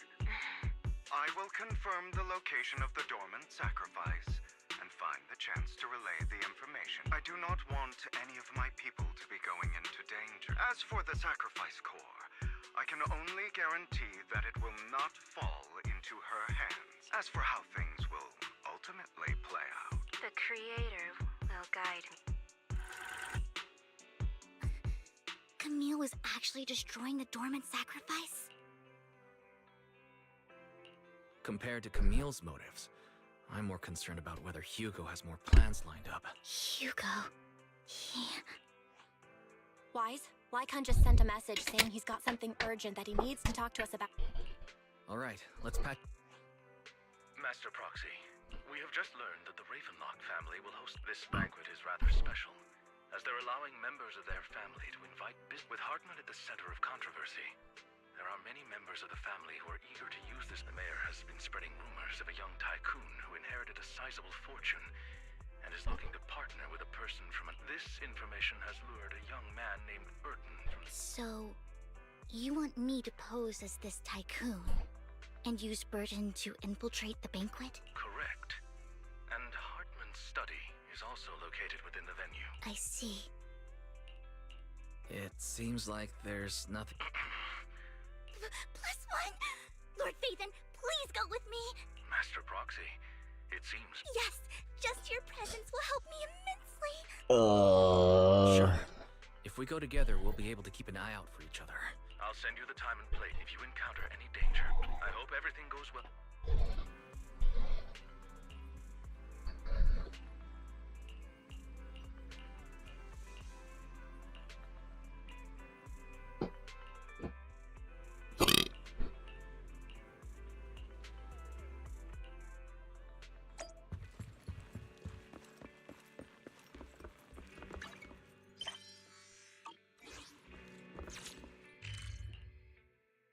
Okay, fast travel is actually a lot easier.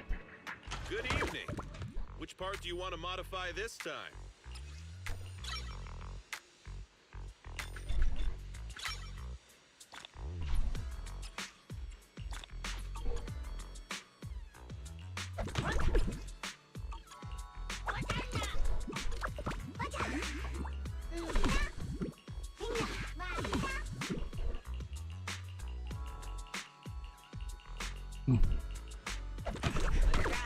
I got plenty of new ideas.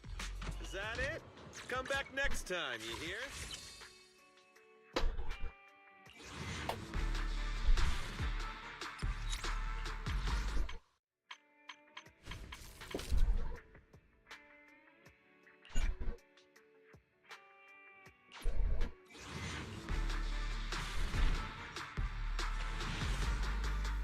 Oh, It's a pleasure to finally meet you.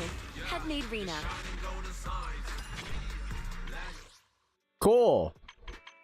That's one.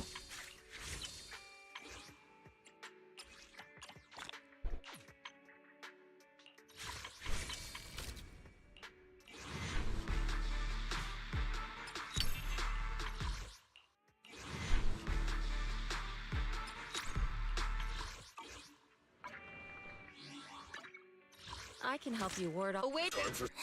Ready for Starlight, it's man is iron. You wanted to Headmaid Rena at your service. 1, 2, yes, all accounted for.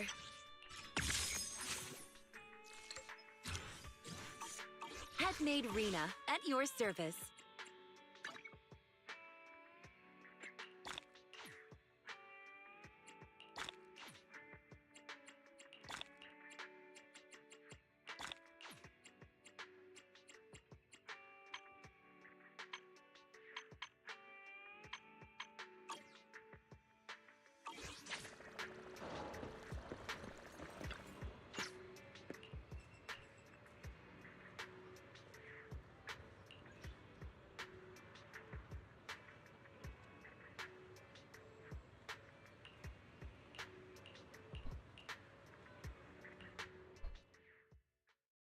Miss Banshee, I believe I've shown you my sincerity.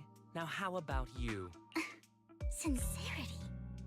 If we're to work together, Miss Banshee, you should drop your pretension. I am well aware of the way. If I were to come empty-handed, I probably wouldn't even be able to make it out the front door. Since I agreed to come with you, and even brought along my most precious companion. No need for such an off-color joke. We both know what I know far more about how the Ravenlock family. I am also well aware of why Hartman, despite such a massive scandal, still remains in power. Oh? Do tell. Exaltists, blessing, sacrifice, Landon. Where would you like me to start? How did you know that? No, who are you? Don't be so tense. If I'm not mistaken, it's a... My companion and I are practically famished. Is this... Perhaps when we've had our fill, we'll remember where the sacrifice... You know where the sacrifice is? So, can we go get something to... And I'm also looking forward to receiving a special dessert from you. We can discuss what you wish to know while we enjoy dessert. Of course. I wouldn't let such an important guest discuss matters on an empty stomach. As for dessert, I will prepare it myself, and I guarantee I'll come find you later. I really don't know how Hugo used to put up with it.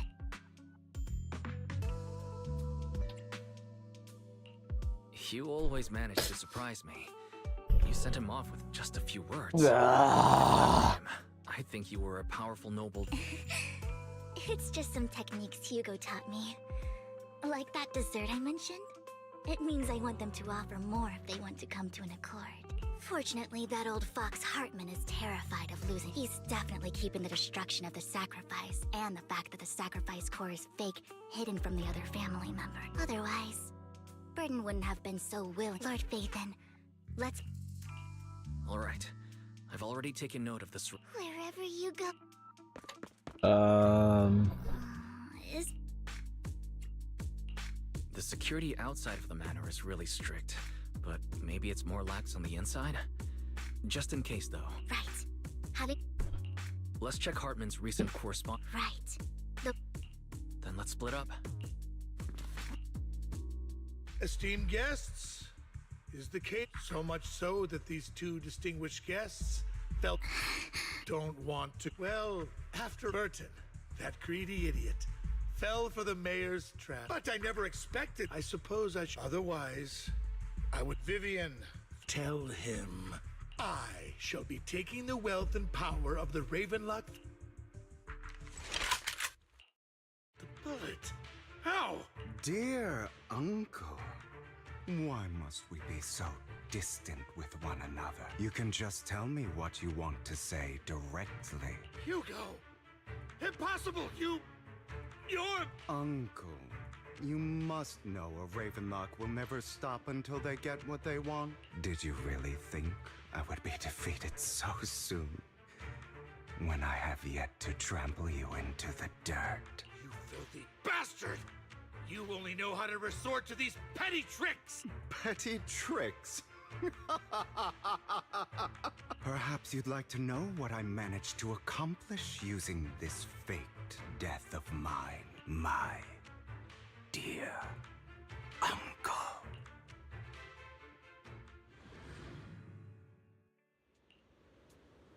Faking my own death.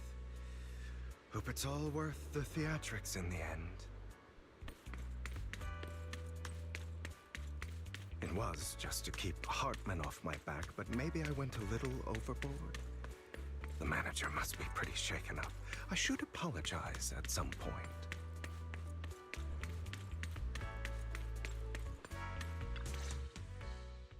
You're taking longer to rest than I expected. Lycon, you think too highly of my physical capabilities. Well, thank you for your cooperation. I must say, if nothing else, at least your acting skills have improved. Why do you look so angry? You should be happy. We pulled that off together with flawless teamwork and managed to fool everyone. Drop your foolish facade. I'm glad you still remember the code we set all those years ago. And thank you for ensuring your sleight of hand didn't deteriorate. Oh, right. I should also thank the blood bag hidden in my clothes and our other props. Do you remember when we last used this trick? It was probably ages ago. So he faked his death. Honestly, I was not expecting that. Sometimes I really don't understand you. Have you never thought about what the consequences would be if I didn't understand your code? If I decided against helping you? Or if I just couldn't control my strength properly? You'd understand it. Of course. If things really did go awry, I had alternative plans. You wouldn't be so arrogant as to think I'd bet everything on you, would you? You're insane. Aw, I'm flattered. So what exactly is the purpose behind all this? Surely after going to such great lengths to erase your own existence, you don't just plan to hide here and reminisce about the past with me. Don't try to brush this off. I've already helped you enact your plan. Tell me the truth. Don't get your tail in a twist. I have more plans that require your assistance, so naturally I would not hide anything from you. Simply put, as things stand, whether as Hugo Vlad or as Mockingbird, I am doomed to die. Seems you've made quite a few enemies. As a member of the Ravenlock family, I negotiated with Edmund and managed to obtain resources from Tops for my future plans. I also confirmed what attitude they held toward your master, the Mayflower family. Meanwhile, I used my identity in Mockingbird to strike a deal with Hartman and gather information on their collaboration with the remnants of the Exaltists. That's where I got my intel on what Bringer left. Oh, by the way, the crime declaration letter that your dear mayor received, that was also sent by yours truly. He's probably figured that out by now, right? Though I'm not sure if he told you. The mayor learned about the sacrifice attacks through his own means, but lacked an opportunity to take action. That warning letter was precisely what he needed. You aren't hopeless yet. How delightful. In short, I'm more well-informed than your lot because I get around, dealing with all these different important figures. But of course, it comes at a cost. It's only fair. After all, you can't hide the smoke from a wildfire. Rather than trying to carefully tame it and risk setting yourself alight, it's better to let it burn free. When I helped you put on your little act, killing you in front of everyone, you left the sacrifice core to Hartman. That was intentional too, then? Oh, yes. And it worked like a charm, didn't it? Now no one cares for me anymore, and all eyes are on Hartman. A perfect situation for keeping the Ravenlock family in check while dealing a cutting blow to the Exaltists behind them. Another crucial point is Vivian and Phaethon. I must sever any ties they have with me or Mockingbird. Although I feel bad for Phaethon about what happened, but it had to be done. That's the only way they would be safe, allowing the plan to continue. I noticed that you never turned your blade toward Master Proxy. So, those words you said back then were also... I will bloody my hands. I will carry the weight of my sins. I will become the Abyss. Obviously, it was all an act. My acting has always been impeccable, as you know. Hugo, you are taking such a tremendous risk. Why? Would you believe me if I said it's for justice? But unfortunately, it's not. I want revenge on the Ravenlock family. And I will make sure that despicable excuse for a human being, Hartman, suffers a slow, torturous end. Of course. I also promised Vivian that I would help her investigate the whole thing with the Exaltists. That's all. You don't look too good. Is it your wounds? No. This is the first problem I plan to resolve. Lycon, do you have a place that is sufficiently discreet, quiet, and can take a lot of damage?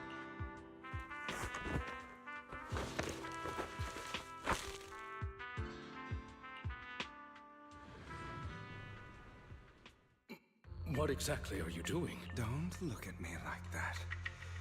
If I didn't have to do this, I wouldn't.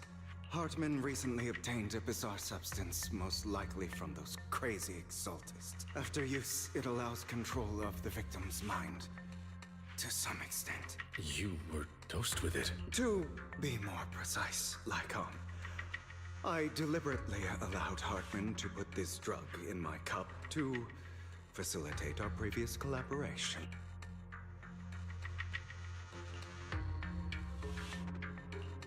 After finding out about it, I quickly found someone to help analyze its composition. The good news is he gave me a very low dosage. Perhaps because he was afraid I might notice. There's a different medication that can delay its onset, preventing me from actually being under his control. I simply need to put on a show in front of my dear uncle. The bad news is that currently there is no antidote. When I delay those effects, however, they will accumulate and erupt when my body reaches its limit. It may even break my mind, and that's exactly what's happening now. I need to endure those accumulated consequences. So, lock myself in this room for however long that takes. I've tied my limbs to prevent me from smashing this place or accidentally hurting myself. Anyway, after you leave, do not open this door, no matter what you hear. I recommend seeking professional medical assistance. This is advice I received from a doctor. Or are you saying you don't believe I can make it? So, Lycon, come find me here at the scheduled time. All you need to do is smile and await my victory. What if I want to stop you? You know you won't succeed. You never have. And you never will. Crazy bastard. He's more in sin than I am. Well, time is short. Let's begin. I understand. Don't die, you stupid bastard.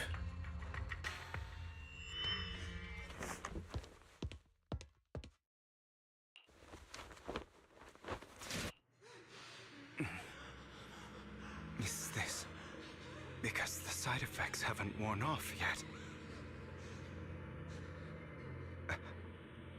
Lycon's late. I'm surprised. Or is something wrong with time itself? Oh. Looks like someone's over there. Might as well go ask.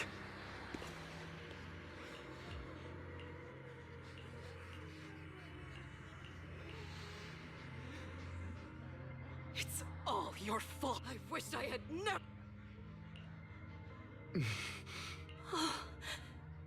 Everything will get better if you die.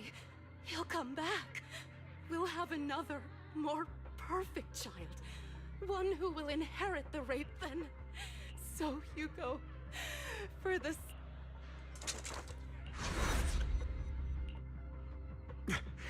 So, I wasn't awake yet after. That's because you don't want to wake up again. Who are you? I am you. Hidden deep within your heart. Oh. Your most true self. Oh, we're doing this Persona 5 style. You want to kill her, don't you? Your so-called mother. Every time she beat you without reason. When she tried to gouge out your eyes. When she sold you into that hell. Laughing all the while. You wanted to be the one to end her life. Why not admit your hatred? As you are, you can hunt her down and make her pay for the living hell of a childhood she made you. Yes, I hate her because she was foolish and shallow, greedy and stupid. I hate her because she doesn't deserve to be a mother. She did everything she could to try and get into the Ravenlock family, believing she could live a life of luxury without having to do anything and never realizing she was a pawn, discarded from the very beginning. So she chose to blame me. Blame me for my heterochromia. Blame me for my very existence. But I won't kill her, because I know it won't change anything. She was incapable of loving me, just as she is incapable of loving herself. Have you been brainwashed by that dog? Keeping up the act of being some magnanimous and forgiving fool? Don't compare us. I've simply come to understand love or hate. I make my own choices, and they have nothing to do with anyone else. She sold you to the Ravenlock family for a huge sum of money. She used that money to start a new life without you. While she was indulging herself, you were going through hell in the Ravenlock Manor. Does it not torment you? Do you not feel the hatred? Do you not want to demand answers? Kill her. Only by killing her can you be truly free. For a long time, I thought the same way. But now, well, I want to make a different choice. Stop lying to yourself. You never had a choice. This weak-minded thinking will only lead you to failure. Like before, you'll be nothing but a worm, trampled into the dirt by those so-called elites. Do you still not get it? This is how the world is, and always has been. Hesitate and you'll be the victim. If you don't grab your knife first, you'll end up being on the other end of the blade. If you want to change anything, you must first become the one who makes the rule. Just like that woman. The only reason she could treat us that way was because we were weak. So listen to me. Find that woman, kill her, and prove to this world your strength. It's what she deserves. Why forgive them? They don't deserve it. I'm not forgiving them. Or rather, I don't care about them. They don't even matter, at least not yet. You know, perhaps the person I hate the most, the one I truly cannot forgive, has never been someone else, but rather my weak, powerless past self who could do nothing but hide inside a closet and cry. I hate myself for having neither the strength nor the courage to resist. I hate myself for begging for so-called familial love, even after being treated so terribly. I hate that despite the pain of my wounds, I still hope to receive the carrot and not the stick. And that me is you. Correct. So, I forgive you.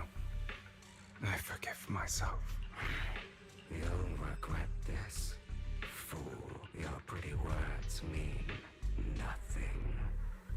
You will ultimately return here. Yep, Persona 5 style. Not like I have been into demons. I've always been one. I see.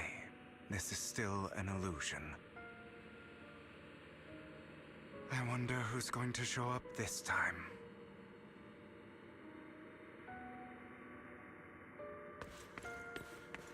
Brother! Hugo, let's play hide and seek! I'm already hiding!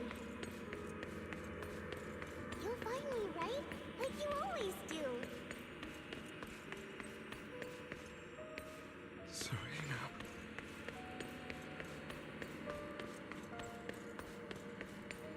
I wanted to play it legitimately, but the game decided to give me a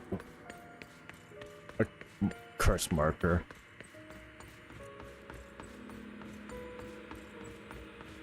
And You're looking in the wrong place.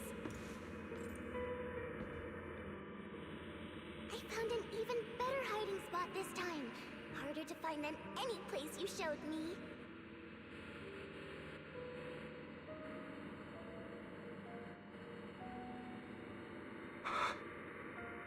Hey, Hugo. Do you ever wonder why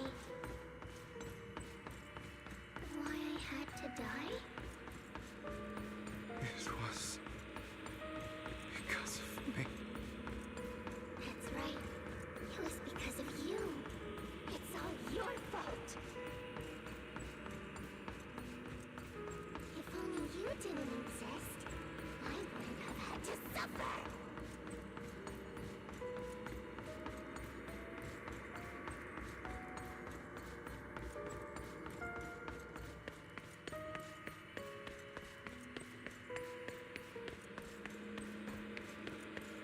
Still looking in the wrong spot. I can't believe you still haven't found me after all this time.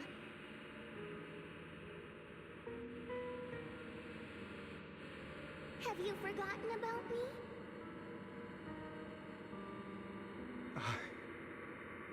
I haven't forgotten.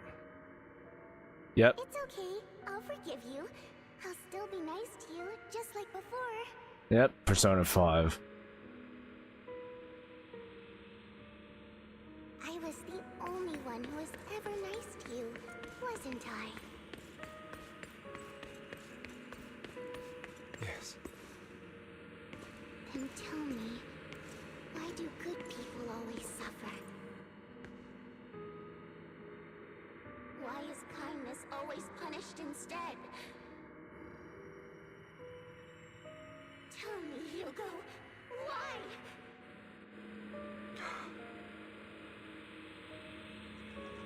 Hugo, are you lost? Go back.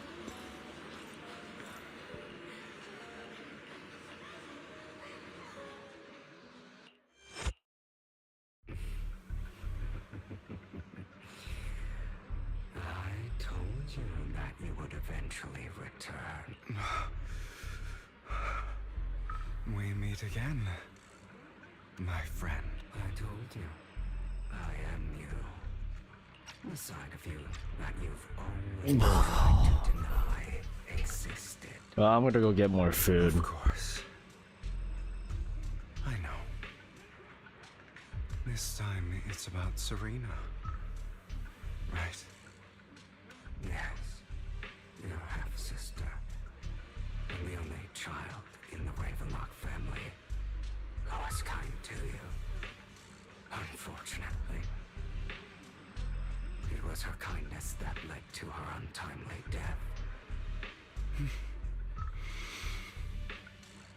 was my fault. I don't like the way you blame yourself. Because that means I'm to blame as well. And I don't think I did anything wrong. Your mother sold you to the Ravenlocks. And your father, he saw your talent and wanted to use you to push the other children into competing with each other. My brothers and sisters wanted to get rid of me from the moment they first saw me. In their eyes, you were no more than a slave. But Serena dared to treat you, a slave, as if you were human. And so, she was fated to die. They tried to kill me many times, but I was careful. And they did not succeed. So they killed Serena, who was weaker, an easier target, and pinned everything on you. Serena died in your place. Those cruel brats thought that by reporting this to Father, they could use it to get rid of you, a rival who threatened their positions. Yeah. Not only did Father not blame you for the incident, he praised you for it. In this world, only the ruthless, cruel, and merciless can stand at the top. And that's exactly what you managed to live up to, no? You found a perfect opportunity thereafter to catch the ringleader of the group who framed you and almost beat him to death.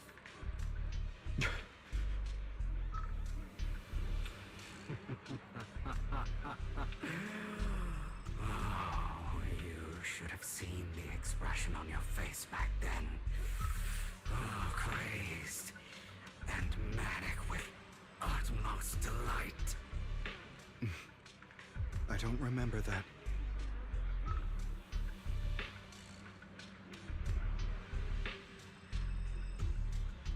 Here you go again, trying to deny your desires. Deep down inside, you've always wondered, asking yourself why these evil people never got the punishment they deserve. Why the world is so unfair. Don't you want to rip them to shreds? Just like that day when you beat that boy's face into the dirt until he was barely recognizable. His disgusting blood staining your fists. Recall your exhilaration. Your cathartic release of rage, that outpour of hatred. That victory belongs to you. You deserve it. Those brothers and sisters of mine are all dead. I cannot take revenge against the long deceased. They died by Hartman's hand. Dying in the power struggle to become the Ravenlock family's heir, rather than by our side. Got my banana bread.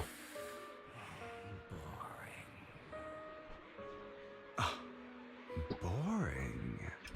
I find it hilariously ironic. Children who would murder their own kin for scraps of power dead at the hand of their uncle who followed their example. Is that not karma? Power struggles pitting kin against each other, betrayal, suspicion, and hatred between people of the same blood. It's like a curse, written into the Ravenlock family's genes. Laughably stupid. Don't forget, my dear, that the same blood flows through your veins.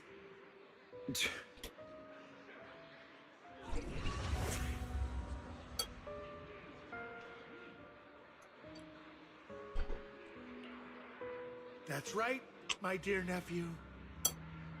No matter how much you deny it, the blood of the Ravenlock family flows through your veins. They're not alright, man. Survival of the fittest. Only the strongest deserve to live. Only the strongest deserve to rule. This is the path of success that has led the Ravenlock family to victory countless times. A blessing and a curse etched into your flesh and blood. As long as you live, you'll never escape the mark of family. You are destined to one day become someone like me, like your father.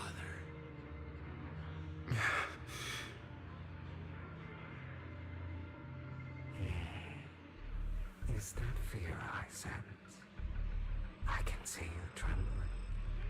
Why does the Ravenlock bloodline terrify you so? I won't become like my father. Never.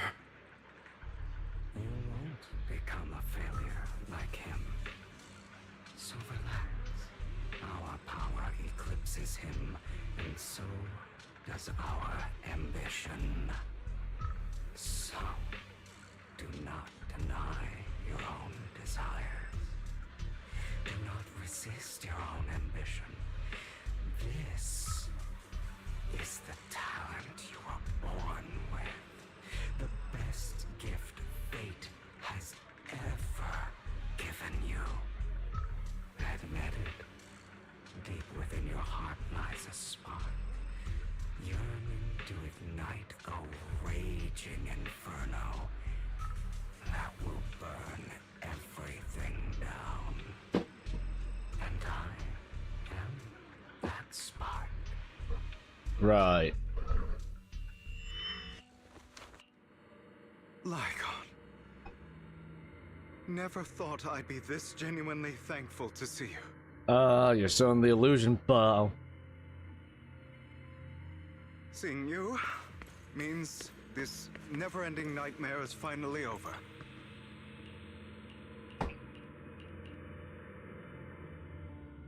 I don't want to hear something like that from you. You have no idea what that man, my father, is really like. A person who stops at nothing for their own interests and ambitions. Just like what you're doing right now. And what do you think I'm doing this for? All of this was part of your plan. You knew where the Ravenlock family was going to be, so you set Mockingbird's target there. To seek revenge, you plotted to assassinate your own father, but he was too vigilant, and you failed. After almost being assassinated, your father was furious and locked everyone in the hall, but was unable to find the assassin. And what a coincidence that a hollow disaster just occurred in the vicinity. So he used it to eliminate all the unfamiliar faces there, turning them into victims of the hollow, an easy feat for the Ravenlock family. So, the one who killed innocents was my father, not me. You knew what choice an extremist like him would make, and you used the chaos to once again attempt an assassination. This time you succeeded. You killed your own father, at the cost of innocent lives. Admit it, Hugo. You don't care about anyone else. The only thing you care about is your revenge. How is that any different from your father? Enough. I'm tired. I may hate him for betraying me, but he wouldn't say something like that. What? You aren't Lygon. You're the other me, hidden deep within my heart.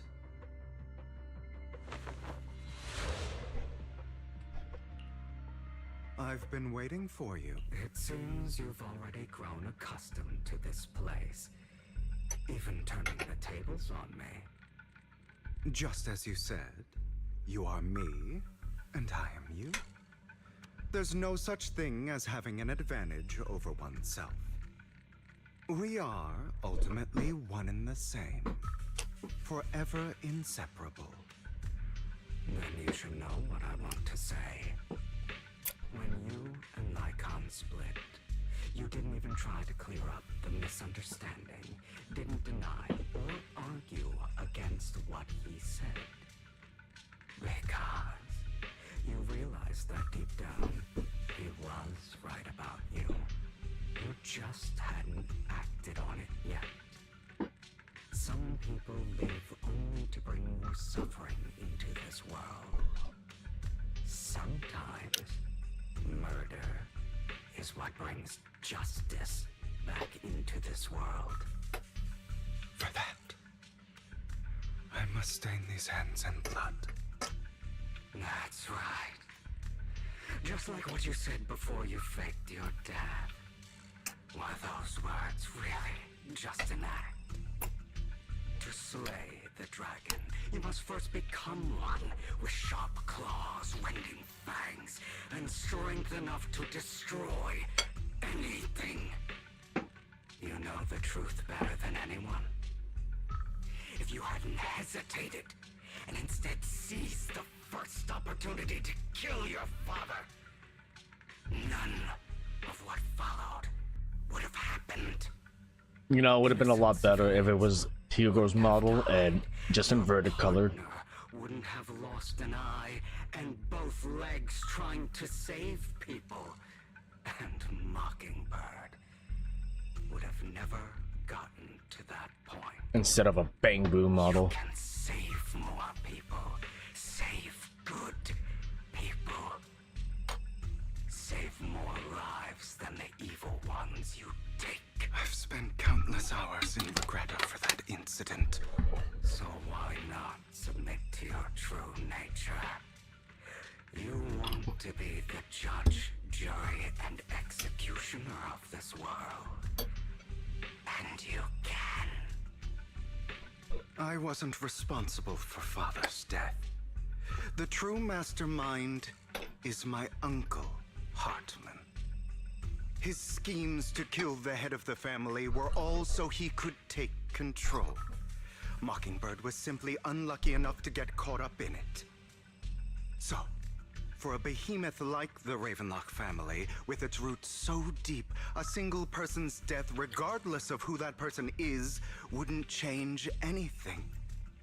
Of course, whether it's Tops, the Mayflower family, or even the entire world, it's actually all the same.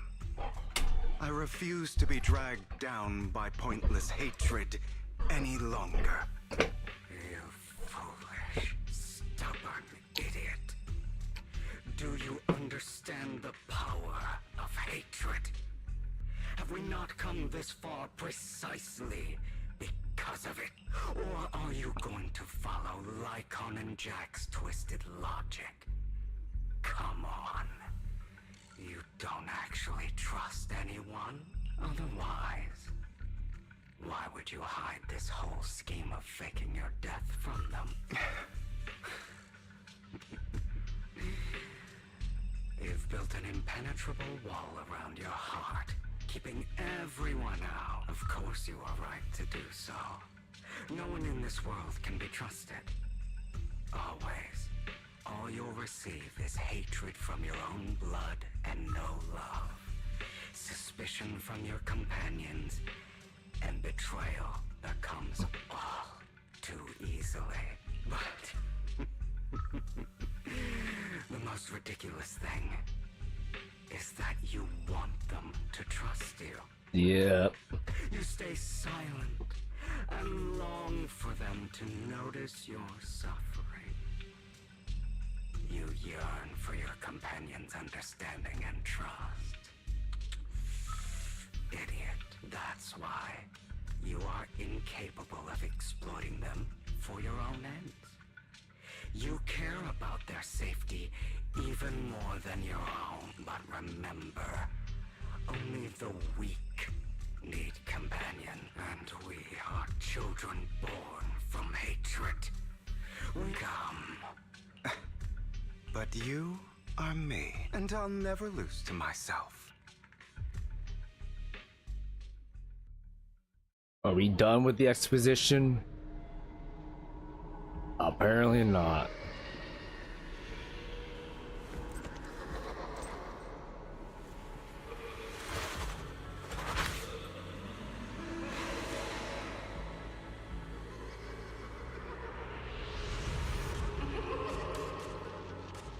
Oh, thank God we're done with the exposition.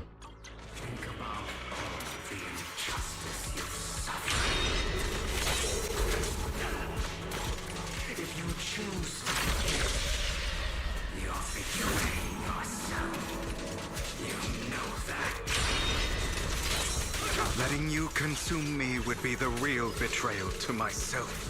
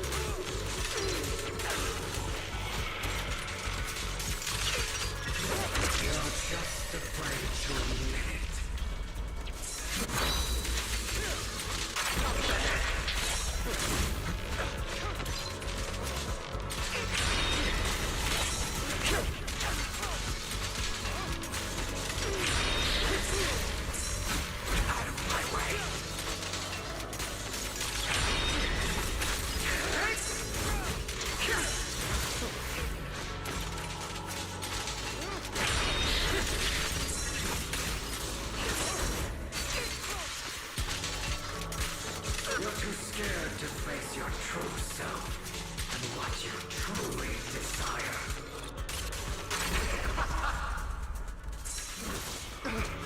Give up!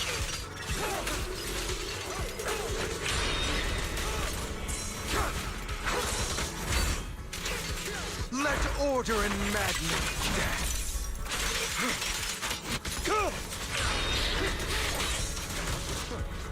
Pathetic!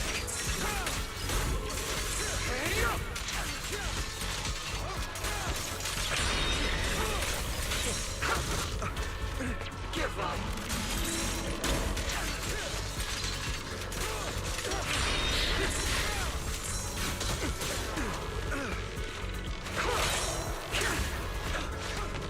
I have you now! Are you trying to kill me? You think you can just get rid of me? Without me, you are nothing. For what it's worth, thank you. Don't be afraid. You and I are inseparable. You're part of me, just as I am part of you. Fancy words won't change anything. No. It's not just platitudes. I finally understand now. Some pain only fades when it's seen, when it's accepted. So I won't fight you anymore. I won't hate myself anymore.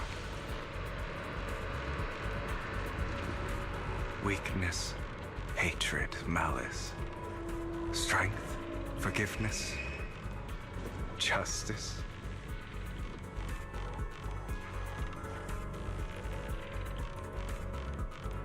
Oh, I was set in the middle perfectly.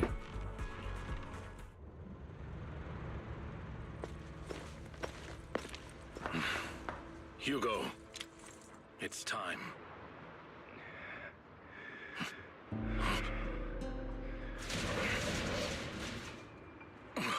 Hugo. Hugo, you... Did I scare you? I made it through.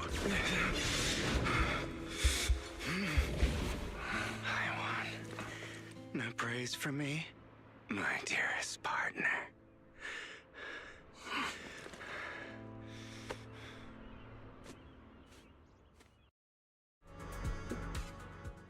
Look at that.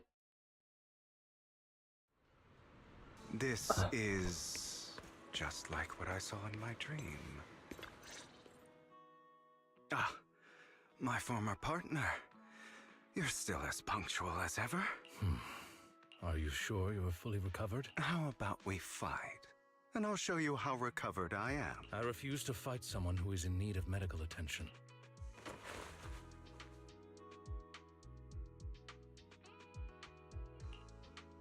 How thoughtful. I'm touched.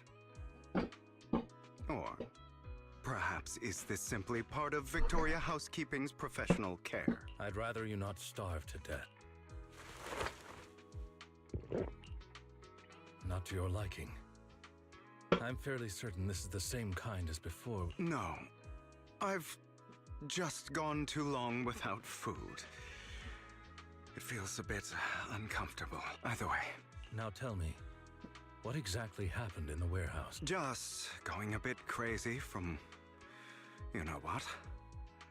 Were you expecting anything else? But... I did have a very long dream. A dream about many things from the past. If I had to put it into words, it would be like giving myself psychological therapy. You seem like you could benefit from some too. How about it? Want to book a session with me? Trust me, I'm a pro. Seems you really have recovered. Well, of course. I'm feeling pretty great right now. Like I could argue with you all day on every petty detail of who exactly was in the wrong back then. I wanted to ask, what you said about Mockingbird before, when you faked your death, was that part of the act? Oh, you mean the part about how Mockingbird has never really changed anything or saved anyone. I didn't expect you to still be so hung up on this. Interesting. After all, it was you who chose to betray Mockingbird. Just as I said before, I never considered Mockingbird a failure. Perhaps Mockingbird deviated from its origins, but it has its value. You shouldn't reject the things you've done. Or Mockingbird. I have contemplated this before. Yes, Mockingbird has helped some people and has genuinely managed to cause trouble for those who abuse their positions of power. Yet those in high positions still possess immense resources, and the people we helped remain destitute and suffering, willing to become slaves to those in power for scraps. But just as you said, even if what we did was childishly idealistic and flawed, as little as we actually achieved, even the slightest change is by no means meaningless. Nothing holds more value to me than Mockingbird. All right, let's catch up later. I still have things to do and need to wrap up my plan. I thought you would rest up first. As much as I would prefer that.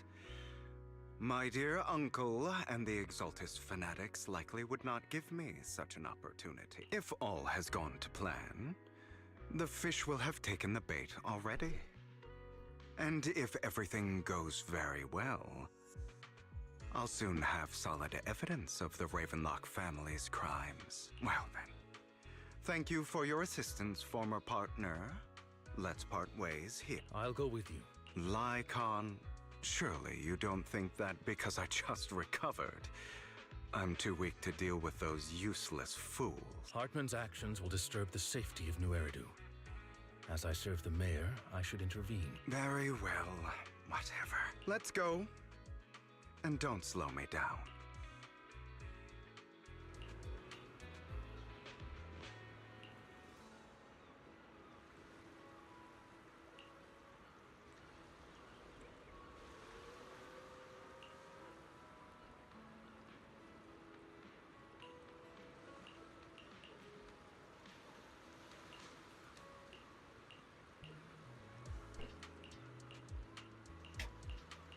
Blah blah blah blah. I'm not actually interested into the whole Persona 5 thing. I want to get the story done and over with.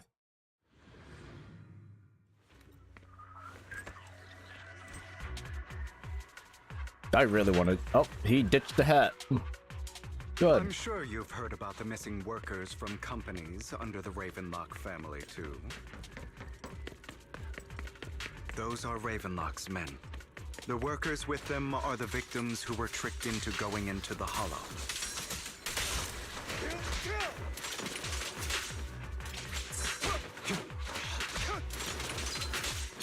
Come on, let's get them out of here.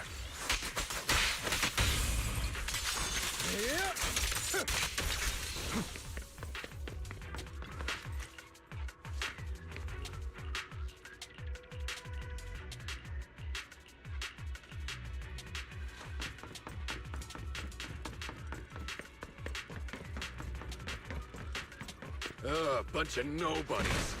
Annoying as hell. Kill them! You're welcome to try.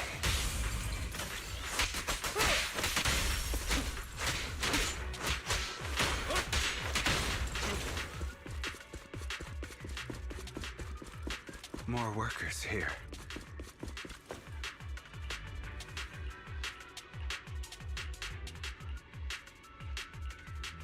Is Hartman behind this, too?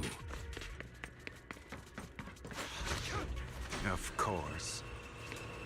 He threw them into the Hollow like offerings for the Exaltists.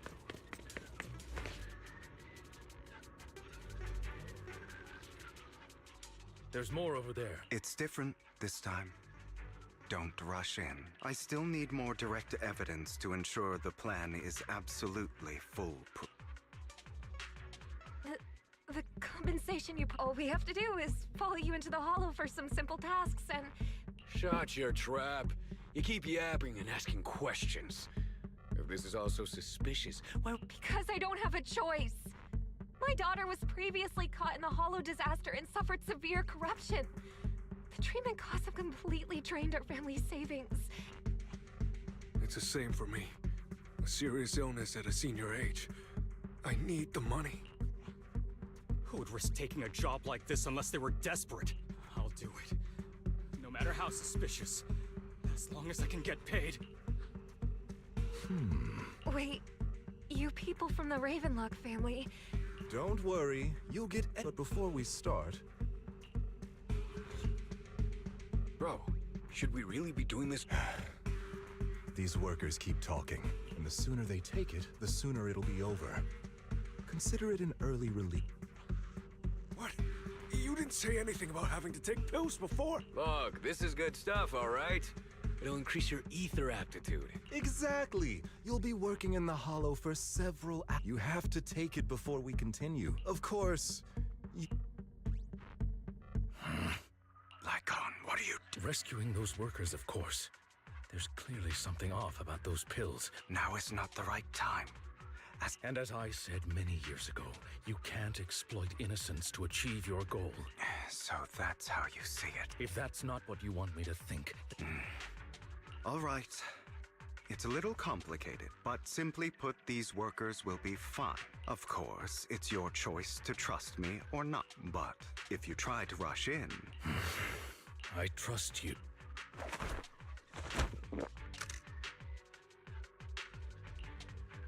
All right. Now we can go and beat them into the ground as much as you... Don't forget, you also don't overdo it and kill them. Even if they're the worst of the Ravenlock family. All right, your holy... Those work... Who the hell are you? Why don't you take a guess? We're the ones here to stop you.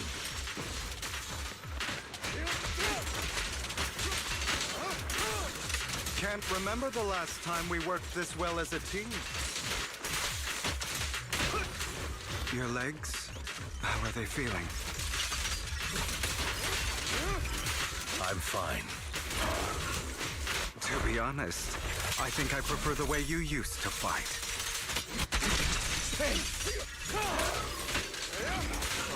You had a lot more aggression. I've merely learned to control my strength. The end is nigh. When I need to be aggressive, I will be.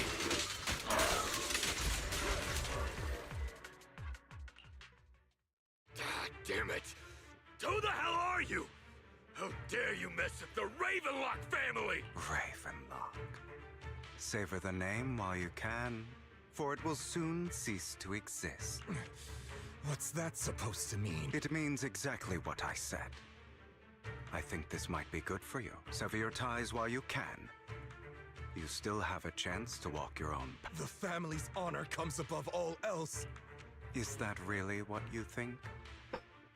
I saw the compassion on your face just now. You're not from the main family, right? That's why you were assigned to these trivial tasks. But in reality, there's no need for you to keep playing this boring game for them. I don't have a choice. From the moment I was born into the Ravenlock family, You always have a choice. If you're willing to act. All right. Let's end the small talk here. Don't worry, Lycon. I didn't hit them. How's that? My acting's pretty good, right? As always, a certain someone should take some lessons from you. I'll leave the rest to you. Okie dokie. Okay, now can you tell me exactly what's going on here? As you can see, that worker just now was actually an informant of mine. The pills were swapped out with vitamin tablets. Outside of this batch, some workers have already taken the actual substance Hartman has. But rest assured, the antidote for it is already in development. I found the best in the field to help, and with the data I collected before, we should have results soon. I wanted to ask. The reason you decided to lock yourself in a room and endure the effects of the drug, besides getting evidence, it was also to collect data on this drug in order to create an antidote, correct? It seems you're not completely beyond hope. I thought you were just being stubborn. Sometimes I wonder if you know me at all. Then I have one last question. Why did you never tell me any of this back then? The truth is, I heard everything. That entire conversation between you and Jack. Before he passed away in that small attic. When Jack called you aside and gave you those warnings. When he told me you might go down the wrong path? That's right. You never said anything. What would I even do? Scream and rage over your suspicions, or get on my knees and beg for you to trust me? You know there's no way I'd allow myself to do such. Besides, back then, even I was confused about myself. Jack, It's all in the past. You don't need to explain anything to me. Enough. We should get going. If we're going to reminisce over the past, we should find a more suitable location. Lycon, that incident back then, I didn't do it. It was a scheme Hartman devised to take over the family. It was Hartman who killed my father, too. I only discovered the truth long after the fact. I did indeed attack my father, and I thought he was dead. But he wasn't. I couldn't kill him. And even before that, if I hadn't hesitated, none of what followed would have happened. Oh, so it's actually justified now. Even now, I still think they deserve death. But I no longer care to personally deliver that fate. They're beneath me. And I have more important things to do. I know we may never agree on that point, Lycon. I once wanted to fight against those ugly truths that defined me, but I discovered that the more I rejected them, the more painful it became. So I could only accept that crazed, hateful, and malicious side of myself. As long as I know I will never become like my father, like Hartman, that is enough for me. You've changed. But I think that might be a good thing. Don't patronize me. You've changed a lot too, compared to before. I still disagree with Jack's words. And I won't forgive your betrayal. I will walk the path I believe is right, even if I must tread over thorns and through the mud. But I will also allow you to walk your own path. Lycon. Should I say thank you? You're welcome. Come to think of it, we haven't talked about your legs and eye. It was just an accident, not your fault. I'm doing well now. I hope you are too. On the contrary, perhaps I should be the one apologizing. I misjudged you. I used to think you wanted power, that everything you did was for your own ambitions. I thought you wanted the power to pass judgment on all in this world like a god. I am a god. I am my own god. Or you could say that in this world, everyone is their own god. There are many things that we are powerless to change. But there are also many choices we can make. 5 fucking hours. Before, I am the only one who can kill me or save me. I'm glad you think that way. Let's go. I still have one last thing to do to witness the end of Ravenlock. Oh, thank God. Let it be over. You really think you can take my place if I die? Never, you filthy bastard! Your little tricks mean nothing. As long as the Ravenlock family stands, I can still get back on my feet. You still don't get it, do you? This was never about avenging my father. And I don't care about taking your place. I didn't come this far just to kill you. That'd be pathetic. Right on cue. Why don't you take a look at this, Uncle? On behalf of TOPS, I'd like to clarify that we had no involvement in the Ravenlock family's actions. TOPS is officially terminating all partnerships with the Ravenlock family, effective immediately. We will have no further affiliation with them. Are you crazy? What the hell do you get out of ruining the Ravenlocks? You want to be a petty thief forever? Thief? Oh, Uncle. Allow me to reintroduce myself. I'm the name people whisper about. The one who robs the rich and gives to the poor. I'm the master con artist who can fool anyone, anytime. I'm the leader of Mockingbird. The one who turns every headline into my own stage. I have friends who'd catch me if I fall, partners who'd shed tears for me, and allies who always have my back. I am Hugo Vlad. You're the one who needs the Ravenlock name. I never did. You ungrateful bastard! You should have never been born. You flatter me. Same goes for you, Uncle.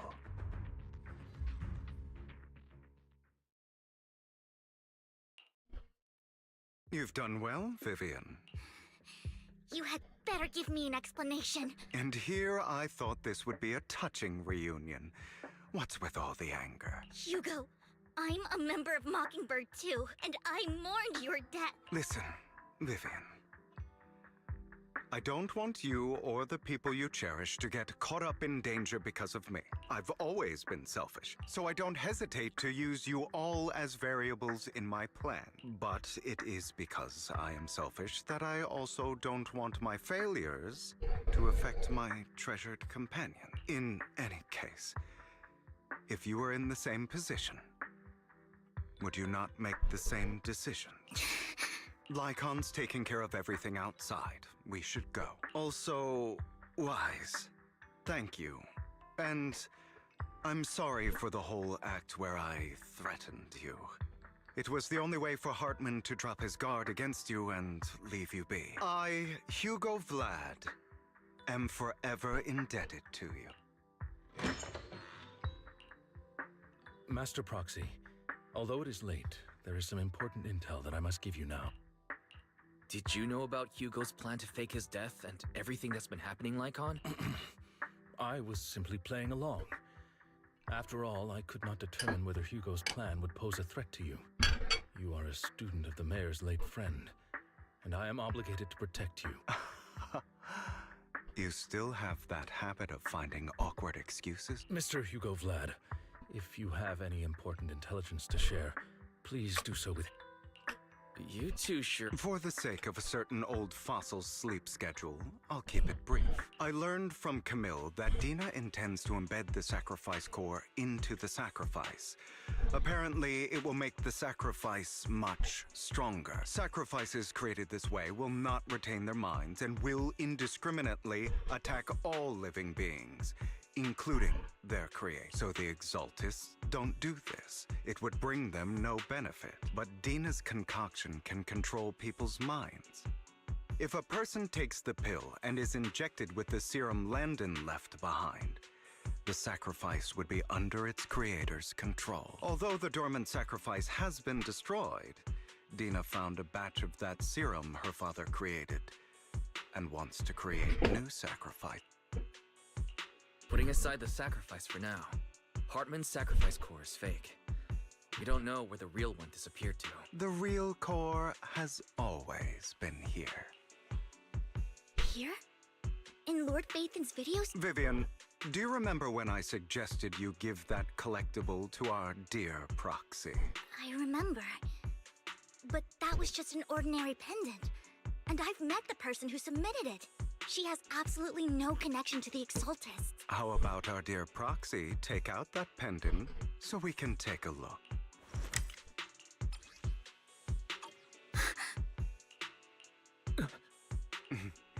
I'll take your surprised expressions as a compliment for my little trick. I'm sweating. I will hand over this core to the mayor as agreed, since he fulfilled his promise to protect Vivian and the manager while I was pretending to be dead. I won't go back on my promises. No wonder the mayor would promote rhetoric favorable to Mockingbird. I can't believe I thought he was actually being sincere. Since we have the sacrifice core, all we have to do now is stop Dina from using innocent people to make more sacrifices. Yes. And we need to destroy the last batch of Landon's serum. Hopefully with no options left, Dina will give up her obsession. All right. That's the important stuff. I'll contact you again.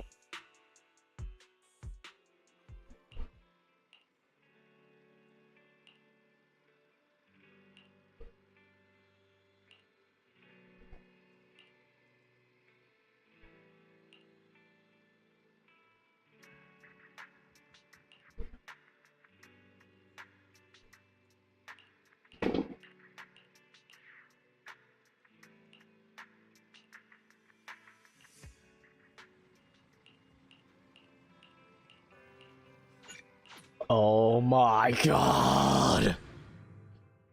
It's been over 5.5 fucking hours.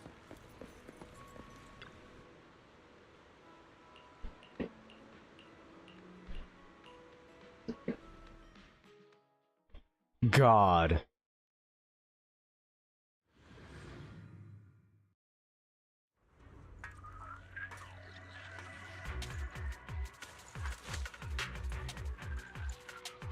Landon's stash should be somewhere nearby. I did some digging. Some of the missing workers were brought here too.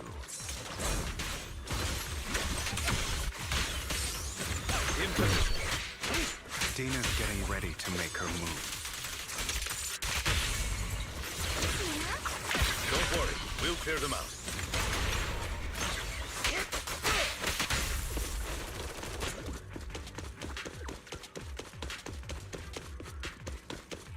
They're trying to destroy the goods! Stop them!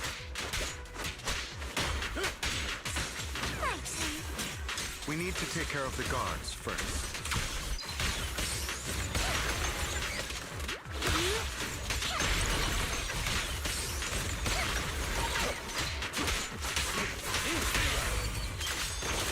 Some of the serum is stored in this warehouse.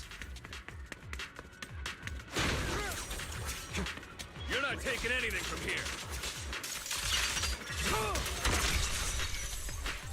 Hugo, get the guards first. Freeze all evil!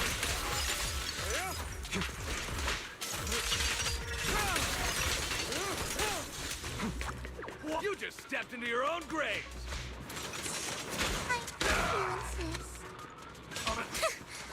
Fools.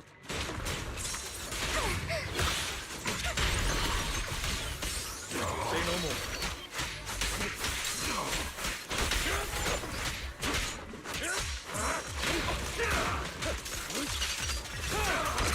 Let the party begin.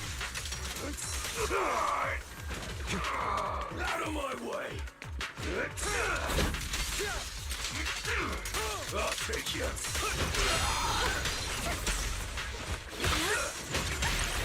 Notice me, Lord.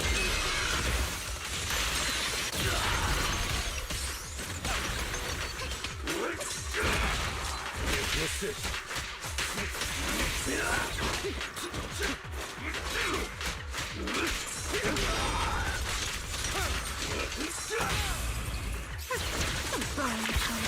A deep cleanup. I'll eliminate any obstacle. Time to move. Prostrate yourself before the abyss. More of Landon's serum survives than expected. Fortunately, since they're still here, it means Dina hasn't executed the final step of her plan. There's likely a lot more stashed around here, and we have yet to locate the missing people. Our actions here won't go unnoticed. Perhaps they're making plans to deal with us on their side. With Landon and Dina's concoctions combined, she may be capable of creating a sacrifice that obeys her. If it comes to that, this will get far more troublesome.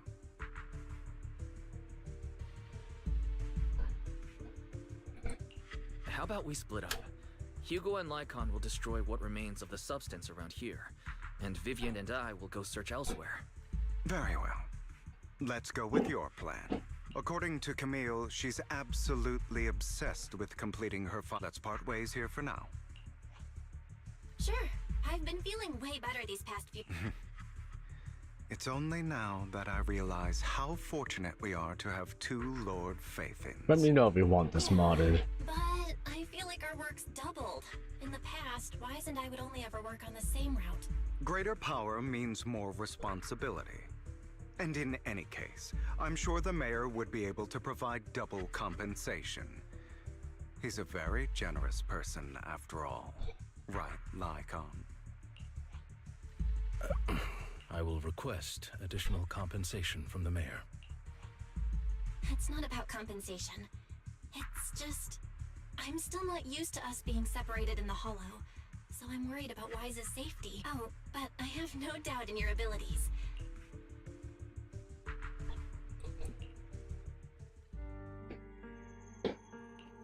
This is the future I saw, Lord Pathan. I'm sorry this time.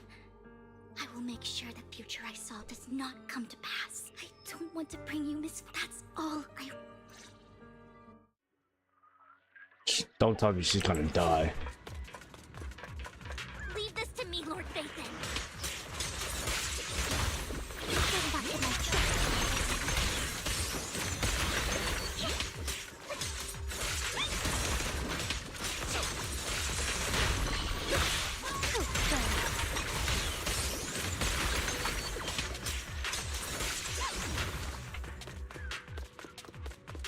Lord Pathan, there might be more serum here. How dare you steal from Lady Dina! I'll try to go easy on you.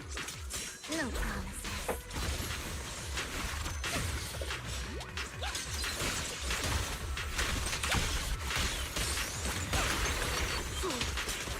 Stay away from me.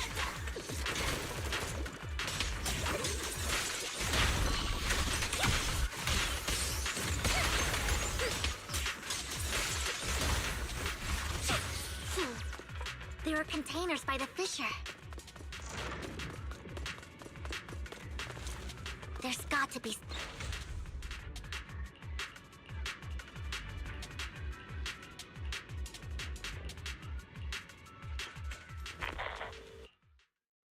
It must have been tough for you to find Vivian.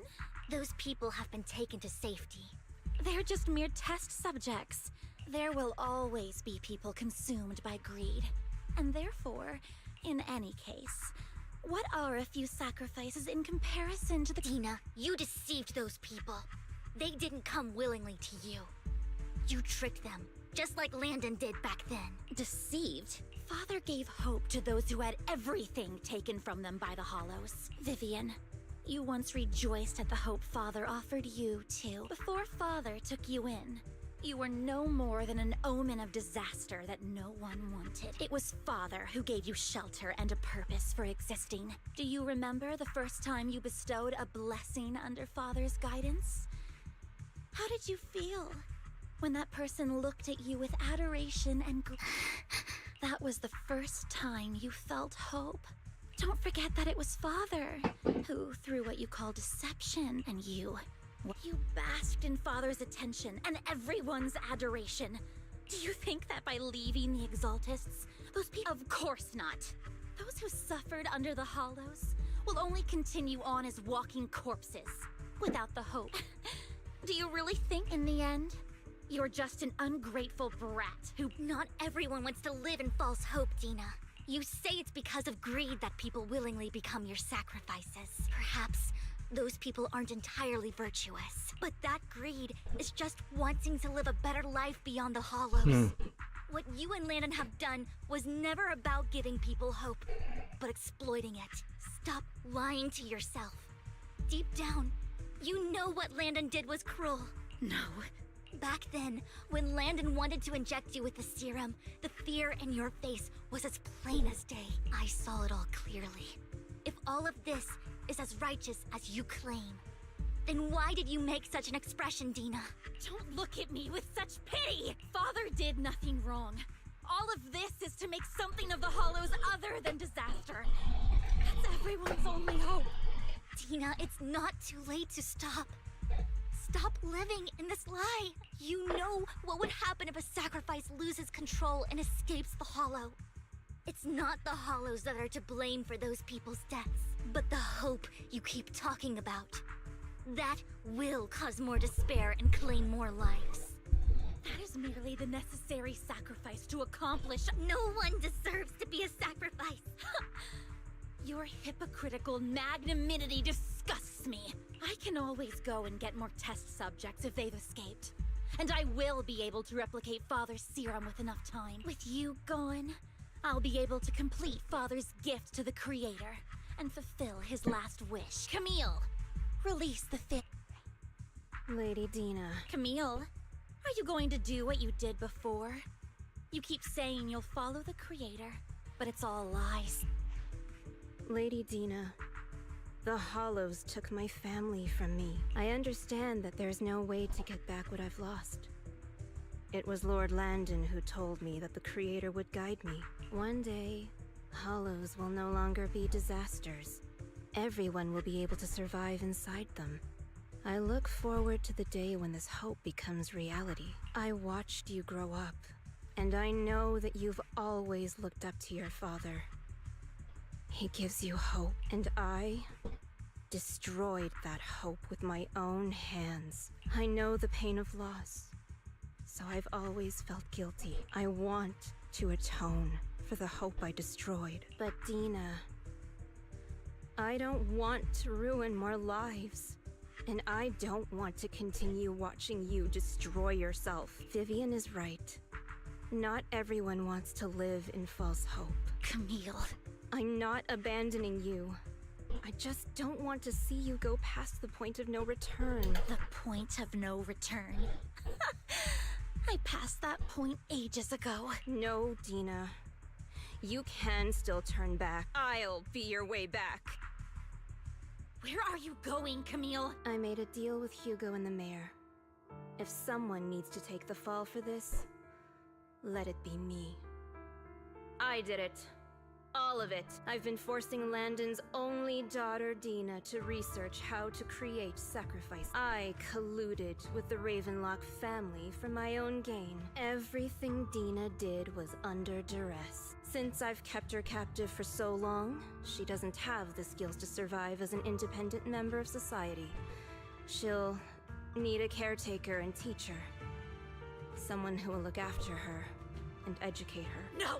I refuse, Camille! I refuse to accept this! Dina, I'm going to dispose of those failed subjects. I won't allow it!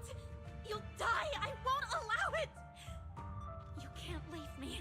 I command you! You've always followed my orders, and you will follow them now! It wasn't your orders that I've been following. My younger sister, who was stolen from me by the Hollows, also had such beautiful red hair. When Landon told me the Creator could bring me hope, you were standing there, right behind him. I was certain, then and there, that this was the hope the Creator had given me. Start over, Dina. You still have so long, so much time. You'll make friends, find people who love you, and make many beautiful memories. That's not what I want! Camille, you're not allowed to die! I won't allow it! I won't allow it! Goodbye, Dina. And I'm sorry, Vivian. I'll leave the rest to you.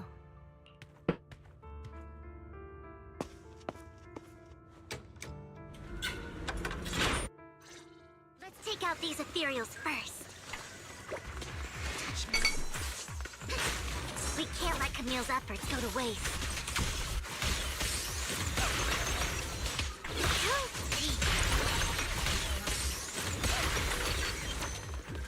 Who dares get between me and Lord Satan?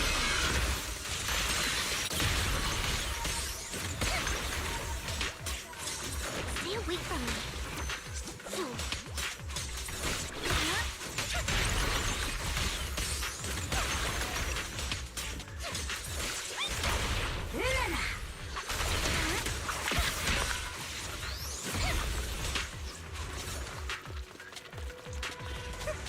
Let's go after Dina, Lord. Is it almost over?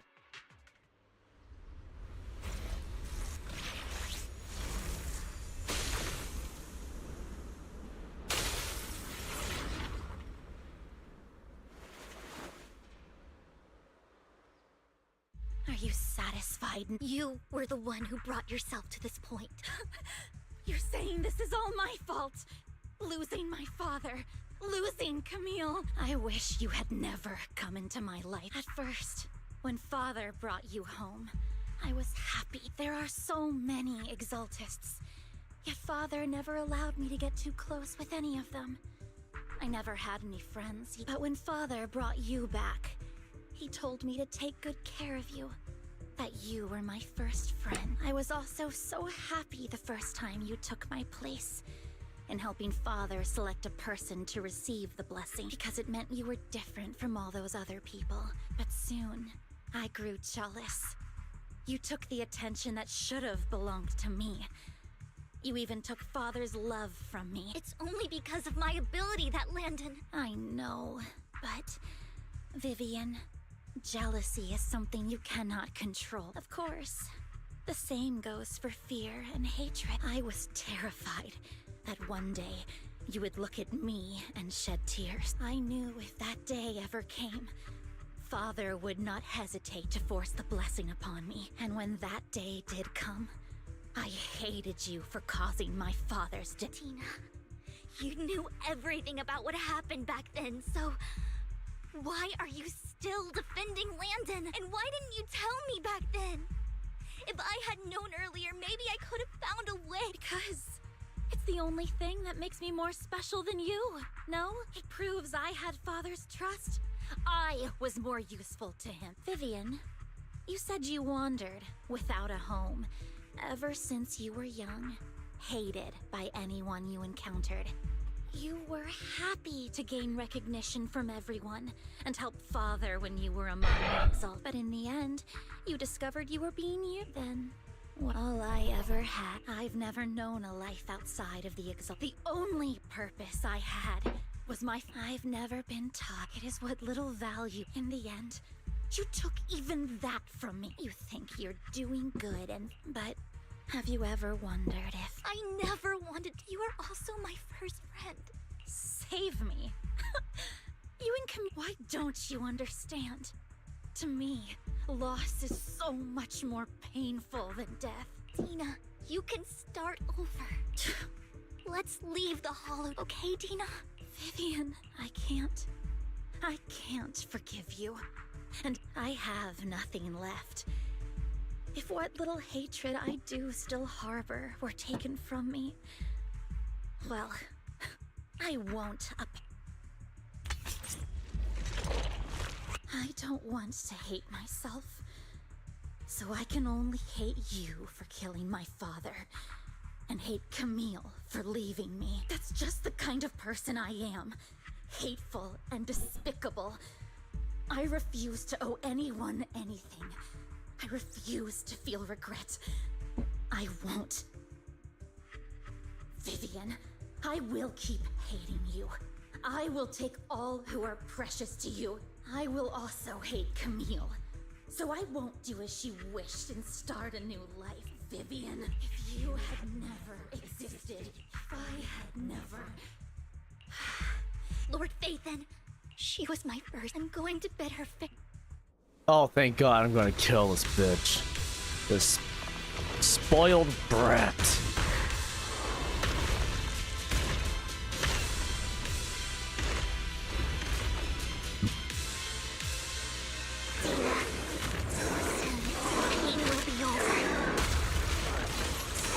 Lord Phaethon, don't come any closer!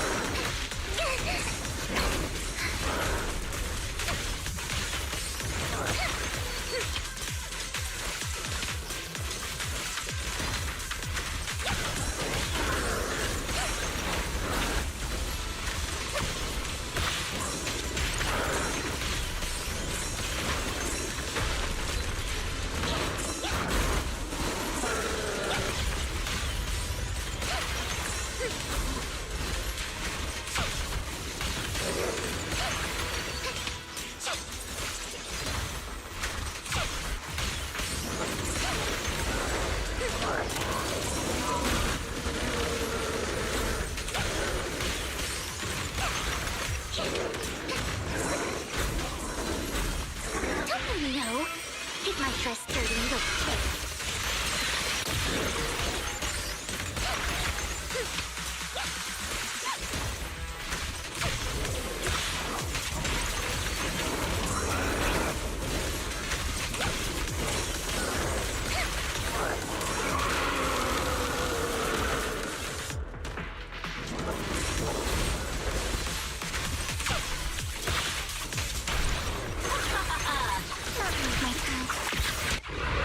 Oh, thank God. Thank God it's over. Vivian, behind you!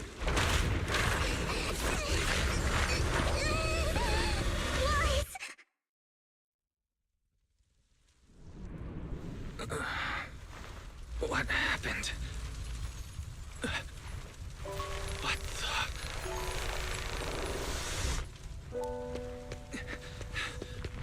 Vivian! Lies, don't come near me. This is my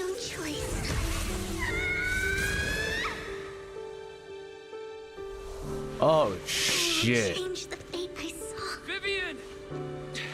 I just want you to remember me when I looked my best. Vivian!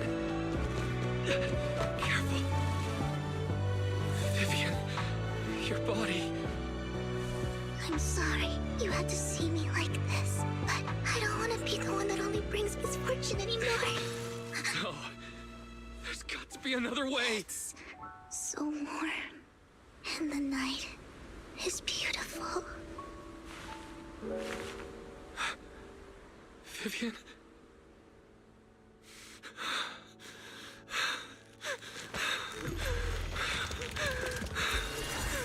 No! It can't end like this!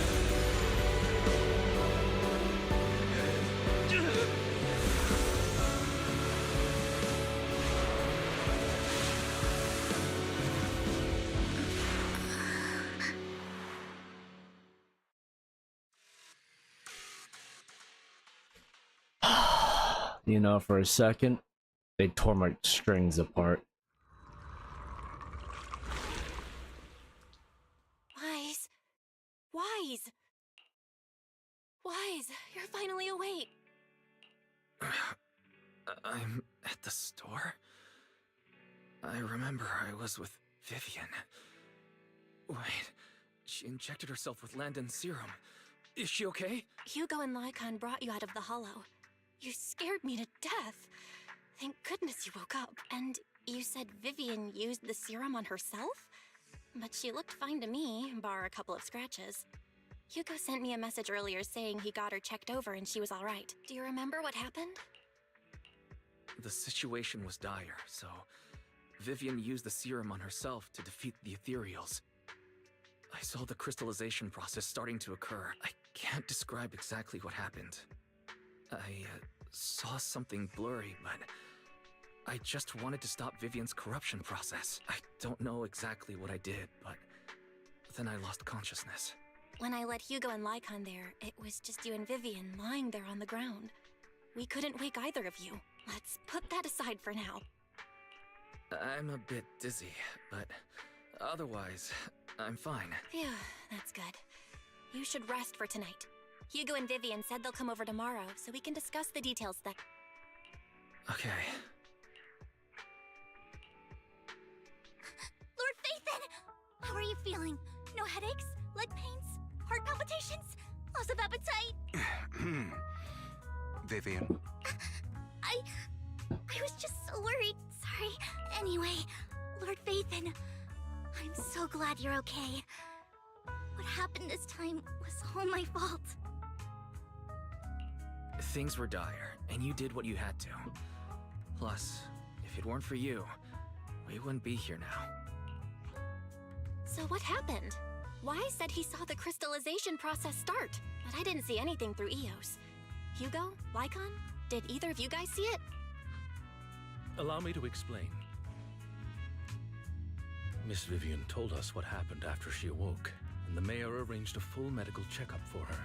Based on the results, Miss Vivian indeed shows mild corruption sequela, but if the crystallization process had already started, the lingering effects should be far more severe. To be precise, if the process had already reached the point of mass surface crystallization, it should have taken no time at all to become an ethereal. So, the mayor theorizes that it was the etheric energy within Master Proxy's body that affected Vivian's condition and the surrounding etheric particles, causing Vivian's corruption to recede.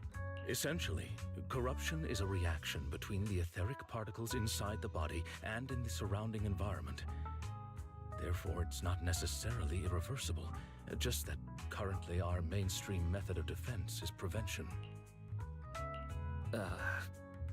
I'm having a hard time believing that, even if it's coming from you, Lycon.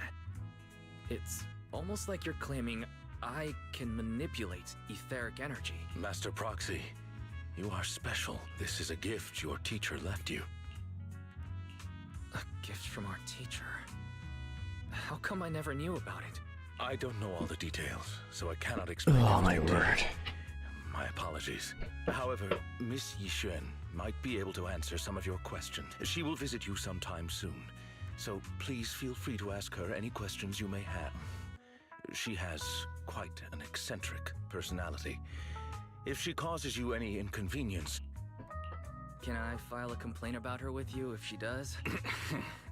Master Proxy, you have always been a people person, so I trust you will handle things just fine. The way you said that just makes me more worried. In any case, the mayor has asked me to give everyone his most sincere gratitude. Unfortunately, the mayor could not come personally, but has promised everyone a favor. Provided it's within his means, he will offer his unconditional assistance once. There is no time limit on this favor. Unconditional, What if I wanted his position as mayor? If that is what you desire, then the mayor and his subordinates will be first in line to vote for you in the next election. As for the other votes, you'll have to work for them on your own. But should you assume office, I hope you take full responsibility for handling all day-to-day matters and lead by example. By sheer happenstance, the mayor has provided you with a copy of his current assignment, the City Waste Sorting and Processing proposal. Old fox. Well... The mayor imagined you might. I have prepared all the necessary documents, and the ceremony expenses will be covered by the mayor as a gift. What? As long as Master Proxy agrees, we can sign and process the documents immediately. But this matter requires mutual consent, and cannot involve coercion, confinement, or one party's lack of consciousness. Oh, so... I would never do that to Lord Fate! At least not today. As for you, Master Proxies, the mayor has some sense of what you desire. He hopes you might speak with Miss Yixuan first before you decide the timing of that favor.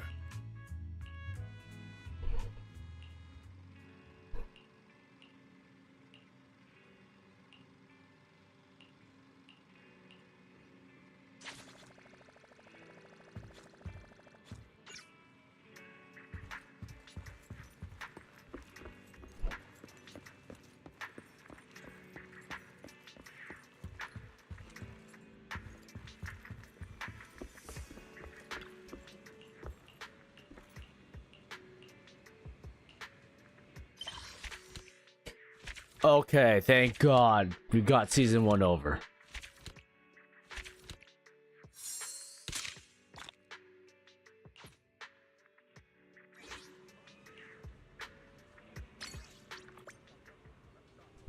Yay.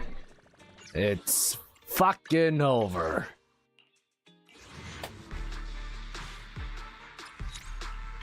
And so has the banner.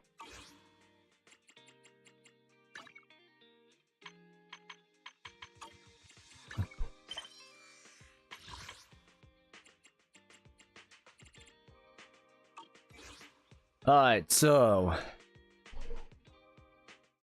that's actually the end of Zenless Zone Zero. Thank God for season 1. Pulled some of my strings, but well, I can let it slide. Today will be the end of Zenless Zone Zero stream. Tonight will be Genshin Impact. After I clear some stuff. So come back, I'd say around 6 or 7 o'clock p.m. Central Standard Time, and I'll be back live. Anyways, that'll be all for this journey. If you guys enjoyed, don't forget to drop the like, comment, subscribe, follow on YouTube and Twitch.